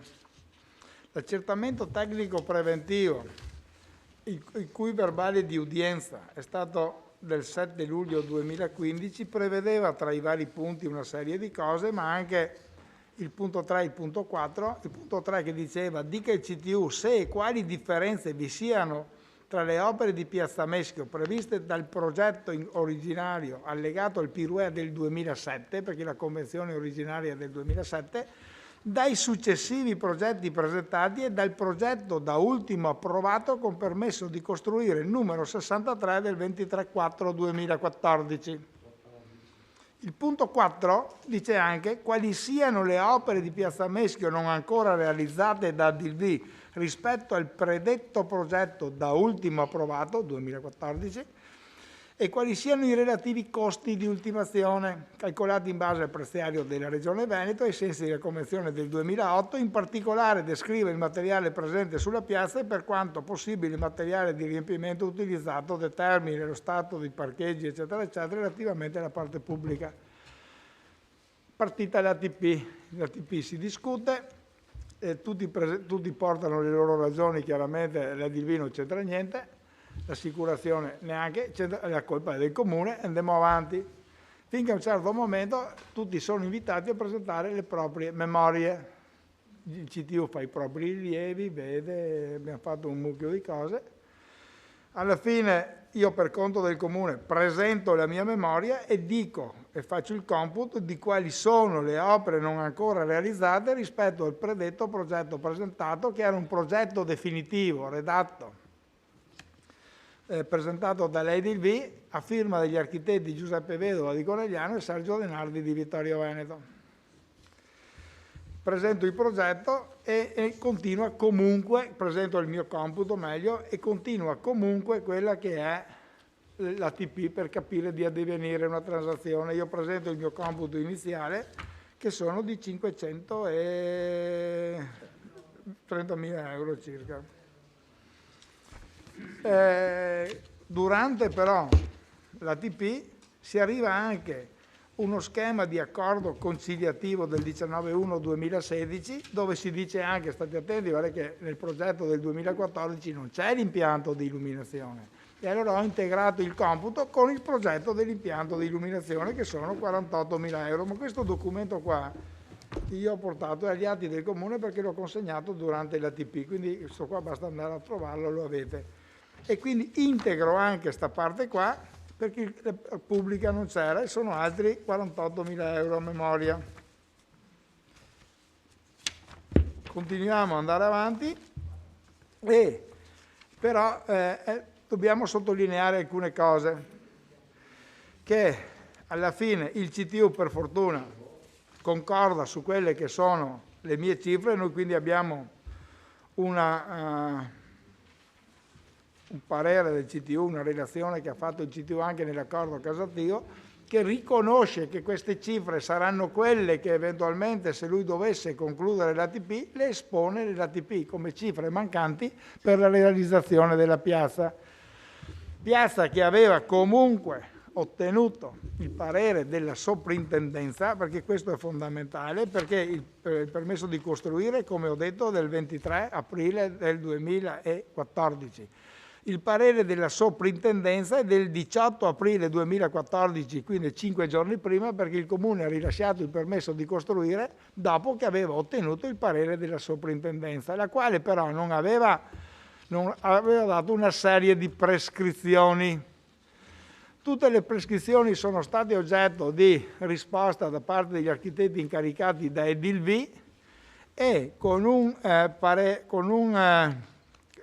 all'interno di questo qua io l'ho riportate anche, con un parere del 24 dicembre 2014, quindi 8 mesi dopo.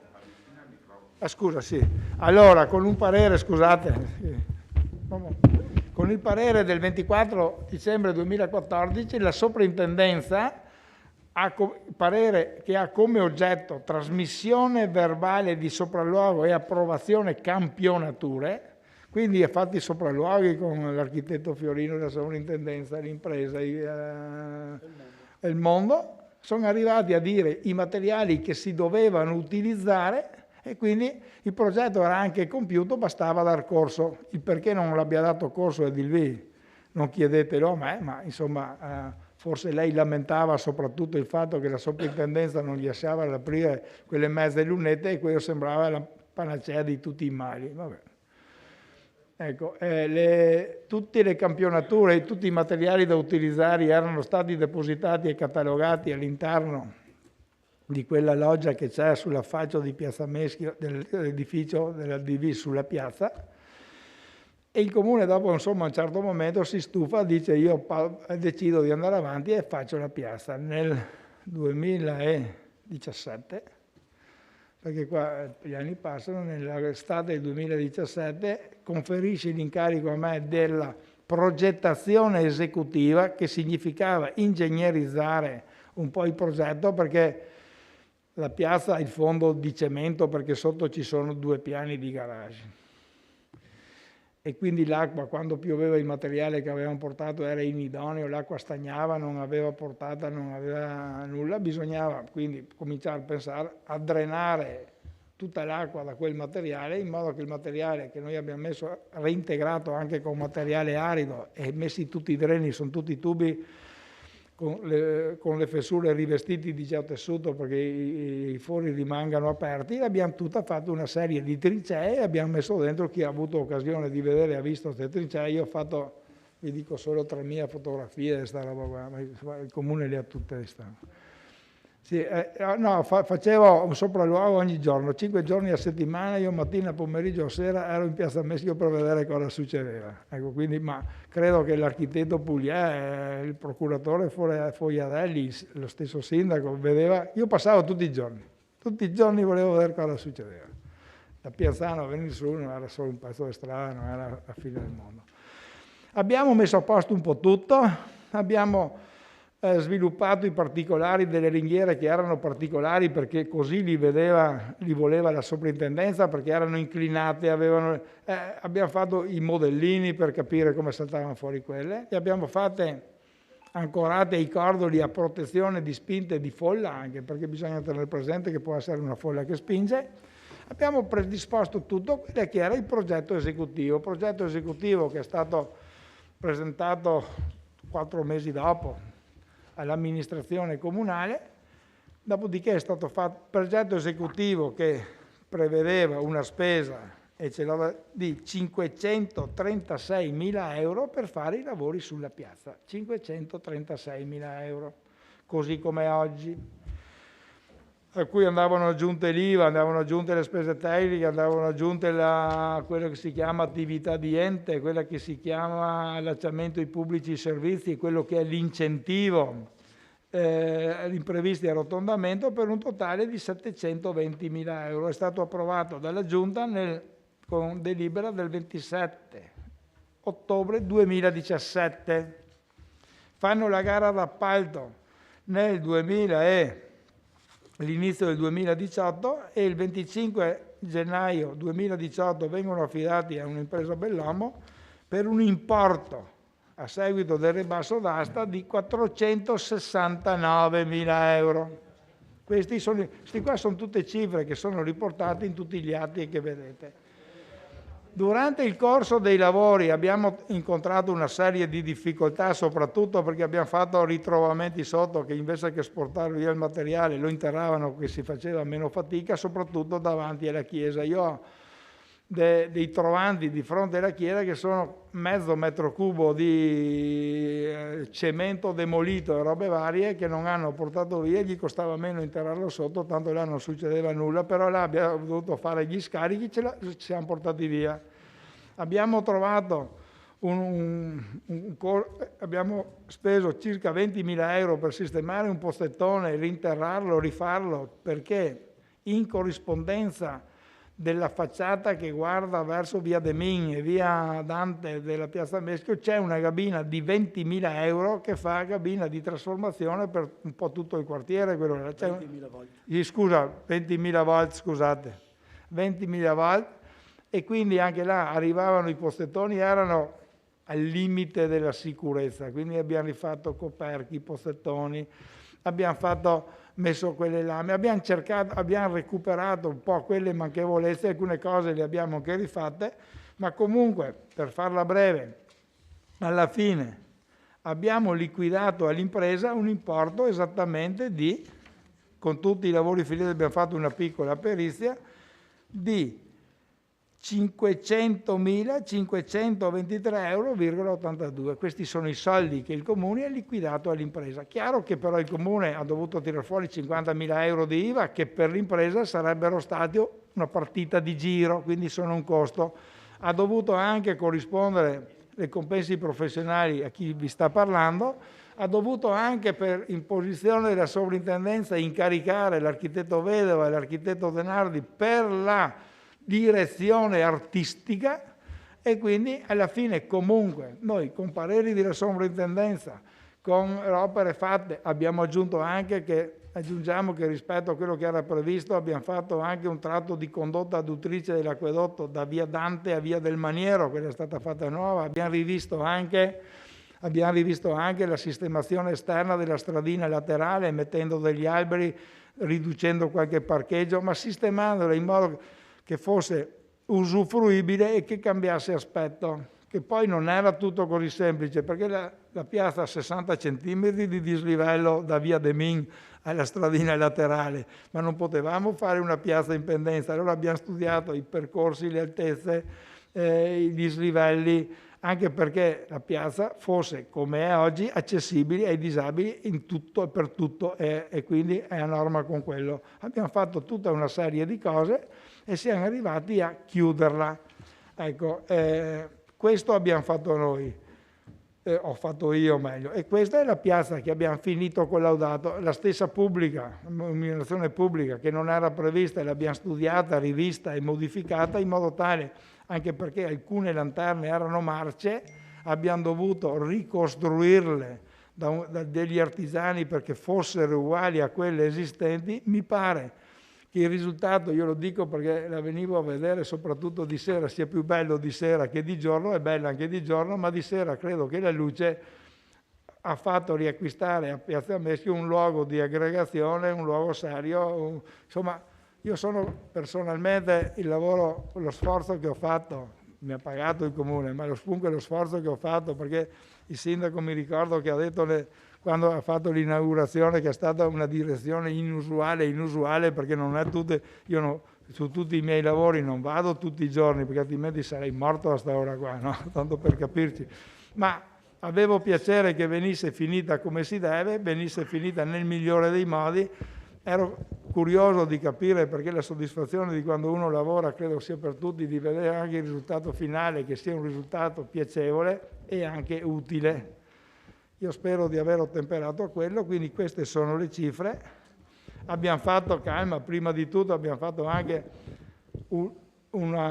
tanto per dire, con l'impresa una fatica, ho dovuto avere 2 testimoni per fare il rilievo di tutto l'interrato, per misurare le cavillature che c'erano, perché il timore era che passando con mezzi sopra per scavare, per portare, per fare le opere, per riportare materiali, per gettare, non si venisse poi a dire che le crepe le aveva create il Comune durante i lavori. Allora, siccome tutti dicono che crepe non ne hanno mai, io ho fotografie, le ho fatte vedere e il Comune le ha tutte agli atti, dove crepe e fessure ce n'erano in abbondanza sotto nell'interrato. L'Edilvi ha voluto solo ricevere la relazione con tutte le fotografie che io ho mandato, perché io come professionista, come direttore di lavori incaricato, i comuni non avevamo nulla da nascondere, però il verbale non l'ha firmato, ho dovuto avere i testimoni, perché quando fai un sopralluogo, se è il proprietario, bisogna avere 2 testimoni. Questo abbiamo fatto, il lavoro è finito. Per il momento io non conosco, dopo io mi ero fermato qui, sapevo solo che era difficile trovare l'accordo con l'Edilviso, che poi si è instaurata la causa, ma da quel momento io la mia parte l'avevo finita. Ecco, avevo iniziato con l'ATP, avevo fatto queste proposte, avevo fatto il progetto e l'ho chiusa lì.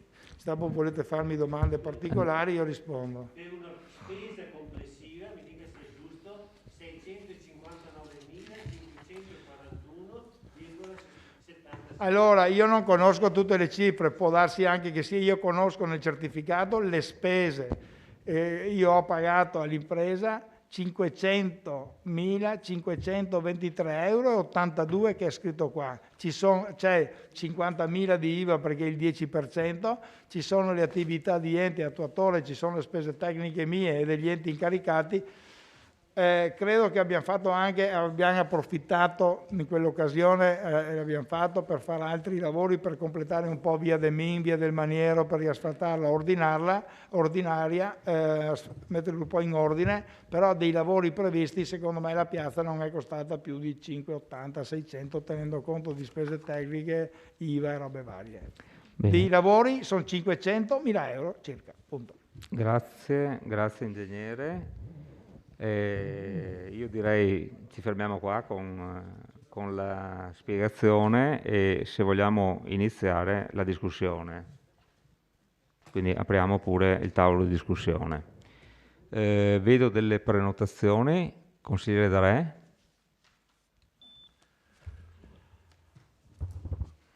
Sì, arriviamo a questo punto, diciamo in questa serata, dopo un lungo cammino che ha visto 4 amministrazioni comunali, ovvero 4 sindaci, sindaco Scottà, sindaco Darè, sindaco Tonon, sindaco Miato, per risolvere un lavoro pubblico, con un accordo pubblico-privato, di cui un contendente non ha rispettato sicuramente i passaggi. Ha ragione e ha torto, non lo so dire, sarà il tribunale, sarà il giudice, sarà chi per esso, però ci troviamo in questa situazione in cui gli amministratori che via via si sono succeduti e siamo ancora qua, ma con ruoli diversi, non siamo mai riusciti ad arrivare a risolvere questo benedetto problema.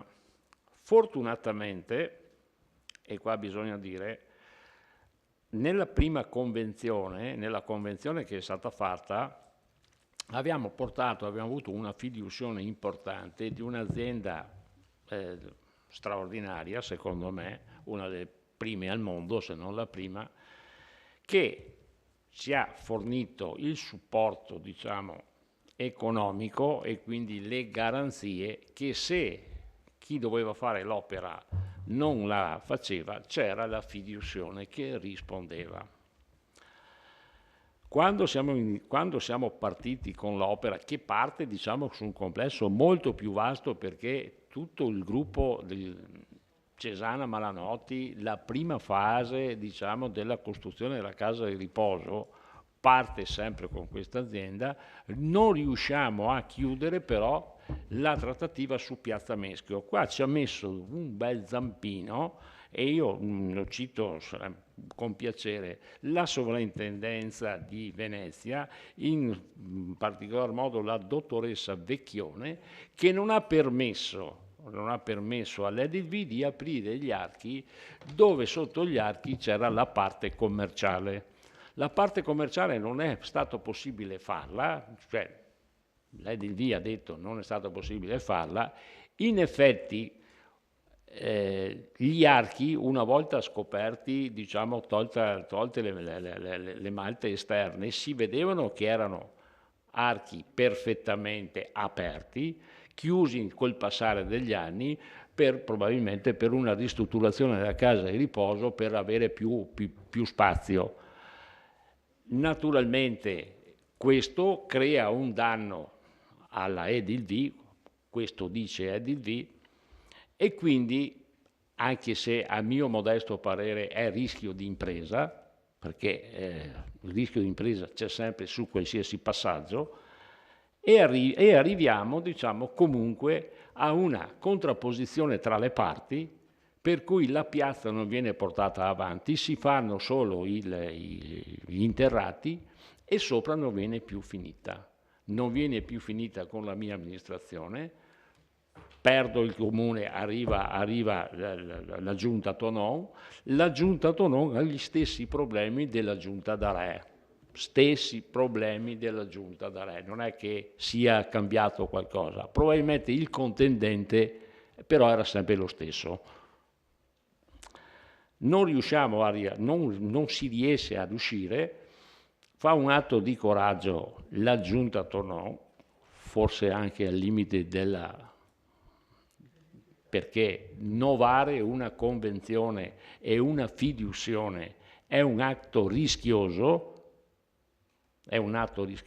perché se la fiduzione poi non viene più, ripeto, la Zurich ha fatto la sua parte fino in fondo, ha detto noi ci siamo e riescono a ripartire, tant'è vero che nell'accordo transattivo, allora PUR 2008 lo vado a leggere perché parcheggi con servitù a uso pubblico 1084 metri quadri, area verde con percorso pedonale, fiduzione di 1.491.992 che va chiaramente a scalare con le opere man mano che le opere vanno fatte.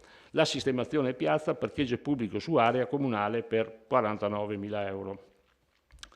Viene cancellata, viene novata questa convenzione, si parte con l'accordo 2016, Comune rinuncia ai parcheggi, Comune rinuncia alla fiduzione, sistema piazza a cura della Zurich, non va bene neanche ancora. Si arriva al 2017, altra convenzione, parcheggi di proprietà del Comune, Zurich versa 300.000 euro al Comune, sistemazione a cura del Comune, che è quello che è stata appena citata con tutti i passaggi tecnici ed economici che ha fatto l'ingegner Dalcin. Arriviamo oggi a questo accordo, che è un accordo tra le parti, con persone di buona volontà. La Giunta Tonon non porta l'accordo del 2017 in Consiglio Comunale, probabilmente, e qui mi fermo perché probabilmente non c'era l'accordo interno, lo portiamo oggi noi con senso di responsabilità nei confronti di un'opera pubblica che comunque è andata a buon fine, nel bene, nel male, con 1000 difficoltà. Oggi ritroviamo ad avere un parcheggio in servitù del Comune, servitù per 20 anni, qua dopo vediamo se si può fare qualcosa, un percorso pedonale, la Zurich versa 400.000 euro al Comune, l'Edilv versa 100.000 più 30.000 di opere pubbliche, per un valore monetario di 30.000. Questo è... E quindi questo è, diciamo, l'accordo transattivo finale che viene proposto questa sera, certamente con le difficoltà che il sindaco, l'ex sindaco Tonon, l'ex sindaco D'Are e l'ex sindaco Scottà e quant'altro si sono trovati in questo in lungo cammino, sarebbe da citare Dante, ma visto che siamo anche in ricorrenza, la fatica è stata molta, abbiamo faticato anche all'interno della nostra maggioranza per trovare un accordo giustamente di equilibrio, ma credo che questa sia la soluzione finale, viste anche le trattative fatte, visto che c'è un passaggio anche dal giudice, il quale dà delle precise indicazioni, che questo ci permette di uscire finalmente da questo impasse. Ho citato la storia, sono stato lungo, scusatemi, ma questo è quello che io vi posso dire, perché ero in Consiglio Comunale con Scottà, con me stesso, con Tonon e con Tony Miato. Spero di arrivare, di continuare. Grazie, consigliere Darè. Consigliere De Antoni. La mia intenzione è di votare a favore di questo provvedimento, proprio per le considerazioni che sono state fatte e anche per risolvere un problema annoso. Non voglio chiamarlo rogna, insomma, come è stato scritto sul giornale, ma voglio contribuire anch'io a rendere disponibile in forma regolamentata la piazza e i garage. Questo è, diciamo, il mio obiettivo.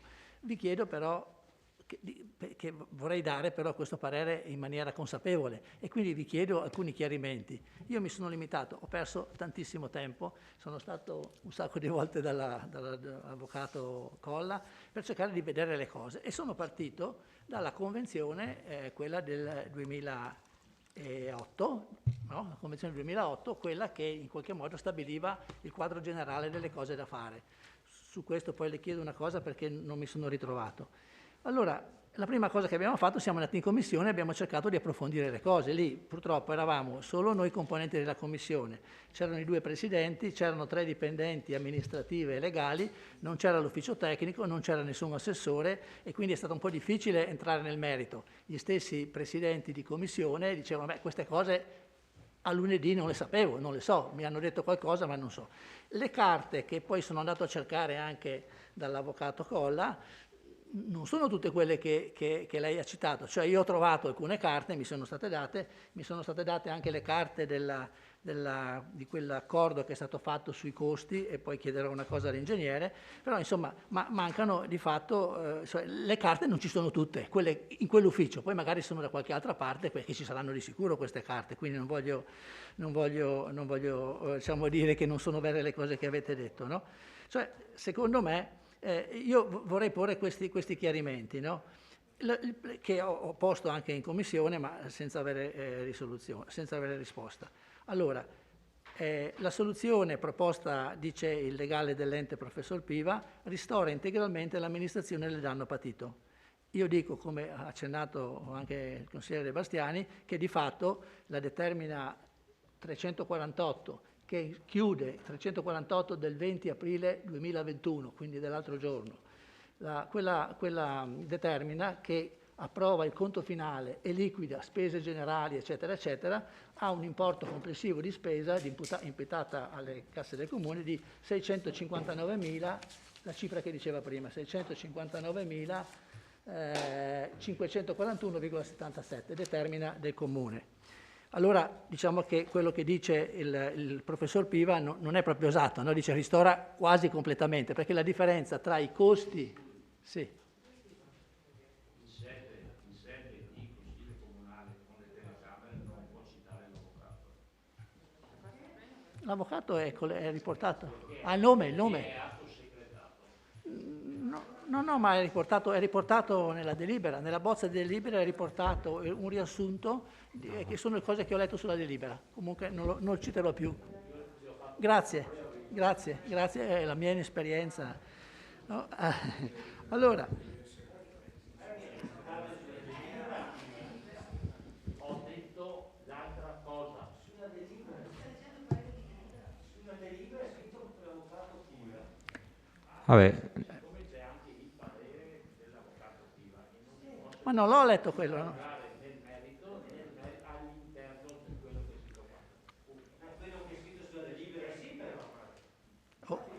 Sì, Continui, consigliere. Continui. Sì, per il professor Piva, se ci sente, ho riportato esattamente quello che c'è scritto sulle premesse della delibera, quindi è una cosa, non ho citato pareri perché non li conosco. Certo. Allora diceva che alla fine è una cosa conveniente, diciamo, e quindi è legittimo, dice sempre il legale, tra virgolette, addivenire, perché è scritto nella delibera, addivenire ad un accordo transattivo assunto sulla base di una motivata analisi di convenienza per l'ente. E io ho cercato di trovare questa convenienza per l'ente, ma non l'ho trovata sulle carte che ho trovato e chiedo a voi che c'eravate alcuni chiarimenti. Allora, c'è un primo problema, no? Sulla Convenzione 2008 c'era scritto che l'impresa si impegnava a fare il 5% della superficie residenziale per opere destinate all'edilizia residenziale pubblica. Non sono riuscito a trovare da nessuna parte se queste cose sono state fatte o meno. Speriamo che siano state fatte. Magari l'ingegnere avrà verificato questa cosa. La seconda domanda che faccio è stato realizzato il tratto di fognatura dall'impresa Edilvi, il tratto di fognatura bianca di Via del Maniero di cui l'articolo 5.2 della Convenzione? Allora, l'altra cosa, è stato realizzato il parcheggio ad uso pubblico del valore di 47.959. Cito gli importi perché sulla Convenzione si prevede che gli importi relativi a queste opere vengano ristorati con i fondi che l'impresa dovrebbe versare come oneri di urbanizzazione primaria e secondaria. Allora, nella Convenzione base c'era scritto che l'impresa doveva realizzare un parcheggio ad uso pubblico del valore di 47.959 in area che il Comune doveva definire. Mi risulta che doveva essere fatto questo parcheggio o in via dei Furlani o in via Sansovino, ma però non ho trovato anche qui carte che mi dicano che questo è. Poi, gli oneri, ho verificato, mi ero posto la domanda, ma oggi ho avuto la risposta dall'ufficio legale, che effettivamente gli oneri di costruzione sono stati tutti pagati dall'impresa e questa è già una cosa buona. Poi chiedo se l'impresa ha concorso, come era scritto nella Convenzione, ai lavori di ristrutturazione della canonica, perché c'era un passaggio in cui si diceva che l'impresa si impegna a fare questo. Poi, secondo me, diciamo, scrivere nella Convenzione che entro 60 giorni verrà concordato tra l'impresa e il Comune il regolamento per la gestione e per l'uso del parcheggio è un po' pericoloso, conoscendo l'impresa e conoscendo che in altri casi sono 20 anni, 30 anni che è stato realizzato un parcheggio sotterraneo e la Convenzione il regolamento non è ancora stato approvato. Un'altra cosa. È previsto che la gestione e la manutenzione ordinaria e straordinaria dell'area di Piazza Meschio sovrastante il parcheggio sia a carico del Comune, mentre nella convenzione originaria era scritto che questo era a carico dell'impresa. Non capisco un'altra cosa, quando lei citava quella superficie di circa 1500 metri quadri che è all'interno della Corte, dove noi abbiamo chiesto, il Comune ha chiesto nell'accordo di avere una servitù di passaggio, quest'area era stata valutata a 162.000 euro come valore. Consigliere, se riesce a finire e se no facciamo il secondo intervento direttamente. Ho quasi finito. Non Beh, capivo cosa sì. era che suonava. Dicevo che questo lavoro, diciamo, di sistemazione della Corte interna era valutato nella Convenzione 162.000 euro.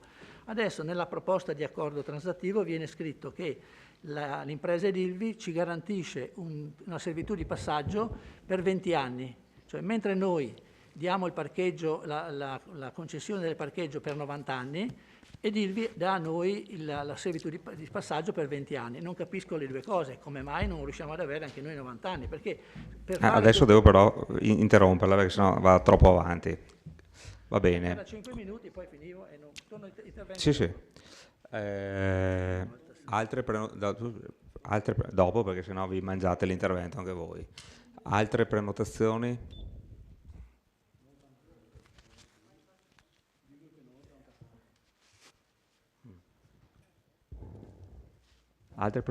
Vedo De Bastiani, consigliere, prego.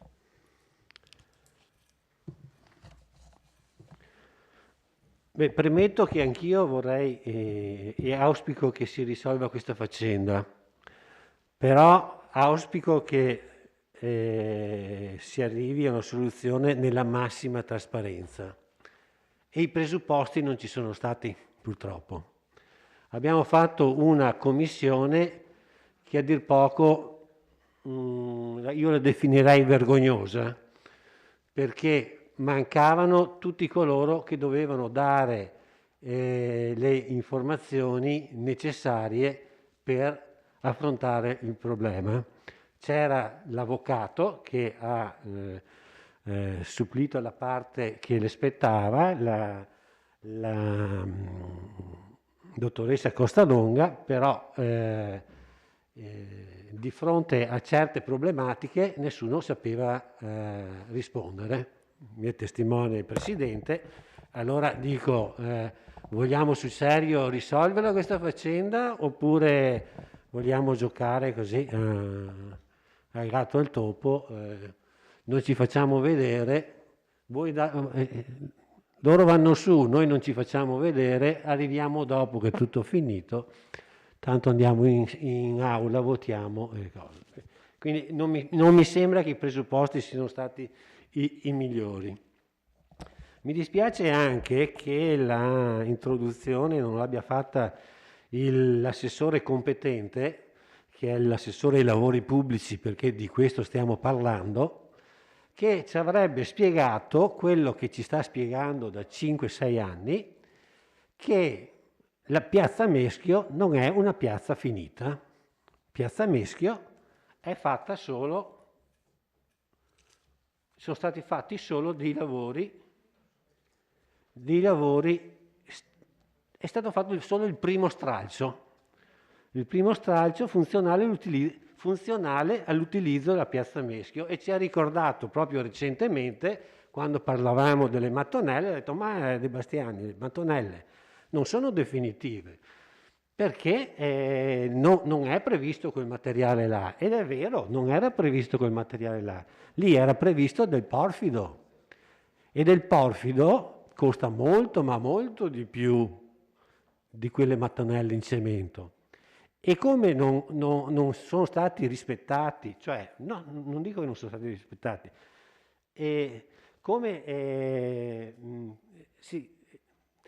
la piazza non è finita in quanto non sono stati utilizzati i materiali che erano previsti dal pirurea iniziale. Questo è quello che l'assessore Fasan ha sempre sostenuto, e che io, tirando fuori e mettendo tutte insieme le carte questa ultima settimana, devo riscontrare che aveva ragione.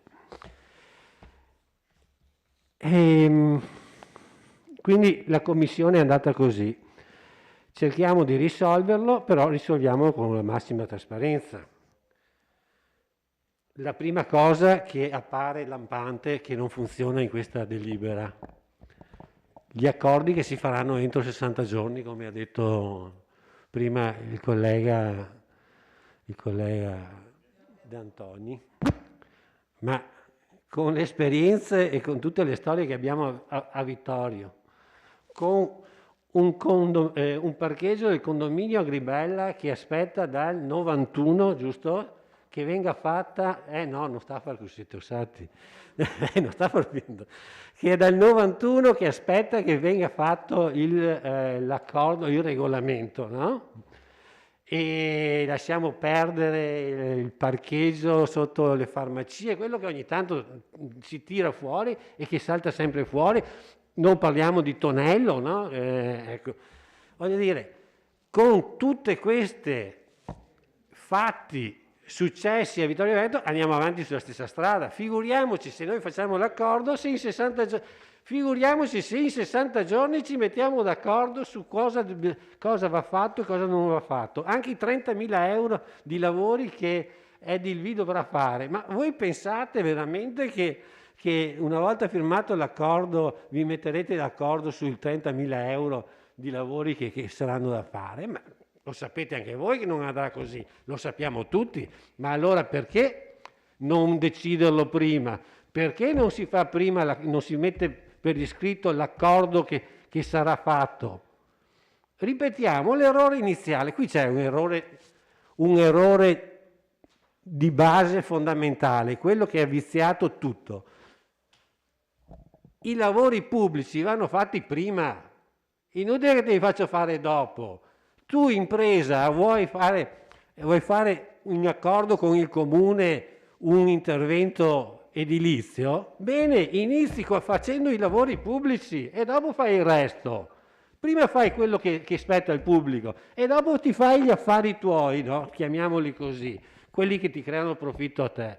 Solo così siamo sicuri che vada a buon fine. Siamo in Italia, lo sappiamo tutti, insomma, siamo il paese dei furbi, insomma, no? Questo è stato il vizio iniziale, no? L'errore iniziale, di aver lasciato la realizzazione della piazza alla fine, no? Allora gli appartamenti sono stati fatti, sono stati venduti, adesso non so se tutti, i parcheggi sotto i box sono stati fatti, sono stati venduti, è rimasto il comune col cerino in mano, no? E con tutto il disastro che è venuto fuori. E giustamente Darè diceva il rischio di impresa, cioè tutte le scuse accampate perché non c'erano gli archi, eccetera, cose. Vabbè, ma il rischio di impresa, qualsiasi impresa che si mette a fare un lavoro lo sa che può andare bene o può andare anche male. Quindi mettiamoci d'accordo, però lo facciamo, cioè, non si può votare questa sera questa delibera, anche perché in commissione non ci avete dato l'opportunità di approfondire, e anche perché i documenti che dovevano essere allegati agli atti non c'erano, come io ho fatto mettere a verbale al verbale della commissione. Il regolamento prevede che con la delibera siano depositati gli atti tutti i documenti che riguardano la delibera. Lì mancavano mezzi, a dir poco. Devo stringere, allora sì, perché stasera le parole saranno tante. Vado un attimo sul sodo e dopo ritornerò su queste cifre, perché secondo me sono fondamentali. 659.000 euro è il costo che il Comune ha sostenuto per la realizzazione della piazza, 650.000 euro. Chiediamo un ristoro di 530.000 euro, quindi c'è qui una perdita, un danno, chiamatelo come volete, di 130.000 euro. Cioè, firmando questo accordo, 130.000 euro sono solo tra la differenza di quanto il Comune ha speso complessivamente per Piazza Meschio, per le imprese, per l'altro, e quanto pensa con questo accordo di incassare. 95.000 euro, anzi 96.000 euro, li avanziamo ancora da Edilvi, perché il Comune ha abbonato il parcheggio in via Sansovino con l'accordo fatto, penso, dal sindaco Darè, che quei 96.000 euro andavano... Ha finito il tempo. Sono altre due Sì, cifre, sì. andavano a ristoro di lavori della piazza, quindi venivano migliorati i lavori della piazza. 2 o 3 appartamenti ERP in edilizia residenziale pubblica, spariti. Questi qua non li ha nominati il giudice, non li ha nominati il revisore dei conti, non appaiono nella delibera, però quelli ci sono. Ultima quelli cifra. c'erano. Ultima. E qui c'è un'ulteriore perdita, a mio avviso, di 50.000 euro. Ultima, questa sarebbe la fesseria che non si può votare, la manutenzione ordinaria e straordinaria. L'accordo è nato con manutenzione ordinaria e straordinaria a carico dei privati. Allora, noi calcoliamo anche solo 90 anni, anche 1.000 euro all'anno sono 90.000 euro. Conti della serva, però i conti sono questi. Okay. Arriviamo a 400.000 euro di perdita, 400.000 euro di danno erariale. Consigliere De Bastiani ha finito, dopo le tolgo un minutino. Avanti, altre prenotazioni? Dus? No. No. Questo. Consigliere Bagliana, prego. Sì. Allora, dunque, anch'io ho avuto molta difficoltà a ricostruire tutto quello che c'è scritto in questa delibera, molto corposa, molto complicata, e c'è un elenco di tutte le situazioni che si sono succedute e che sono state illustrate man mano negli interventi che mi hanno preceduto.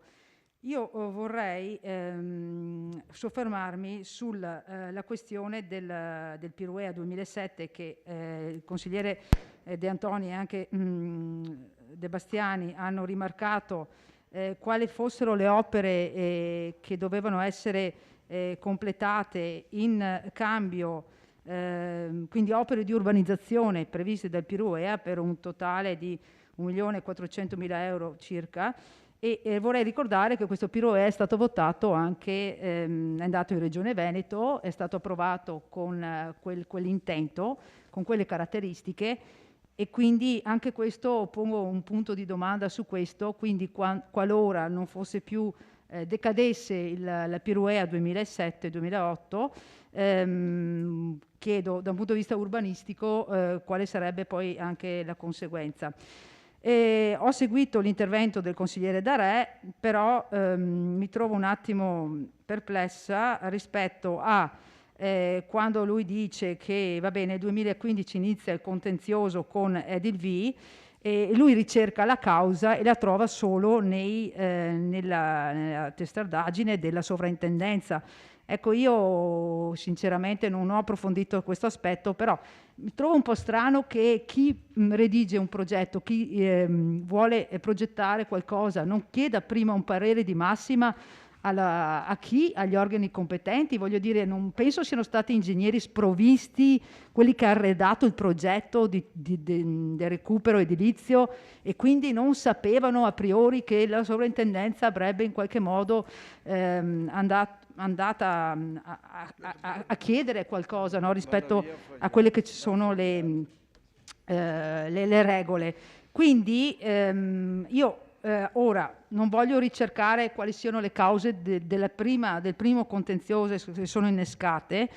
Sta fatto che dal mio punto di vista non sempre tutto è colpa di una persona, non sempre tutto è colpa di una parte, ma potrebbe essere, ma questo non lo so, quindi la butto là, insomma, che anche la parte burocratico-amministrativa potrebbe aver in qualche maniera, adesso ripeto, non so, però qualche problema c'è stato, no? E da quello poi siamo passati appunto al comune che voleva passare all'escussione della fideiussione, e a quello che abbiamo ripetuto prima, e quindi Zurich che è intervenuta in tribunale. Anche qui lei, ingegner Dalcin, se è giusto, dice che nell'agosto 2016 il comune vuole procedere all'escussione della polizza, e anche qua cioè, il comune fa degli atti d'azione importanti. Chiedo all'avvocato Colla, ma mi sembra l'abbia ribadito anche in commissione, che il comune era un po' obbligato, cioè era obbligato a procedere in questi termini. Volevo una conferma rispetto a questo. E un'altra conferma che volevo è relativa quando c'è stato l'accordo del 2016, il 19 gennaio 2016, poi convalidato dalla delibera del Consiglio Comunale del 7 marzo 2016, dopodiché c'è stato il ricorso di un cittadino, Diego Piaia, c'è scritto qua nella delibera, non sto citando niente di segreto, in cui c'è stato questo ricorso al TAR, e chiedo anche qua, il suddetto schema di accordo conciliativo non ha avuto esecuzione. Quindi la mia domanda è, l'accordo 2016 era attivo, era esecutivo o era bloccato dal ricorso al TAR? Anche questa è una questione che volevo evidenziare. A un certo punto anche Edilv, ricorrendo, fa delle richieste al comune, no? Di accertare e dichiarare in particolare la reiterata inadempienza del comune di Vittorio Veneto agli obblighi di tempestivo rilascio delle dichiarazioni di agibilità secondo quanto previsto dall'articolo 3 dell'accordo conciliativo. Allora chiedo, ma allora questo accordo era fermo, era bloccato, e perché Edilv fa queste richieste al tribunale?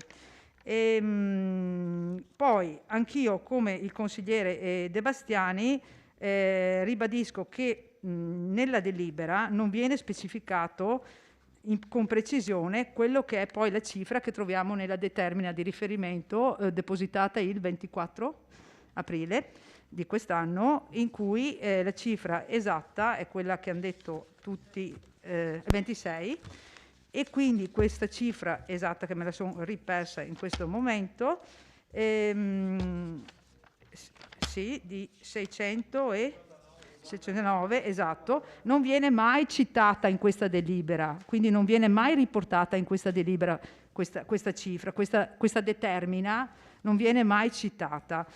Stessa cosa succede nel considerato del verbale del parere dei revisori. Anche qui loro omettono un dato secondo me importante per una valutazione, che è quello del determinato di quella determina. Vado velocemente e ritorno, quindi le differenze le ha fatte il consigliere De Bastiani, quello dei 130.000 euro più una serie di oneri. E altra cosa che volevo sottolineare, andando nel merito della delibera e nel merito dell'accordo che poi sarà sottoposto questa sera, nei punti specifici a me premeva sottolineare la questione il punto numero 5, costituzione di servitù di uso pubblico da parte di Adilvi sopra un'area di 1084 del parcheggio interrato, con approvazione del relativo regolamento di gestione convenzionato. Non ripeto tutto quello che ha detto il consigliere De Bastiani, cioè quando le convenzioni nel comune di Vittorio Veneto molte volte non sono state fatte, non sono state attuate, e quindi anch'io ribadisco che sarebbe necessario prima avere delle indicazioni, o quantomeno avere già un impegno rispetto a questo. Ha citato via Brandolini e tutta una serie di altre convenzioni. Bene. Proseguirò dopo. Ok, Grazie. Consigliere Dus, prego. Sì. Dunque, c'era un vecchio socialista che diceva che sarebbe molto più semplice far politica se le scelte che si fanno non avessero poi delle conseguenze. E purtroppo noi sappiamo che invece così non è, e questa sera abbiamo una rappresentazione plastica della cosa, o quantomeno io ce l'ho, questa rappresentazione plastica. Perché prima il consigliere Darè ha citato tutti i sindaci che sono intervenuti in questa vicenda e che hanno tentato di più volte di sbrogliare la matassa. Io umilmente tento di portare la voce dei consiglieri comunali oltre che i sindaci, perché, come ho detto, anche noi umili consiglieri abbiamo giocato il nostro ruolo, e questa sera scopro che quel ruolo non è stato giudicato o corretto da qualcuno, e che ha ritenuto di denunciare la cosa nel 2016. Ora, grazie a questa determina qui, quella denuncia potrà cadere. Non è che sia contento se uno mi denuncia e poi mi toglie la denuncia, non è che prima ti dico grazie che mi hai tolto la denuncia, magari potevi evitare di farla. Evidentemente così è stato e si va avanti. Stante la delicatezza del punto all'ordine del giorno, mi ero preparato un intervento per cercare di districarmi in questa proposta, e sono andato a rileggermi le pagine del Consiglio Comunale del 2016, una lunga lettura, sono circa 76 pagine molto dense, e in quel Consiglio ci furono numerosi interventi, erano presenti appunto l'ingegnere del CIN, c'era il dottor Enzio Micelli, l'Antoniazzi, l'avvocato Barbara Colla, eccetera, eccetera. La vicenda era probabilmente molto più sentita di quello che lo è oggi, perché c'era un punto dirimente, cioè la piazza era ancora un'eterna incompiuta allora. Poi, grazie a quello che può essere definito un atto di coraggio, si è riusciti a concluderla.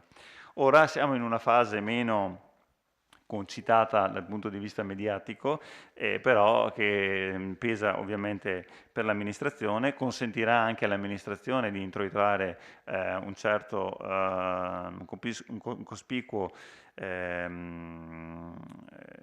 incremento nelle casse comunali, perché insomma entreranno dei soldi che si potranno poi spendere in altre opere.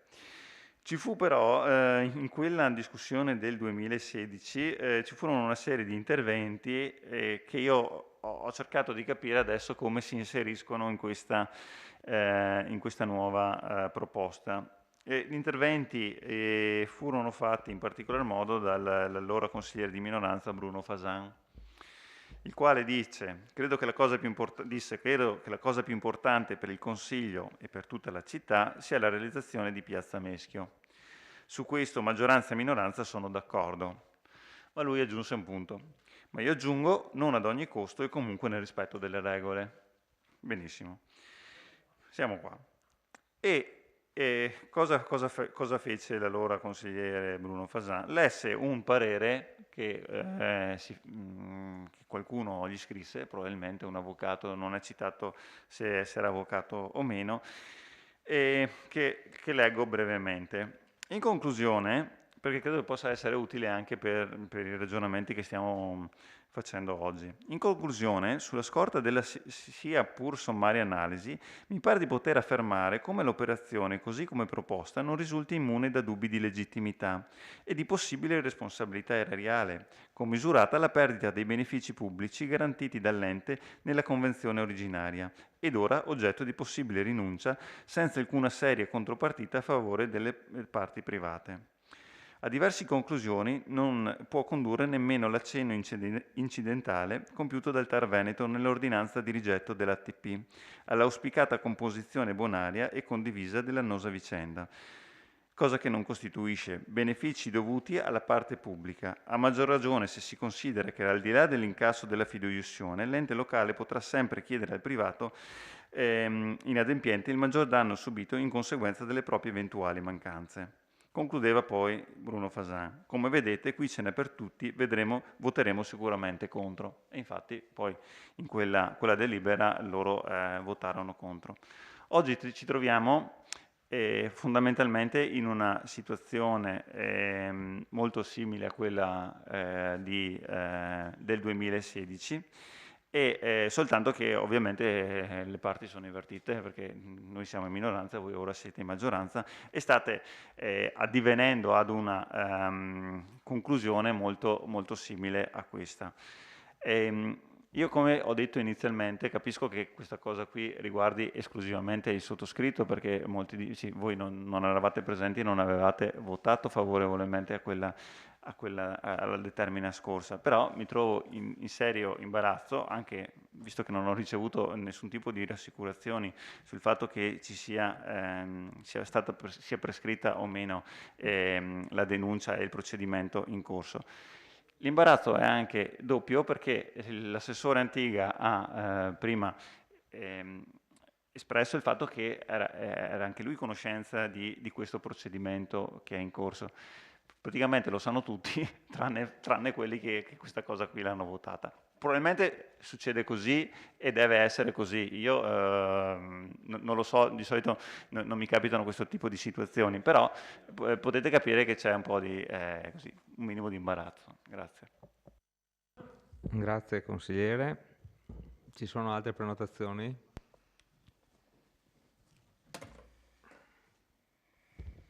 Prego, consigliere Tonon. Grazie.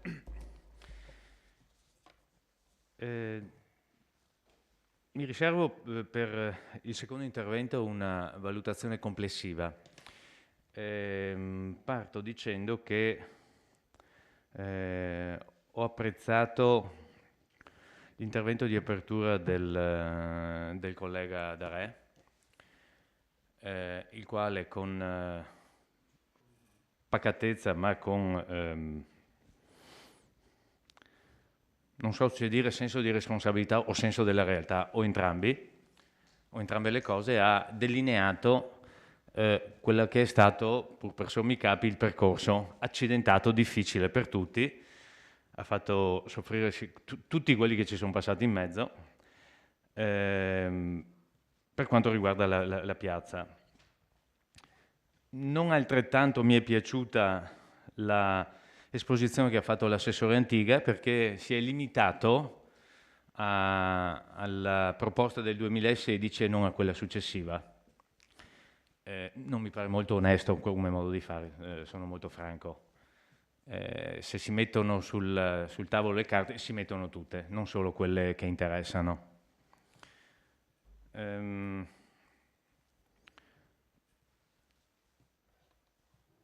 Vorrei far notare che la delicatezza e la difficoltà, credo che lo possa riconoscere anche l'apparato tecnico-giuridico qui presente, nel stendere i documenti, lascia sempre un margine di errore e di discrezionalità che direi che è praticamente insormontabile. Perché dico questo? Leggo la determinazione numero 348 del 20 aprile 2021, cioè quella fatta 10 giorni fa. Il dirigente del settore, premesso che con delibera del Consiglio Comunale numero 29 del 28/17, dichiarata immediatamente eseguibile, è stata approvata la prima variante al programma triennale opere pubbliche, in sostanza cita quando è stata inserita Piazza Meschio, che con determinazione 6 e 28 del 25 agosto 2018 è stato affidato all'ingegner Vittorino Dalcin l'incarico per la progettazione esecutiva, eccetera, che con deliberazione di giunta comunale numero 197 del 27/10/2017, nel 18 viene affidato l'incarico, nel 17 viene approvato il progetto. No, lo so, ma vado avanti perché non è finita qui. Il progetto esecutivo delle opere, stavo dicendo quanto è delicato e quanto è difficile, perché qualcuno dice bastea far. Redatto dall'architetto Vittorino Dalcin con il supporto per la parte architettonica della sottoscritta architetto Wanda Antoniazzi. Io sono rimasto un attimo perplesso perché ho detto, oddio, i tempi non coincidono con il mio modo di vivere evidentemente. Perché non l'ha firmato l'Antoniazzi, ovviamente, l'ha firmato l'ingegner Alessandra Curti, ovviamente. Ma questa era solo una... E questo ce lo ritroviamo fatto 10 giorni fa, neanche. Perché dico questo? Perché quando si minimizza il risultato di un'opera che è stato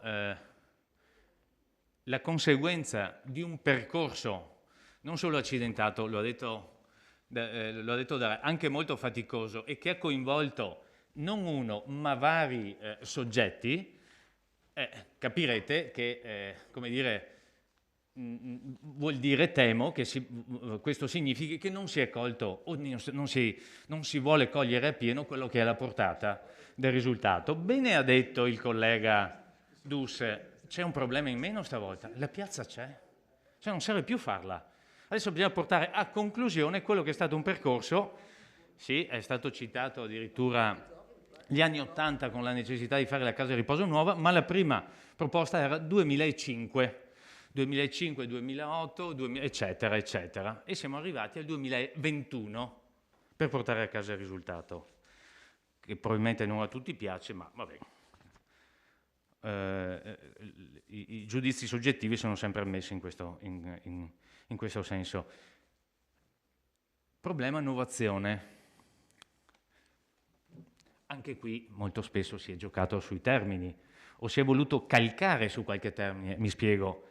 Vado proprio, visto che Gian Antonio Darè citava la Zurich, penso si possa citare, no? Visto che è la compagnia assicurativa che aveva garantito la fideiussione. Se la compagnia avesse avuto la certezza che con la transazione votata in Consiglio Comunale e non perfezionata, lo ricordo, e non perfezionata, e questo l'assessore Antiga non l'ha detto, la fideiussione sarebbe diventata inefficace e quindi priva di effetto, secondo voi una compagnia come la Zurich che nel 2020 ha raccolto 52 miliardi di premi e ha fatto un utile di 2,57 miliardi. Avrebbe avuto qualche timore? Ma, ah sì? Sì, poveretti magari, figurarsi. Se fosse stata Novata e avesse avuto la certezza, non avrebbe tirato scucito un centesimo. Evidentemente non era così. Evidentemente non era così. E questo lo dicono tutte le persone di buon senso che dal punto di vista legale dicono sì, però la certezza assoluta non c'è. Quindi non c'era evidentemente neanche da parte di Zurich.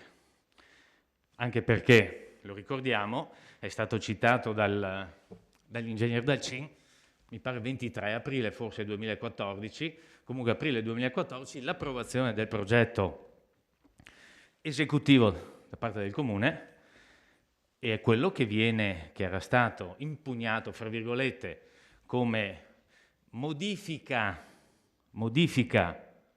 dell'oggetto della fideiussione da parte di Zurich, perché la fideiussione era stata prestata su un progetto urbanistico, non su un progetto esecutivo. E questo è uno dei punti 23 aprile 2014, giusto per precisare anche le posizioni e le date. Detto questo, ritengo che sia, come dire, una conclusione, io ritengo logica e auspicata, che è in linea con quanto l'amministrazione precedente, quella che ho avuto l'onore di presiedere, aveva tentato di fare.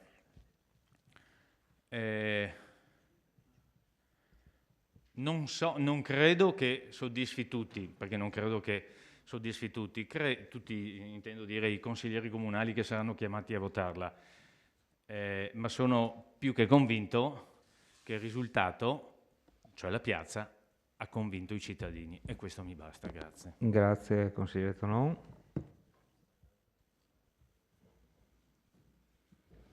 Non vedo altre prenotazioni. Consigliere Gomiero, prego. Buonasera a tutti.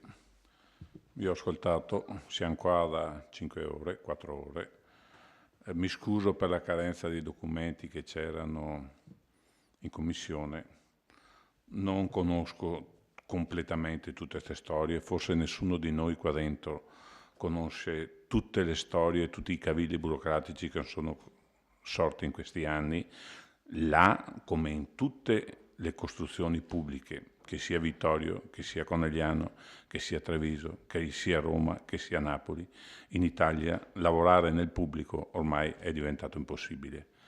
Mi dispiace per il consigliere Dus, che ho visto molto alterato stasera, non sapevo neanch'io di quell'atto che c'è in corso, però ricordo a tutti che in un istituto che fa parte del comune di Vittorio Veneto c'è stato un presidente che ha mandato a processo o tentato di mandare a processo 5 anni fa decine di persone che sono là, che qualcuno è andato anche di testa, poveretto, a 70 anni da sé a prendersi la responsabilità di alzare la mano, però ribadisco, ci vuole a volte il coraggio di andare avanti, perché gli ho ricordato prima il consigliere Dus che quando abbiamo alzato la mano per il reitero del vincolo del traforo, da sprovveduti qualche volta, dopo un po' ho pensato che i 230.000 euro di danni, che poi non so come è andata a finire, è stato ritirato tutto, il comune ha compensato, non voglio entrare in merito, qui 230.000 euro abbiamo alzato la mano in 10, erano 23.000 euro a testa, forse qualcuna delle nostre mogli a casa ci avrebbe dato qualche mazzata in testa, però convinti di fare il giusto per quel traforo, visto che adesso è adoperato con tutto il casino che è successo. Non più tardi di oggi ho visto sui giornali qualche altro ex esponente politico del comune di Vittorio Veneto che ritorna giù in Corte dei Conti se abbiamo il coraggio di votare sta roba qua.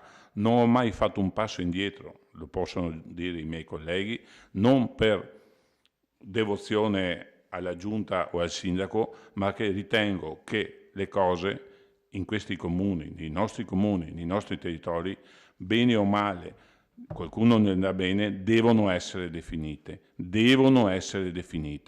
e spero, mi auguro che le persone responsabili che ci sono qua dentro, perché per anni qua dentro si è andati facilmente in procura, lo sa Darè, lo sa Scottà, non so anche voi, adesso capitate anche voi in quella bolgia infernale di persone che di noi non gliene frega assolutamente niente, che stiamo qua a alzare la mano. Però, come dice Tonon, come dice Darè, e come ha il coraggio di continuare Miatto, abbiamo risolto dopo 30 anni la ciclabile, là da Mulino Galvani, stiamo risolvendo a Piazza del Meschio, bene o male il traforo funziona, c'è un po' di colonna, ma a San Giacomo stasera è raddoppiata, triplicata la colonna e ne sono contento, perché vuol dire che un po' di vita sta riprendendo, perché il Covid, oltre che a far morire la gente, ha distrutto moralmente la voglia di fare. Quindi convinto di votare stasera sta operazione, rimanerò nelle mie idee e qualche volta quando ci arrabbiamo uno con gli altri, tu hai fatto così, tu hai fatto colà, ci sono danni dappertutto, perdiamo soldi su e giù, potremmo anche perdere di soldi, ma le amministrazioni pubbliche in tutta Italia ne sperperano tantissime, vogliono contestarsi quei 130.000 euro di differenza.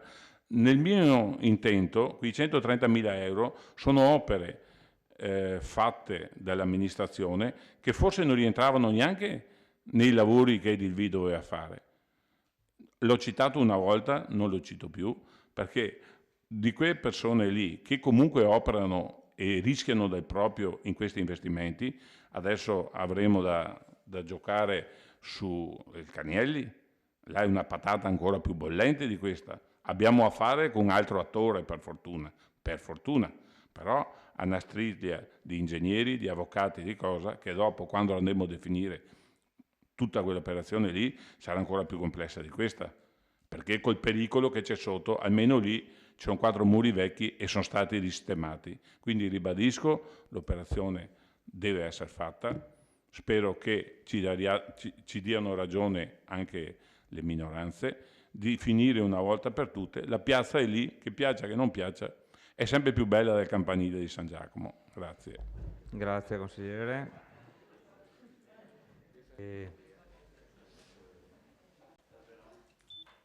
Altri interventi? Se non ci sono altri interventi, qua passiamo alla votazione. E allora, secondo giro, avanti, prenotate, non stiamo in surplus, prenotate. Prego, Assessore. Grazie Presidente. Alle risposte velocemente, se posso, De Antoni andava a paragonare il 2008 al 2016, corretto? No, il 2008 al 2008 al 2016 o il 2008 al 2020, c'è qualcosa di sbagliato, nel senso che il 2008 non esiste proprio più. Noi abbiamo in tasca il 2016, che è qui rappresentato, e questa sera valutiamo il passaggio dal 2016 al 2021, perché il 2008, se lei legge, risoluzione della convenzione già votata, quindi non esiste più. Stiamo parlando di sogni meravigliosi e belli, ma che appartengono ad altri. Come il 5% della residenza pubblica che necessariamente è cassato. Quindi il bilanciamento va fatto tra il quadro di sinistra 2016 e il quadro di destra 2021. Tutti gli altri sono cose che si possono fare, ma così lasciano poi il tempo che trovano.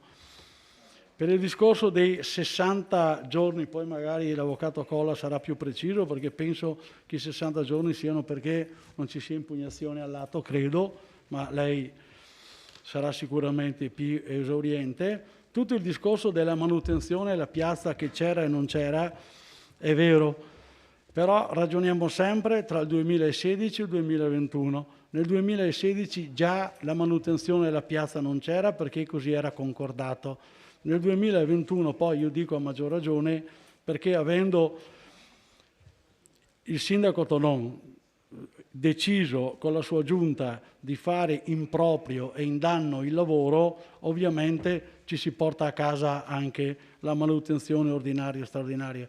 Dico di più al sindaco Tonon, che se fossi stato nella sua giunta gli avrei votato anch'io di fare quella piazza perché c'era necessario.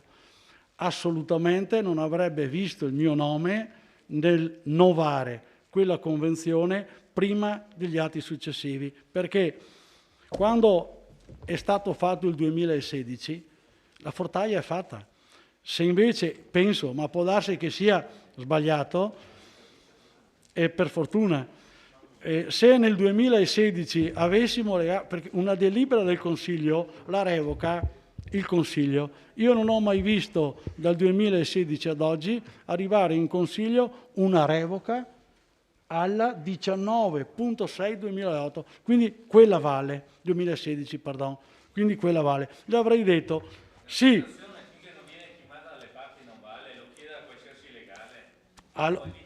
Ma allora, perdoni, avremmo già vinto la causa?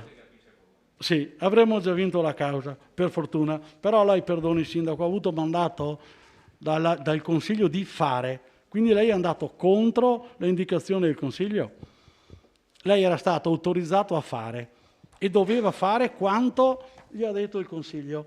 Quindi lei mi sta dicendo che non l'ha fatto. No, io non sto dicendo questo. Io sto dicendo che una transazione già se uno non la firma...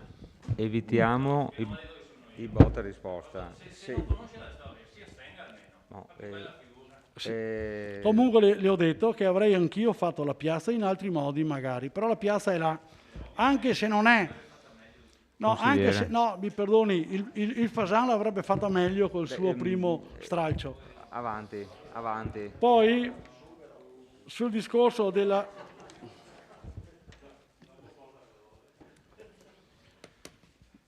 previsione urbanistica, la polizza. La polizza, allora, no, c'era il De Bastiani, se non ricordo male, sì, che diceva perché le opere pubbliche o cedute al comune non si fanno prima delle opere, perché magari c'è qualche difficoltà a fare e normalmente gli si attacca una polizza fideiussoria nell'eventualità che non venga fatta, si faccia quella la protezione. Ma la polizza ha avuto il suo effetto, perché la polizza del 1,4 milioni, la polizza del 1,4 milioni è stata mantenuta valida, secondo me fino al 2016 minimo, però è stata anche decurtata perché ogni volta che veniva fatto venivano fatte, bravissimo, andava in automatico decurtata, il che vuol dire che la polizza, questa polizza al 2016, su indicazione fatta dal giudice e chiesto all'ingegnere del SIN, mi indichi qual è il prezzo che manca alla finire le opere di competenza del VI, l'ingegnere dice 530.000, quindi quella polizza già era ridotta a 530.000. Poi un'ultima precisazione per dire, perché gliel'ho chiesto prima, ma ho piacere che lo ripeta, per cortesia, che sia chiaro, la piazza Meschio, con i contenuti del 2014, non aggiungendo tutte le cose che abbiamo fatto in più, quindi rifare gli impianti, la mera piazza equivalente a cosa costa? Prima che ci siamo confrontati con i numeri, l'ingegnere diceva guarda che i 530 non sono 530, sono addirittura meno. Ma quindi, ma se lei nel progetto della piazza Meschio fa una pista ciclabile fino a Conegliano di 2,5 milioni, il danno non si somma, è altra opera. Ma chiedetelo, è qua. Chiedetelo. Vale. No. Ma è stato tolto rispetto a 2016? Forza, scusate. 2016? No, scusate. Non esiste più il 2008. Scusate, altrimenti vi tolgo la parola. Attenzione, chiudiamo sto botta e risposta, finiamo l'intervento. Bon, finito. A posto. Consigliere De Antoni. Solo per fare una domanda all'avvocato Colla, perché... Lasciami fare questa domanda, per favore. lasciami fare. Io ancora rispondo. No?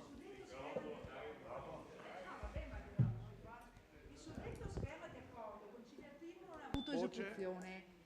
Quindi mi spiegate come fate cioè c'è scritto qua, chiedo se qualcuno mi dà cortesemente una risposta rispetto a questo, era esecutivo o no questo schema di accordo 2016? Uno alla volta, una domanda, prego Avvocato Colla se riesce a rispondere. Allora, nel 2016 a gennaio abbiamo sottoscritto legali e parti un accordo, uno schema di accordo che doveva essere approvato dal Consiglio Comunale. È stato approvato dal Consiglio Comunale, ma doveva essere sottoscritto davanti al notaio da tutte le parti. Nel momento in cui fosse stato sottoscritto sarebbe diventato efficace e quindi vincolante per le parti.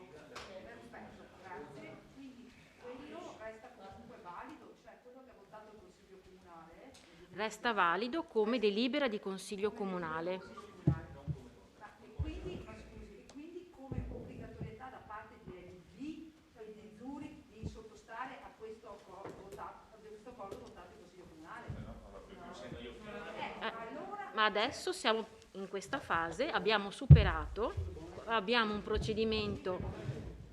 procedimento giudiziario nuovo e quindi dobbiamo prendere posizione anche rispetto a una delibera precedente che adesso non ha più ragione di esistere.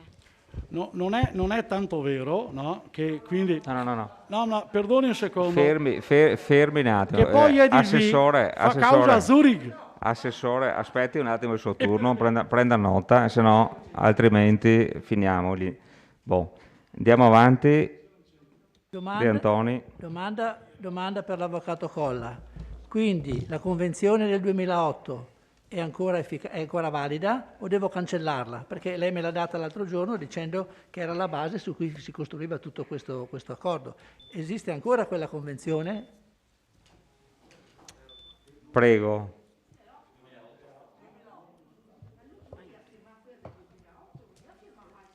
Non abbiamo firmato altre convenzioni per ora oltre a quella del 2008.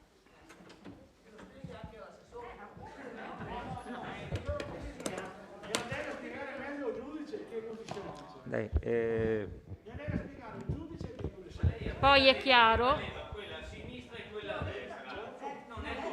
Bene, andiamo avanti. Ah, scusa. No, ma allora deve capire che qua è sconvolto tutti i numeri, quindi faccio fatica a capire che, ecco. Prema per favore non è una mia cattiva volontà. Grazie Presidente. È sempre affascinante ascoltare le teorie giuridiche dell'assessore Antiga. Poi ogni tanto mi domando dove mi sia laureata, ma insomma questa è un'altra questione, è un problema mia personale, non certo della città di Vittorio Veneto.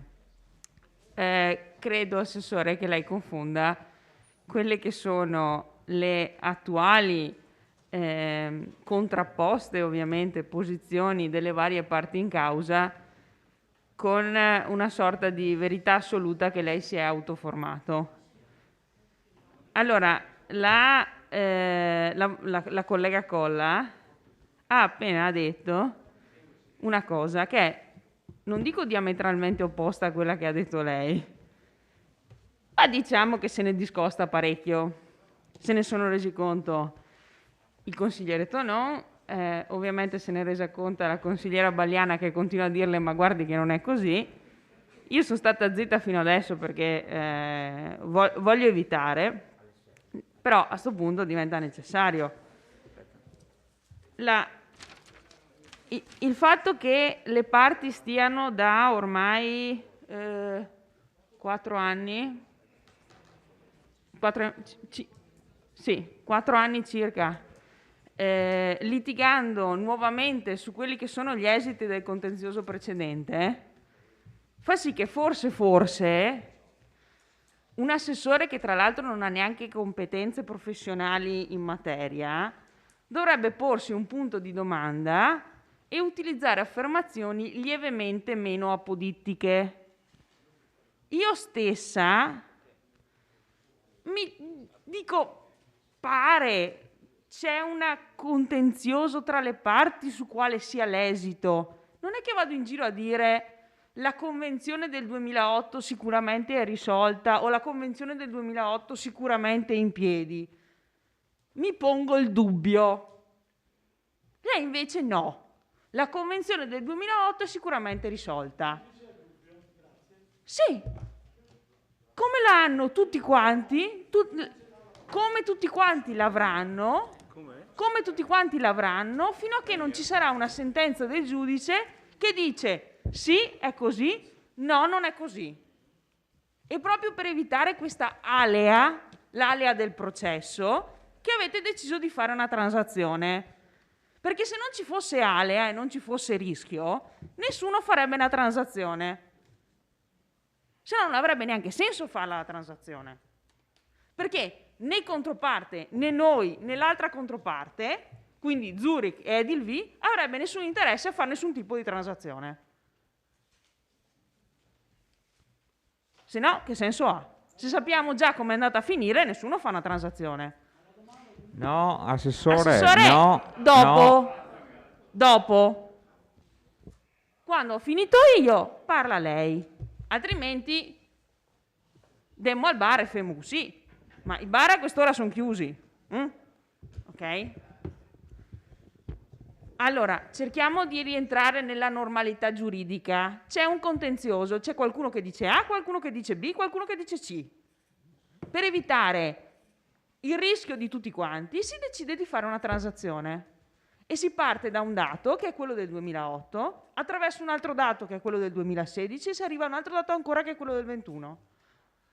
Anche perché le ricordo che l'ipotesi di transazione del 2016 e la conseguente, o meglio, e la delibera del Consiglio Comunale del 2016 furono vagliate non solo dall'attuale minoranza, da chi era in giunta e da chi era in Consiglio Comunale, ma furono vagliati anche dall'ufficio legale del Comune, dei revisori dei conti, dal dottor Micelli, che è uno dei più grandi esperti italiani di estimo, e non è che tutti quanti abbiano detto è sicuro così. Neanche il collega Piva, del quale lei ha giustamente, direi, tessuto le lodi stasera, ha mai detto è sicuramente così. O meglio, lui sostiene quella tesi perché è il nostro difensore, giustamente.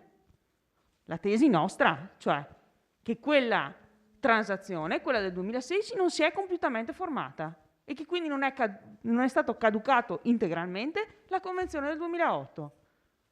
Se non crede a queste parole, se le faccia spiegare meglio dall'ufficio legale del Comune. E poi non mi pare tanto furbo andare a dire pubblicamente, sostenere pubblicamente le tesi esattamente contrarie di quelle che noi in sede processuale come Comune stiamo sostenendo. Non mi pare tanto furbo, Comunque. Grazie, consigliere. Altre prenotazioni? Non vedo altre prenotazioni.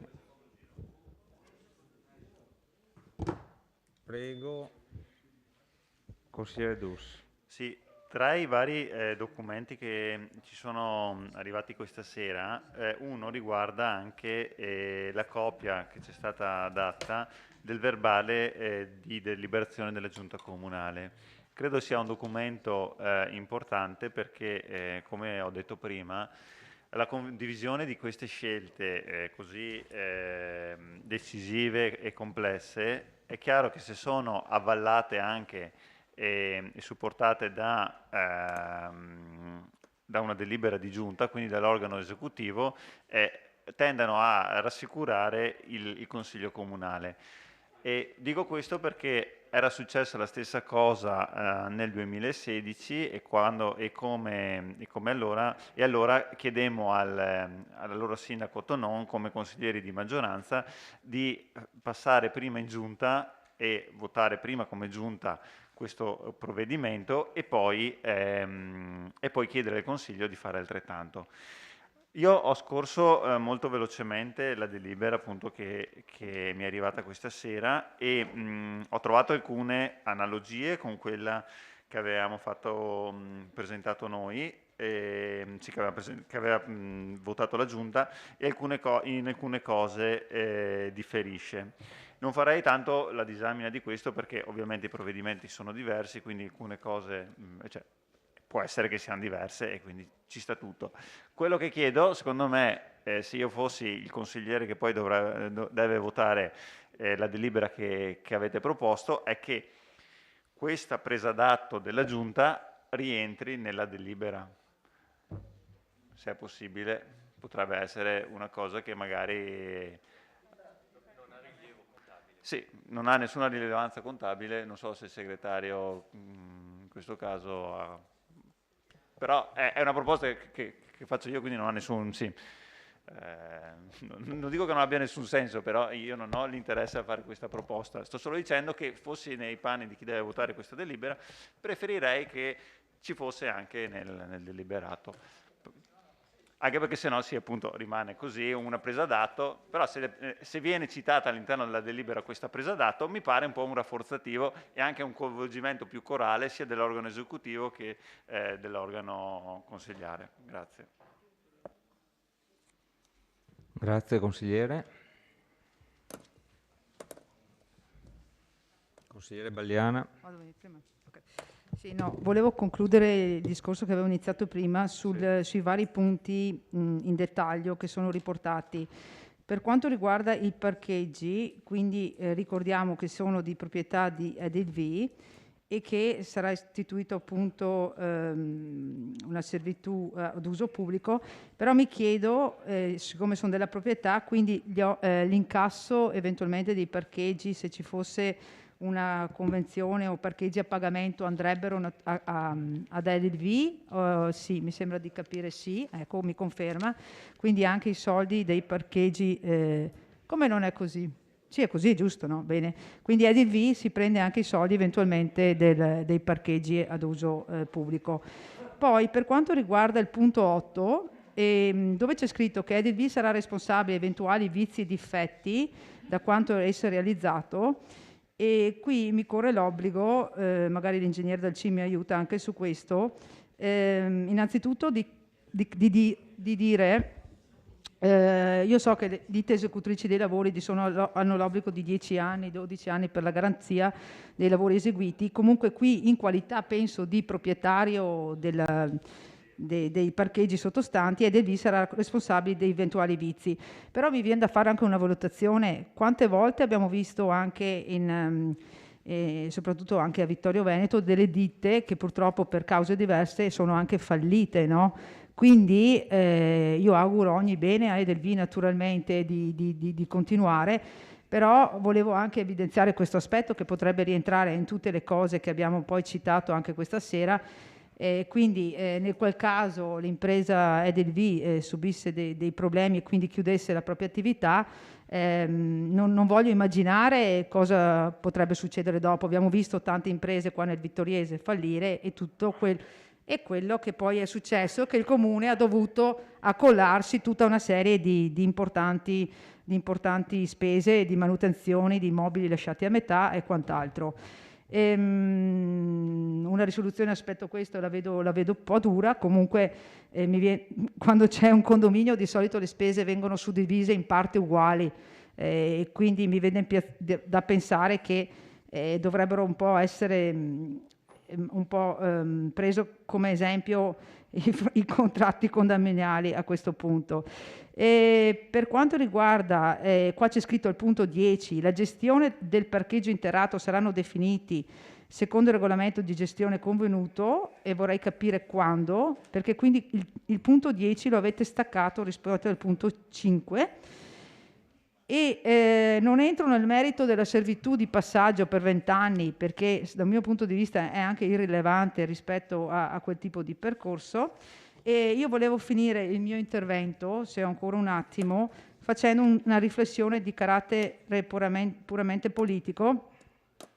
Secondo me, ancora una volta, siamo di fronte ad una partita dove il vincitore dal mio punto di vista in questo caso è la componente privata a discapito della parte pubblica. Allora io sono d'accordo che i lavori eseguiti sono stati fatti in modo a regola d'arte, la piazza è una bella piazza, il risultato finale è stato portato a casa e qua siamo d'accordo tutti. E la domanda che mi faccio è come si portano a casa questi risultati, no? Mesi fa, l'abbiamo ricordato, questo Consiglio ha di nuovo votato una proposta conciliativa. Un po' di silenzio in aula perché c'è una persona che sta parlando. Una proposta conciliativa con esborso di 300.000 euro a favore di un privato, più l'approvazione di una variante urbanistica su proposta del privato stesso, senza nulla ricevere o poco in cambio. Anche in quel caso si imputava la causa alle varie controversie e a varie lacune. Da parecchi anni, l'ha sottolineato il consigliere De Bastiani, tiene banco la questione dell'ex tonello e quindi ora vorrei fare una valutazione e dire, cioè chiediamoci su questi tipi di urbanizzazione, su questi tipi di strumenti urbanistici qual è il beneficio pubblico e quello privato e soprattutto quanti PUE o strumenti urbanistici similari sono arrivati alla fine con esito positivo e con la realizzazione dell'opera speciale prevista, ovvero il bene pubblico che il privato si era impegnato a realizzare in cambio di investimenti e costruzioni private. E sarebbe pure utile, secondo me, che il Consiglio indagasse quali sono le motivazioni che poi conducono a alle volte alle perdite per la collettività. Io sono d'accordo con lei, Gomiero, che è sempre così, ogni volta è così, però non è giusto che noi amministratori pubblici accettiamo a cuor leggero queste cose. No, andiamo a Roma, noi dobbiamo essere capaci in qualche maniera, trovare le soluzioni, ma questo serve da esempio, perché come ha detto lei, e condivido, la prossima sarà l'ex Carnielli. Allora, riusciremo una volta tutti a far tesoro, proviamoci, voglio dire, e anche da un punto di vista urbanistico proviamo a vedere se con altre modalità, con altri strumenti riusciamo in caso mai a blindare questi accordi. Mi fermo, grazie. Sì, grazie, è finito il tempo.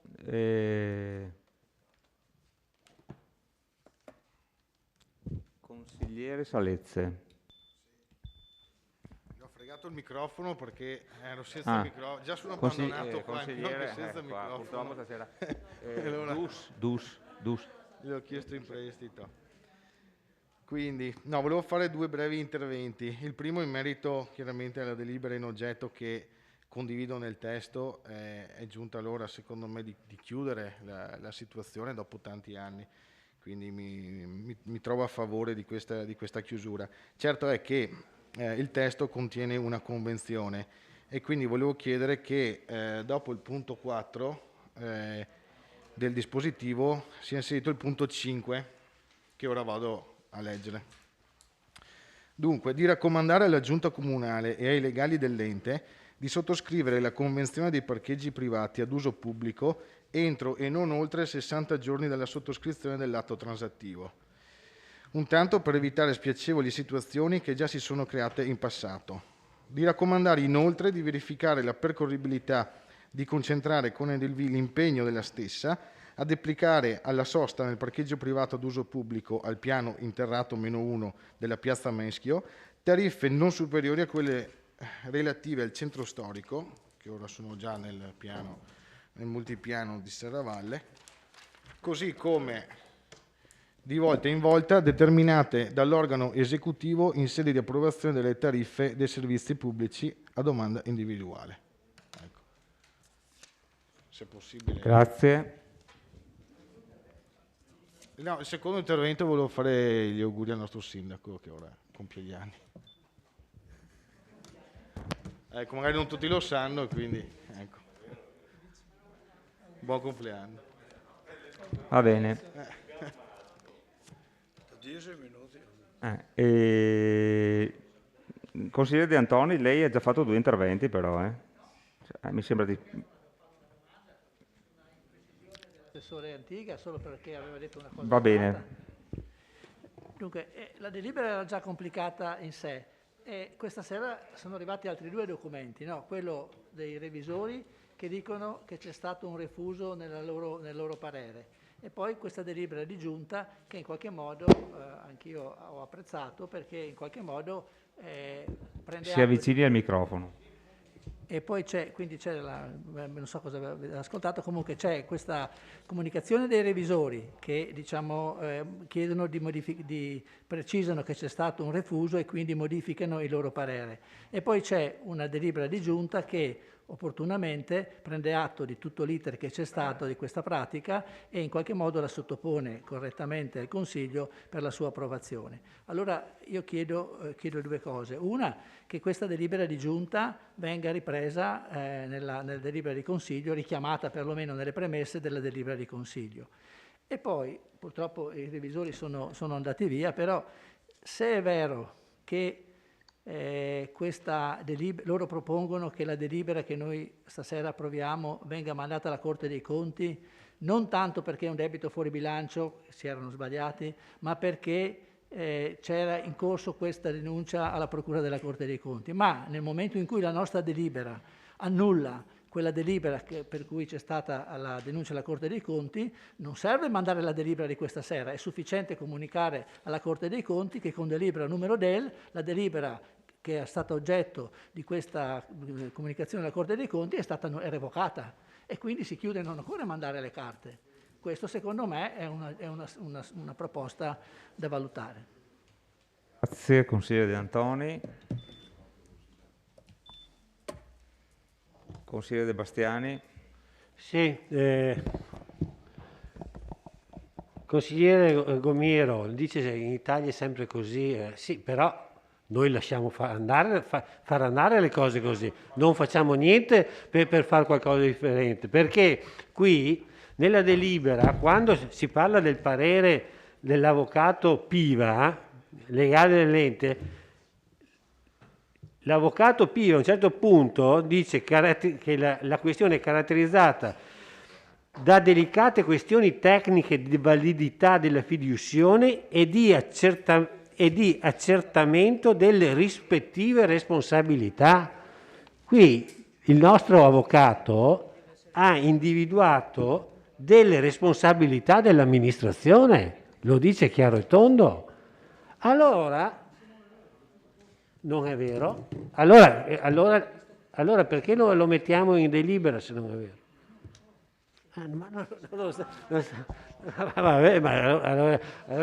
Continui andare avanti. È tutto a posto, però l'avvocato che cura i nostri interessi dice che non è vero, che è tutto a posto. Vada avanti. No, vabbè, lascia perdere, tutto a posto. Neanche a Tino ti sei tutto a posto. Quindi voglio dire, sì, facciamo finta che è tutto a posto. Allora siamo tutti con Antigua, tutto a posto, ecco, e questa l'abbiamo risolta. Dopodiché torniamo ai giudizi soggettivi. Sono soggettivi, è vero, i giudizi sono soggettivi, i numeri no, e voglio ribadirli, voglio ripeterli perché secondo me è importante. Stiamo parlando di 100... ma segnateli giù che forse non li hai capiti bene. Sono 130.000 euro di spese, la differenza tra quanto speso e quanto chiediamo di ristoro. 130.000 euro. 96.000 euro il parcheggio pubblico che è stato abbonato e che Edilvi avrebbe dovuto impiegare quella cifra nel miglioramento della piazza. Non me li sto inventando io. La mancanza, la perdita sugli appartamenti ERP, che voi sapete che gli appartamenti di edilizia residenziale pubblica sono destinati a giovani coppie e a cittadini in difficoltà, abbonati anche questi. E torniamo sulla manutenzione straordinaria. Io adesso faccio una domanda e spero che qualcuno mi risponda. perché non è stata stimata la spesa della manutenzione ordinaria e straordinaria della piazza. Una stima, capisco, non precisa, ma perché? Voglio dire, se noi affrontiamo una spesa, dobbiamo perlomeno avere un minimo dell'idea di quanto ammonta quella spesa là. Io dico che non meno di 100.000 euro, ma voglio dire, è possibile che si metta in delibera una voce senza neanche ipotizzare lontanamente quanto può valere e costare questo intervento? Non mi sembra corretto. Grazie. E lasciamo perdere tutte le altre cosucce che mancano, no? Ascensore che non funziona,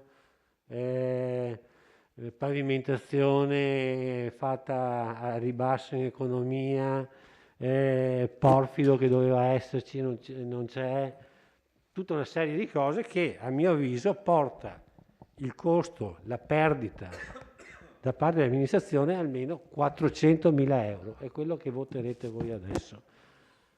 Bene, grazie consigliere. Consigliere Tonon. Presidente, Piazza Meschio non si può certo definire una incompiuta. Infatti, dopo 10 anni nei quali la piazza è stata sottratta ai mescolini e ai vittoriesi, dal dicembre del 2018 è a disposizione di tutti. Non avendo la raffinatezza linguistica dell'assessore Antiga, che questa sera scopro dopo averlo inimmaginabilmente scoperto ingegnere, misurava le rotonde, questa sera si scopre anche raffinato giurista, nessuno allora, quando filminò la piazza, usò il linguaggio che adottò lei per quanto riguarda il Brolo di San Giacomo. Nessuno disse «anden a baigar la nostra piazza». Mi compiaccio con il sindaco che con i suoi collaboratori è riuscito a portare a casa quello che ritengo un buon risultato, migliore, e sottolineo migliore, di quello che ero riuscito a raggiungere io. La strada era individuata e personalmente ritengo che abbia fatto bene l'amministrazione a proseguire nel solco già tracciato, portando a compimento la risoluzione del problema. Ma vorrei anche ricordare al sindaco e a tutti i cittadini che il problema di Piazza Meschio è nato nel 2005, durante un'amministrazione leghista di cui peraltro l'attuale sindaco faceva parte come consigliere. Il problema si è poi impantanato, letteralmente impantanato, durante un'altra amministrazione leghista nella quale l'attuale sindaco era assessore. La scorsa amministrazione, quella che ho avuto l'onore di presiedere, ha cercato di risolvere il problema e non avendo trovato altre soluzioni praticabili ha ritenuto, d'accordo con il Consiglio Comunale, di avvocare a sé l'opera e metterla nel piano delle opere pubbliche, perché era un problema da risolvere, non una rogna. Il sindaco ha affermato, non una ma ben 2 volte su un quotidiano locale, che, virgolettato, il prossimo sindaco si troverà una rogna in meno rispetto a tutte quelle che mi sono trovato io. Nemmeno questo stile di linguaggio mi appartiene.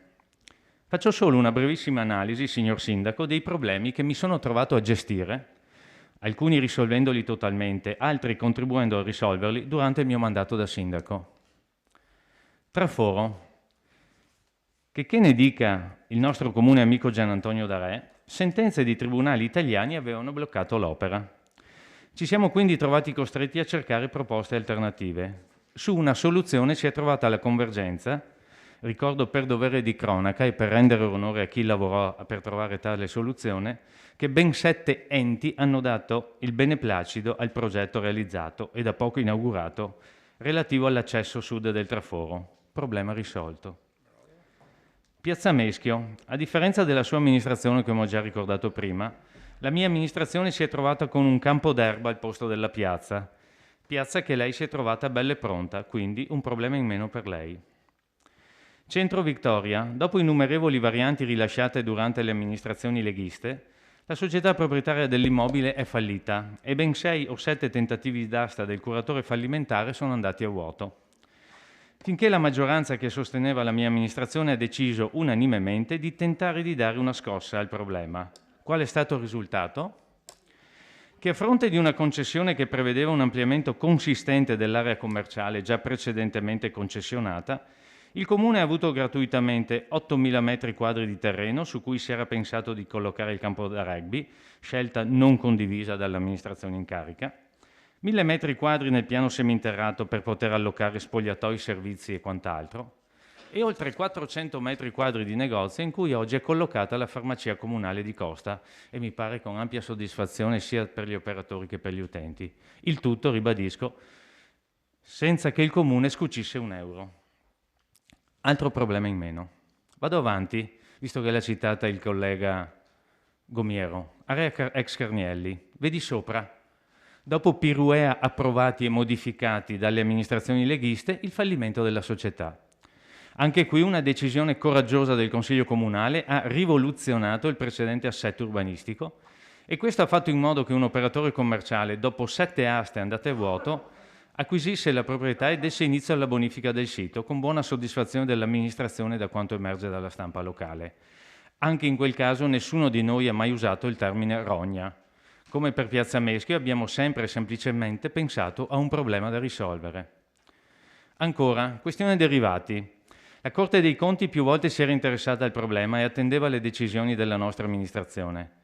Dopo aver tentato un approccio con il gruppo bancario che aveva emesso questi prodotti finanziari, si è deciso di adire le vie legali per tentare di portare a casa un risultato positivo per la città, ovvero una rinegoziazione del debito, in parole povere, ridurre la somma che il Comune dovrà pagare.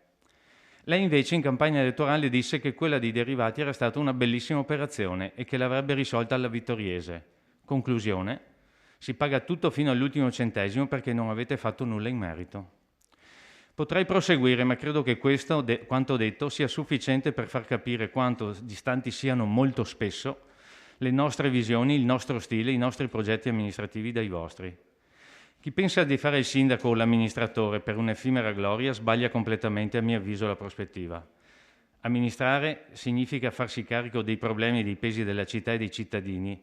Significa avere il grande privilegio di servire i propri concittadini. Grazie consigliere. Consigliere Darè. No, mi permetto di replicare a delle inesattezze, soprattutto per quanto riguarda il traforo, perché quando io ho lasciato il Comune, l'opera del traforo era già stata appaltata con inizio lavori già iniziati.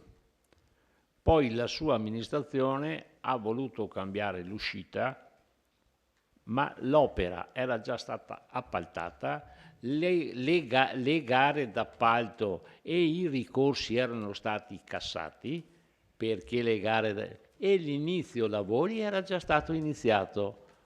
Questo è quello che le ho lasciato. Poi avete cambiato completamente l'uscita, venendo fuori in via del Carso, e quindi sull'opera credo che anche sul finanziamento tutto fosse stato perfettamente a posto e regolato. Per quanto riguarda Piazza Meschio, ricordo che non è stato certamente il sottoscritto a non volere la piazza, ma la volevamo tutti. Purtroppo il contraente e la parte privata che doveva realizzarla si è arroccato su alcune posizioni, ci ha messo del suo, come ho detto prima nel mio intervento, la sovrintendenza, che è intervenuta bloccando, diciamo, un'opera che sinceramente non abbiamo capito anche perché forse un edificio non è del periodo romano o pre-romano, era un qualcosa del periodo, mi pare, asburgico, forse o giù di lì. Allora, però hanno voluto intervenire proprio per ostacolare, ma l'ostacolo della sovrintendenza lo abbiamo visto nella mia amministrazione e in quelle precedenti. Non parliamo poi dell'ex ospedale di Serravalle, quante volte la sovrintendenza è intervenuta a rallentare i lavori e a far crescere i costi dei lavori. Allora, che a lei abbia risolto qualche problema, Certamente sì, ma ne abbiamo risolti anche noi, come tutte le amministrazioni che si propongono, trovano il problema e cercano la risoluzione, altrimenti non saremmo qua ad amministrare, perché è una logica normale. Il Carnielli era un'azienda fallita, assieme a quel comparto, assieme all'ex diciamo ex Fiat, perché per chi si ricorda, è un comparto insieme con la criticità del cromo esavalente. Cerchiamo di risolvere, che non si può risolvere, lo sappiamo che purtroppo ha delle difficoltà, non è facile perché il cromo messo in falda non si può più risolvere. Non l'abbiamo visto a Vittorio Veneto, l'abbiamo visto anche in quel di Padova, dove c'è un'area molto più inquinata, ma non ci consoliamo con il peggio, ci vogliamo consolare con il meglio. Per quanto riguarda il Victoria, ricordo quanti esposti sono stati fatti nell'ostacolare perché quel complesso potesse andare avanti. Le dirò anche che quando mi è venuto a mancare, a un certo punto c'è stata quest'asta, perché la farmacia comunale era già ubicata nell'ospedale di Vittorio Veneto, su un terreno di proprietà del comune, che è ancora del comune. Poi non si è voluto farla, ma non è che l'avete fatto perché avevate quella prospettiva, perché quella prospettiva non c'era, perché non c'era ancora all'asta niente. È stato fatto benissimo, io onore il merito, però voglio ricordare che con 2.800 euro con un leasing alla francese si poteva portare a casa tutto il complesso, tant'è vero che in questa sala comunale al vostro assessore al bilancio avevo chiaramente detto: prendetela, ve la votiamo anche noi, perché tutto quel complesso sarebbe servito per quell'operazione che voi volevate fare alla Cosmo. E si poteva fare benissimo, ed era il costo dell'affitto della farmacia di Costa. Allora, se vogliamo entrare nel merito dei più bravi, ne abbiamo finché vogliamo. Stiamo risolvendo un problema, non mi pare il caso di tirar fuori i problemi prima e i problemi dopo, perché abbiamo ancora la cava dei forcali in eredità e non riusciamo a venirne fuori. Ha una storia ancora più lunga di Piazza Meschio. Questo è quello che risolviamo, questo problema, e andiamo avanti, perché credo che questa sia la soluzione di un problema dei tanti che abbiamo e avremo. Grazie consigliere Re. Consigliere Rosset. Grazie Presidente, buonasera a tutti. E faccio una premessa innanzitutto. In questo Consiglio Comunale il signor Sindaco ha avuto modo, non solo questa sera, di affermare che uno dei suoi obiettivi è risolvere questioni pendenti come Piazza Meschio, senza andare a colpevolizzare nessuno sulle scelte fatte in passato, perché fatte in un contesto sicuramente diverso da quello attuale. Noi come gruppo apprezziamo e compartecipiamo questo modo di pensare. Ora, in questo mio intervento, non uso parole mie. Ripropongo un intervento fatto da altro consigliere comunale solamente perché lo condivido e lo trovo attuale. E vado a leggere. Quello che andremo a votare questa sera non è sicuramente un fatto banale, è un'assunzione di responsabilità da parte dei consiglieri che vorranno votarlo. Quindi mi sento innanzitutto di ringraziare chiunque avrà il coraggio di affrontare questo con convinzione. La soluzione proposta è coraggiosa e va nella direzione di non scansare i problemi, ma di affrontarli a viso scoperto. Sono convinto che molti di noi, me compreso, oggi non vorrebbero essere qui, non vorrebbero essere costretti a risolvere questioni che sono alquanto pasticciate. Avremmo potuto fregarcene dei desideri dei cittadini, avremmo potuto rimandare, tergiversare, avremmo potuto nasconderci dietro false giustificazioni. Invece abbiamo deciso di prendere il toro per le corna e affrontare questo ginepraio amministrativo. Ancora questa non è la soluzione ottimale, non è la soluzione migliore possibile. La soluzione ottimale era finire la piazza e non lasciare un'intera comunità in una costante precarietà funzionale ed emotiva. Lei riconosce queste parole? Consigliere Dus, questa è una parte della dichiarazione di voto nel Consiglio Comunale del 7 marzo 2016, che condivido. Io non posso parlare liberamente perché non c'ero e non è una colpa mia. No. Trovo stimolante nel suo intervento, consigliere Dus, e vado a leggere. Concludo dicendo che ho trovato sgradevoli le insinuazioni quasi intimidatorie con cui alcuni si sono rivolti alla maggioranza per convincerla a non assumersi la responsabilità del voto. Conosciamo bene questi metodi, spesso usati a sud del nostro Paese. Cioè, neanche dal più duro dei secessionisti ho mai sentito dire una cosa del genere.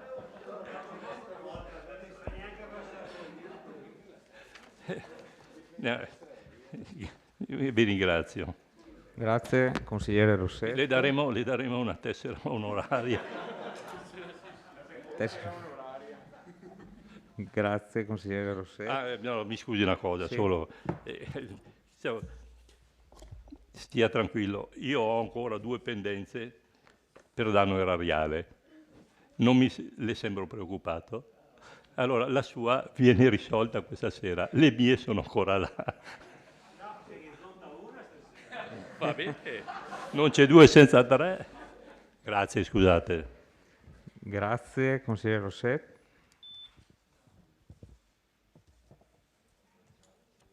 Bene.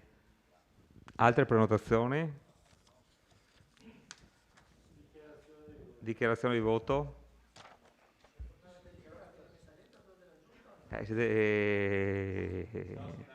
Bisogna scrivere? Sì.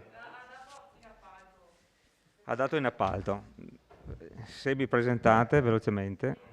Sì.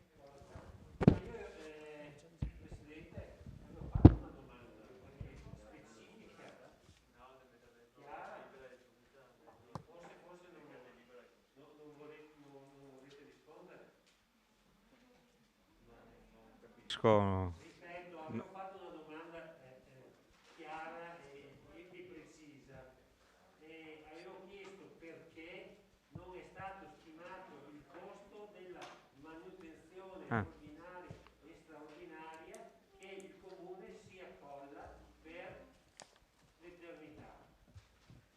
Mi basta sapere che gli ultimi Ok.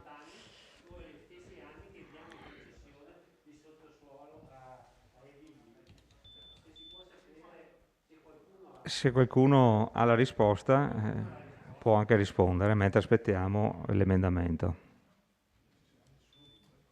Se qualcuno però non ha la risposta, boh.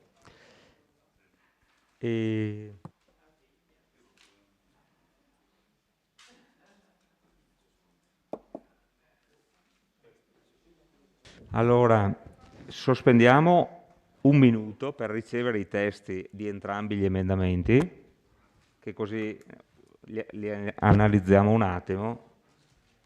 Grazie. Ci dice dove dobbiamo inserirli. Allora, la proposta di emendamento.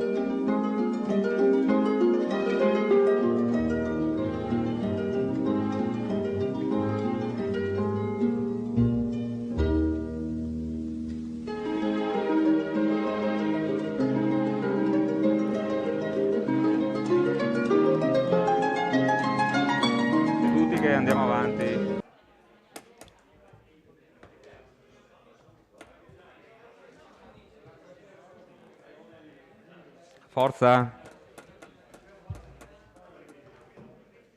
Forza. Forza, seduti, seduti. Allora, procediamo con la votazione degli emendamenti. Sì. Allora,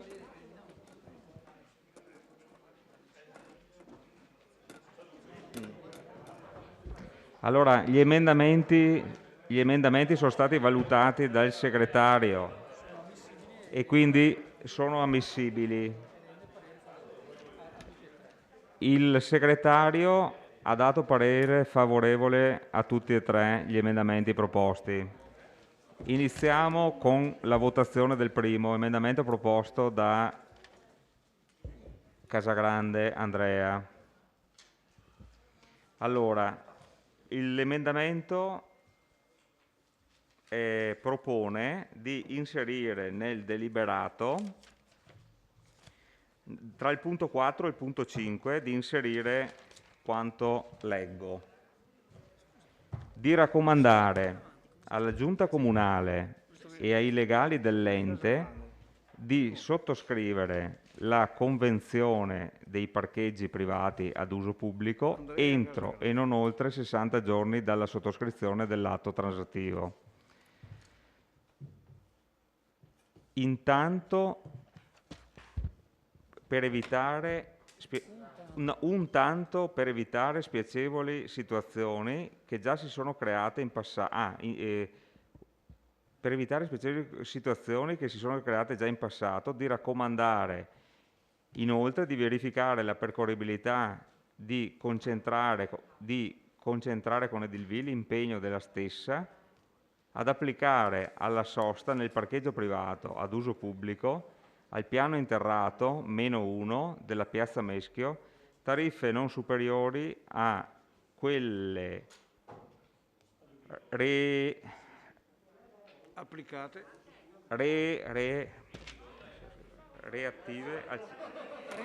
relative al centro storico, così come di volta in volta determinate dall'organo esecutivo in sede di approvazione delle tariffe dei servizi pubblici a domanda individuale. Bene, mettiamo in votazione questo emendamento. Favorevoli? Unanimità? No? 15? 14? Rialzate le mani, dai, forza, perché... Quanti se ne? Quanti siamo? 3, 3 sì, 7, 8, 9, 10, 15? Almeno 2. 14. Contrari? Astenuti? 2. Allora, l'emendamento è recepito, accolto, con 15 favorevoli, 2 astenuti e 0 contrari. Perfetto. Passiamo a enunciare il secondo emendamento proposto dal consigliere De Antoni. Allora, questo va inserito, sostituire l'ultimo punto del deliberato, sostituire l'ultimo punto del deliberato con il seguente testo, cioè l'ultimo punto del deliberato viene stralciato e viene sostituito di comunicare alle competente procura regionale della Corte dei Conti l'avvenuta revoca della deliberazione di Consiglio Comunale numero 6 del 7 marzo 2016. Favorevoli?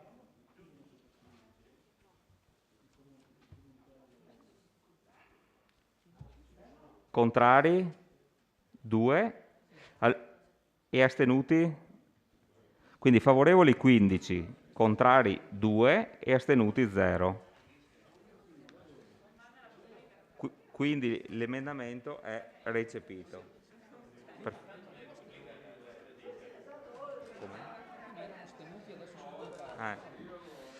Allora, terzo ed ultimo emendamento proposto dal consigliere Marco Dus. Dopo acquisito, pagina 6, dopo l'acquisito, che è l'unico nella pagina, quindi si capisce, acquisito in data 21/04/2021 al protocollo numero 14.65.8, eccetera, eccetera, eccetera, del presente provvedimento, inserire, dato atto che la Giunta Comunale, con delibera numero 81 del 29/4/2021, ha deliberato di prendere atto e condividere, per le ragioni evidenziate in premessa, i punti essenziali di un possibile accordo transattivo tra le parti, proposti e sintetizzati dal giudice all'udienza dello scorso 8 aprile. Ecco, prendere atto, dal prendere atto all'8 aprile è tra virgolette. Allora, passiamo alla votazione. Favorevoli? Contrari? Astenuti? 2. Allora, favorevoli 15, contrari 0, astenuti 2. E l'emendamento è stato recepito. Bene. A questo punto c'è l'assessore Fasan che chiede di...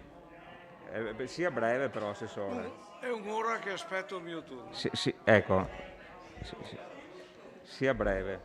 Vi faccio la cortesia. Sarò veloce, 2 battute ma meritevoli della vostra attenzione. Intervengo per essere stato chiamato in causa. Domando ad Alessandro De Bastiani, dove eri nel 2016? A casa. Stavi male? Dai, se questo è il tono dell'intervento, allora è meglio non farlo, per cortesia. Andiamo. Questo è il tono che io uso. Dai, perché è l'una ormai. Ma lei era nel gruppo di maggioranza o no? Se non sapeva niente, sei andato a casa nel 2018 tu. Il dubbio che ma se lei non sapeva di quello che succedeva a Piazza Mesco, probabilmente mi viene il dubbio che lei fosse un consigliere di poco peso. Lei ha votato e dato un mandato alla Giunta di agire nel modo migliore, esautorando di fatto il Consiglio o no? Bravo. Lei ha visto l'accordo sottoscritto dall'amministrazione del VI fatto a gennaio 2016?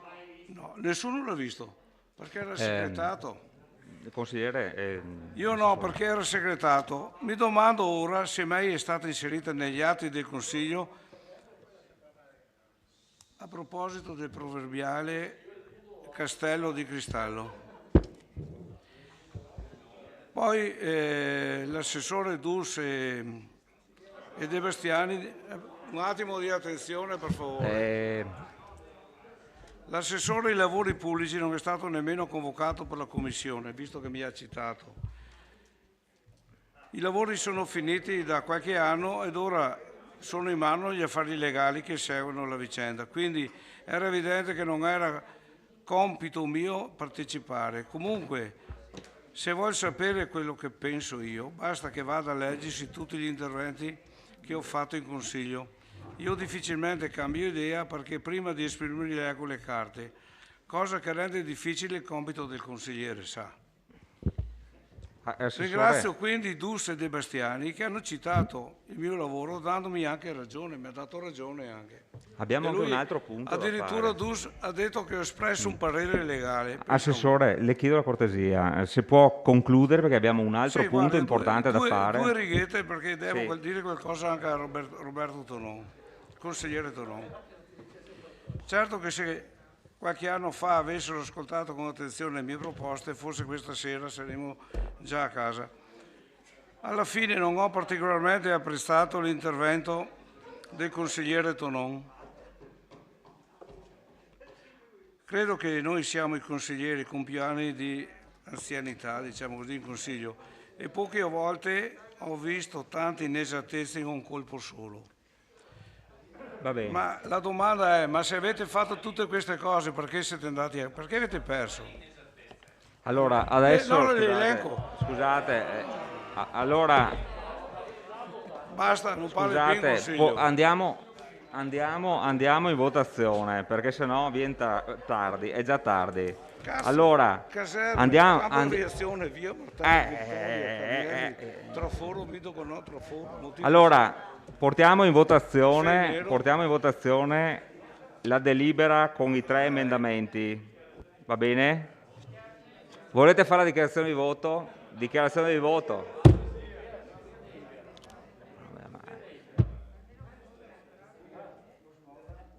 Bon, nessuna dichiarazione di voto, sì? Bon.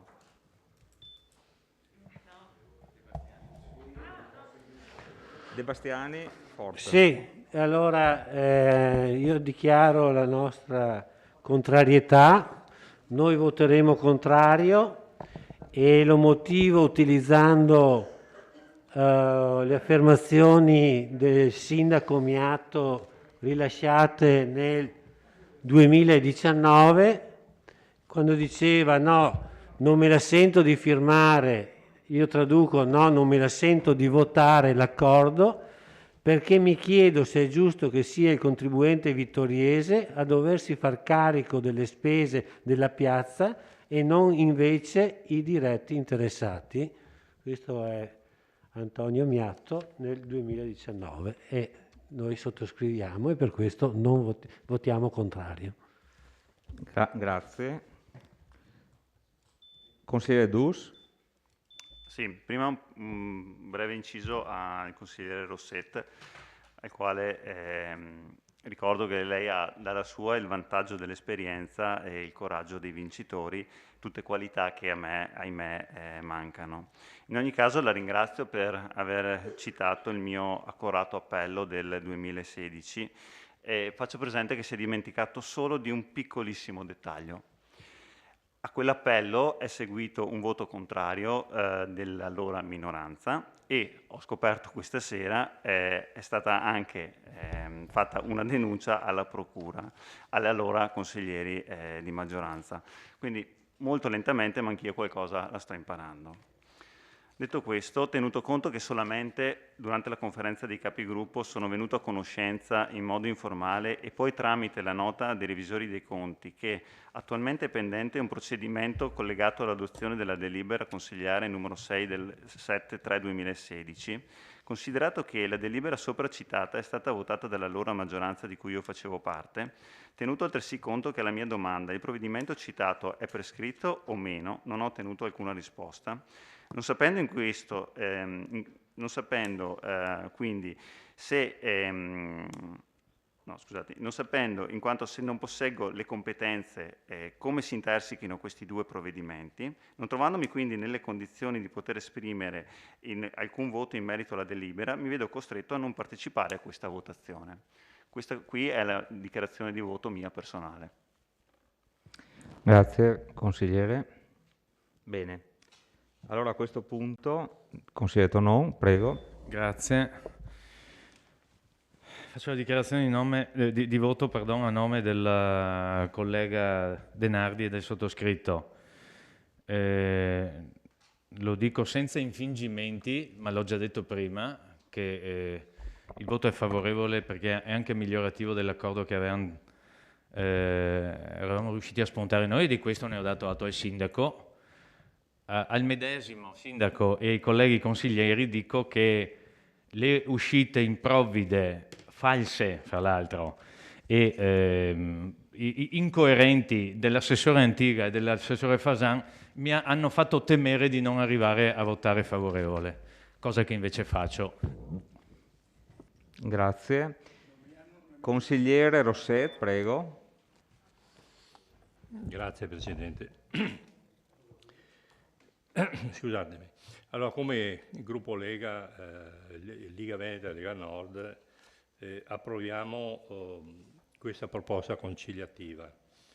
Non abbiamo paura di denunce perché Innanzitutto abbiamo un parere, il giudice ordinario del Tribunale di Treviso nell'udienza dell'8 aprile 2021, dopo un'approfondita disamina, il giudice propone i punti della transazione che secondo lui rappresentano una equilibrata soluzione della controversia.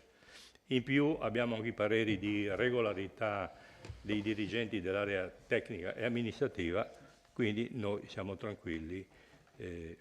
Consigliere Dus, io mi sono letto tutti gli interventi di quel Consiglio Comunale e ho letto anche tutte le dichiarazioni di voto sia della maggioranza allora che della minoranza.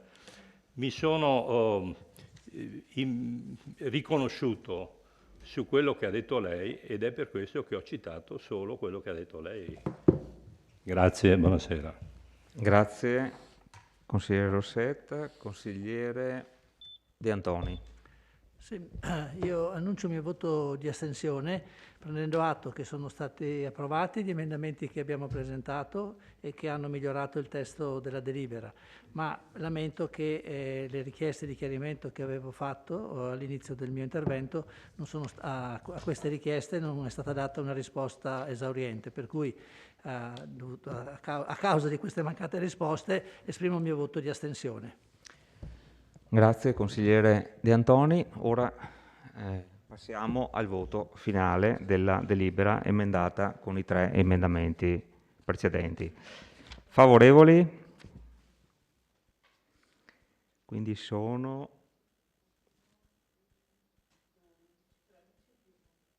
13. Contrari? 2. E astenuti?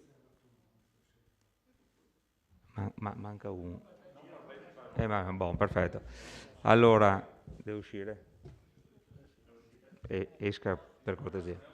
No? Sì, ma adesso quando lo mettete sopra gli astenuti, non partecipa alla votazione, era meglio se usciva. No, 13. Allora, la delibera è approvata con 13 favorevoli, 2 contrari, mi sembra. Contrari e un astenuto. 13, 2, quindi e un astenuto. Allora, votiamo l'immediata eseguibilità. Favorevoli? 13. Contrari? 2. E astenuto?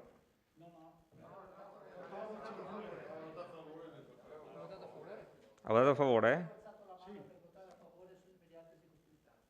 E allora 14, immediata eseguibilità, 2 contrari, 0 astenuti. La delibera è approvata ed è immediatamente eseguibile. Allora, vi chiedo una cortesia, c'è un ultimo punto da fare. Allora, chiedo la cortesia se possiamo farlo velocemente, no? Ecco. Perché, buonasera a tutti. Buonasera ingegnere, grazie. Se possiamo farlo velocemente, in quanto ci sono dei problemi logistici per domani sera per il segretario che reggendo due comuni ha un altro consiglio comunale, per cui vi chiedo la cortesia se riusciamo a farlo velocemente. Capigruppo, ecco, capogruppo, bon. Allora andiamo avanti. Se tutti sono d'accordo, la facciamo. Perfetto. Punto numero 7. Convenzione per la gestione dei servizi di protezione civile, approvazione schema di convenzione con la Unione Montana delle Prealpi Trevigiane. Lascio a... Cioè, se credete, io faccio l'introduzione. Brava, bon, va bene. Allora Grazie. Prego consigliere Salezze, che è anche il presidente della comunità montana. Prego. Bene. Allora, buonasera a tutti. Con questa delibera approviamo appunto lo schema di convenzione per il conferimento all'Unione Montana delle Prealpi Trevigiane delle funzioni di pianificazione e coordinamento di primo soccorso della protezione civile. Questo perché? Perché con una modifica della legge regionale è stato previsto appunto dalla Regione l'obbligo da parte delle unioni montane di esercitare almeno una delle funzioni fondamentali previste. Quindi, dopo diversi incontri avuti con i sindaci dei 10 comuni che fanno parte dell'Unione Montana, ci siamo confrontati per definire un percorso condiviso e abbiamo appunto deciso per questa funzione. In questi incontri c'è stata anche la partecipazione da parte di volontari ed esperti delle varie associazioni di protezione civile di diversi comuni, Sarmede, Cappella, Vittorio, Miane, Revine, e quindi abbiamo deciso di dare praticamente continuità all'Unione Montana, che quindi questa funzione gli permette anche di operare in futuro, magari con la prospettiva, speriamo, di implementare altre funzioni e altri servizi. Tutto ciò senza togliere le competenze e le attribuzioni del sindaco previste dalla normativa, come per esempio l'attivazione del COC. Io con i sindaci presenti e con i vari rappresentanti della protezione civile abbiamo tenuto importante questa funzione rispetto ad altre, perché è una messa in rete delle varie strutture appunto dei vari comuni e quindi attrezzature, strumenti e soprattutto delle risorse umane, che sono i volontari sono il fulcro e il cuore della protezione civile. Poi secondo, perché è funzionale anche per l'elezione del nostro territorio a distretto di protezione civile, essendo un ambito territoriale omogeneo e i comuni essendo geograficamente contigui. Terzo, importante perché ci permette di organizzare dei corsi di formazione e delle esercitazioni periodiche, e ci dà inoltre la possibilità, perché senza questa funzione non si può, partecipare a bandi regionali e avere finanziamenti da parte della Regione. Ultimo, però non meno importante, l'assenza di oneri aggiuntivi a carico dei comuni. Questo è... Bene. Grazie, consigliere Salezze. Consigliere De Antoni. Io esprimo il mio voto favorevole, che deve essere uno stimolo per la Presidente di darsi da fare in modo tale che questa Unione Montana possa assumere una serie di altre competenze. In qualche modo, io che ho avuto esperienza lavorativa nell'ambito di una comunità montana e anche di una Unione Montana in Carnia, ho visto che soprattutto per i piccoli comuni un ente che raccolga più piccoli comuni per svolgere attività istituzionali e collegate all'attività dei comuni è molto importante. Quindi al di là della votazione di oggi, spero che la Presidente riesca con il suo entusiasmo a raccogliere ulteriori competenze, soprattutto nei piccoli comuni, e svolgere un ruolo importante come per esempio ce l'ha ancora l'Unione Montana della Carnia, che ha, mi sembra, 50 o 60 dipendenti, 10 centraline idroelettriche, 20 capannoni e tutta una serie di competenze che sta svolgendo per conto dei comuni. Bene. Grazie. Consigliere Dus, prego. Sì, è un mix tra dichiarazione di voto e intervento, naturalmente. Prego, continui. Sì, durante gli incontri dell'Unione Montana si è più volte prospettata l'idea di chiudere l'Unione Montana, perché in questo momento aveva poco senso di esistere, in quanto le competenze erano state svuotate, dal punto di vista economico non c'erano risorse, e quindi più volte si è sentito parlare di chiudiamo l'Unione Montana.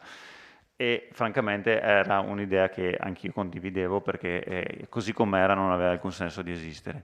In questo momento si è trovata una strada che si sta iniziando a percorrere, e come ha detto il consigliere D'Antoni, speriamo che questo sia il primo mattoncino per poi dare un senso a questa struttura, perché altrimenti è meglio che ci ritroviamo qui a fare il tagliando fra un anno e se la cosa ha funzionato va bene, altrimenti chiudiamola perché così com'è, ripeto, non ha alcun senso.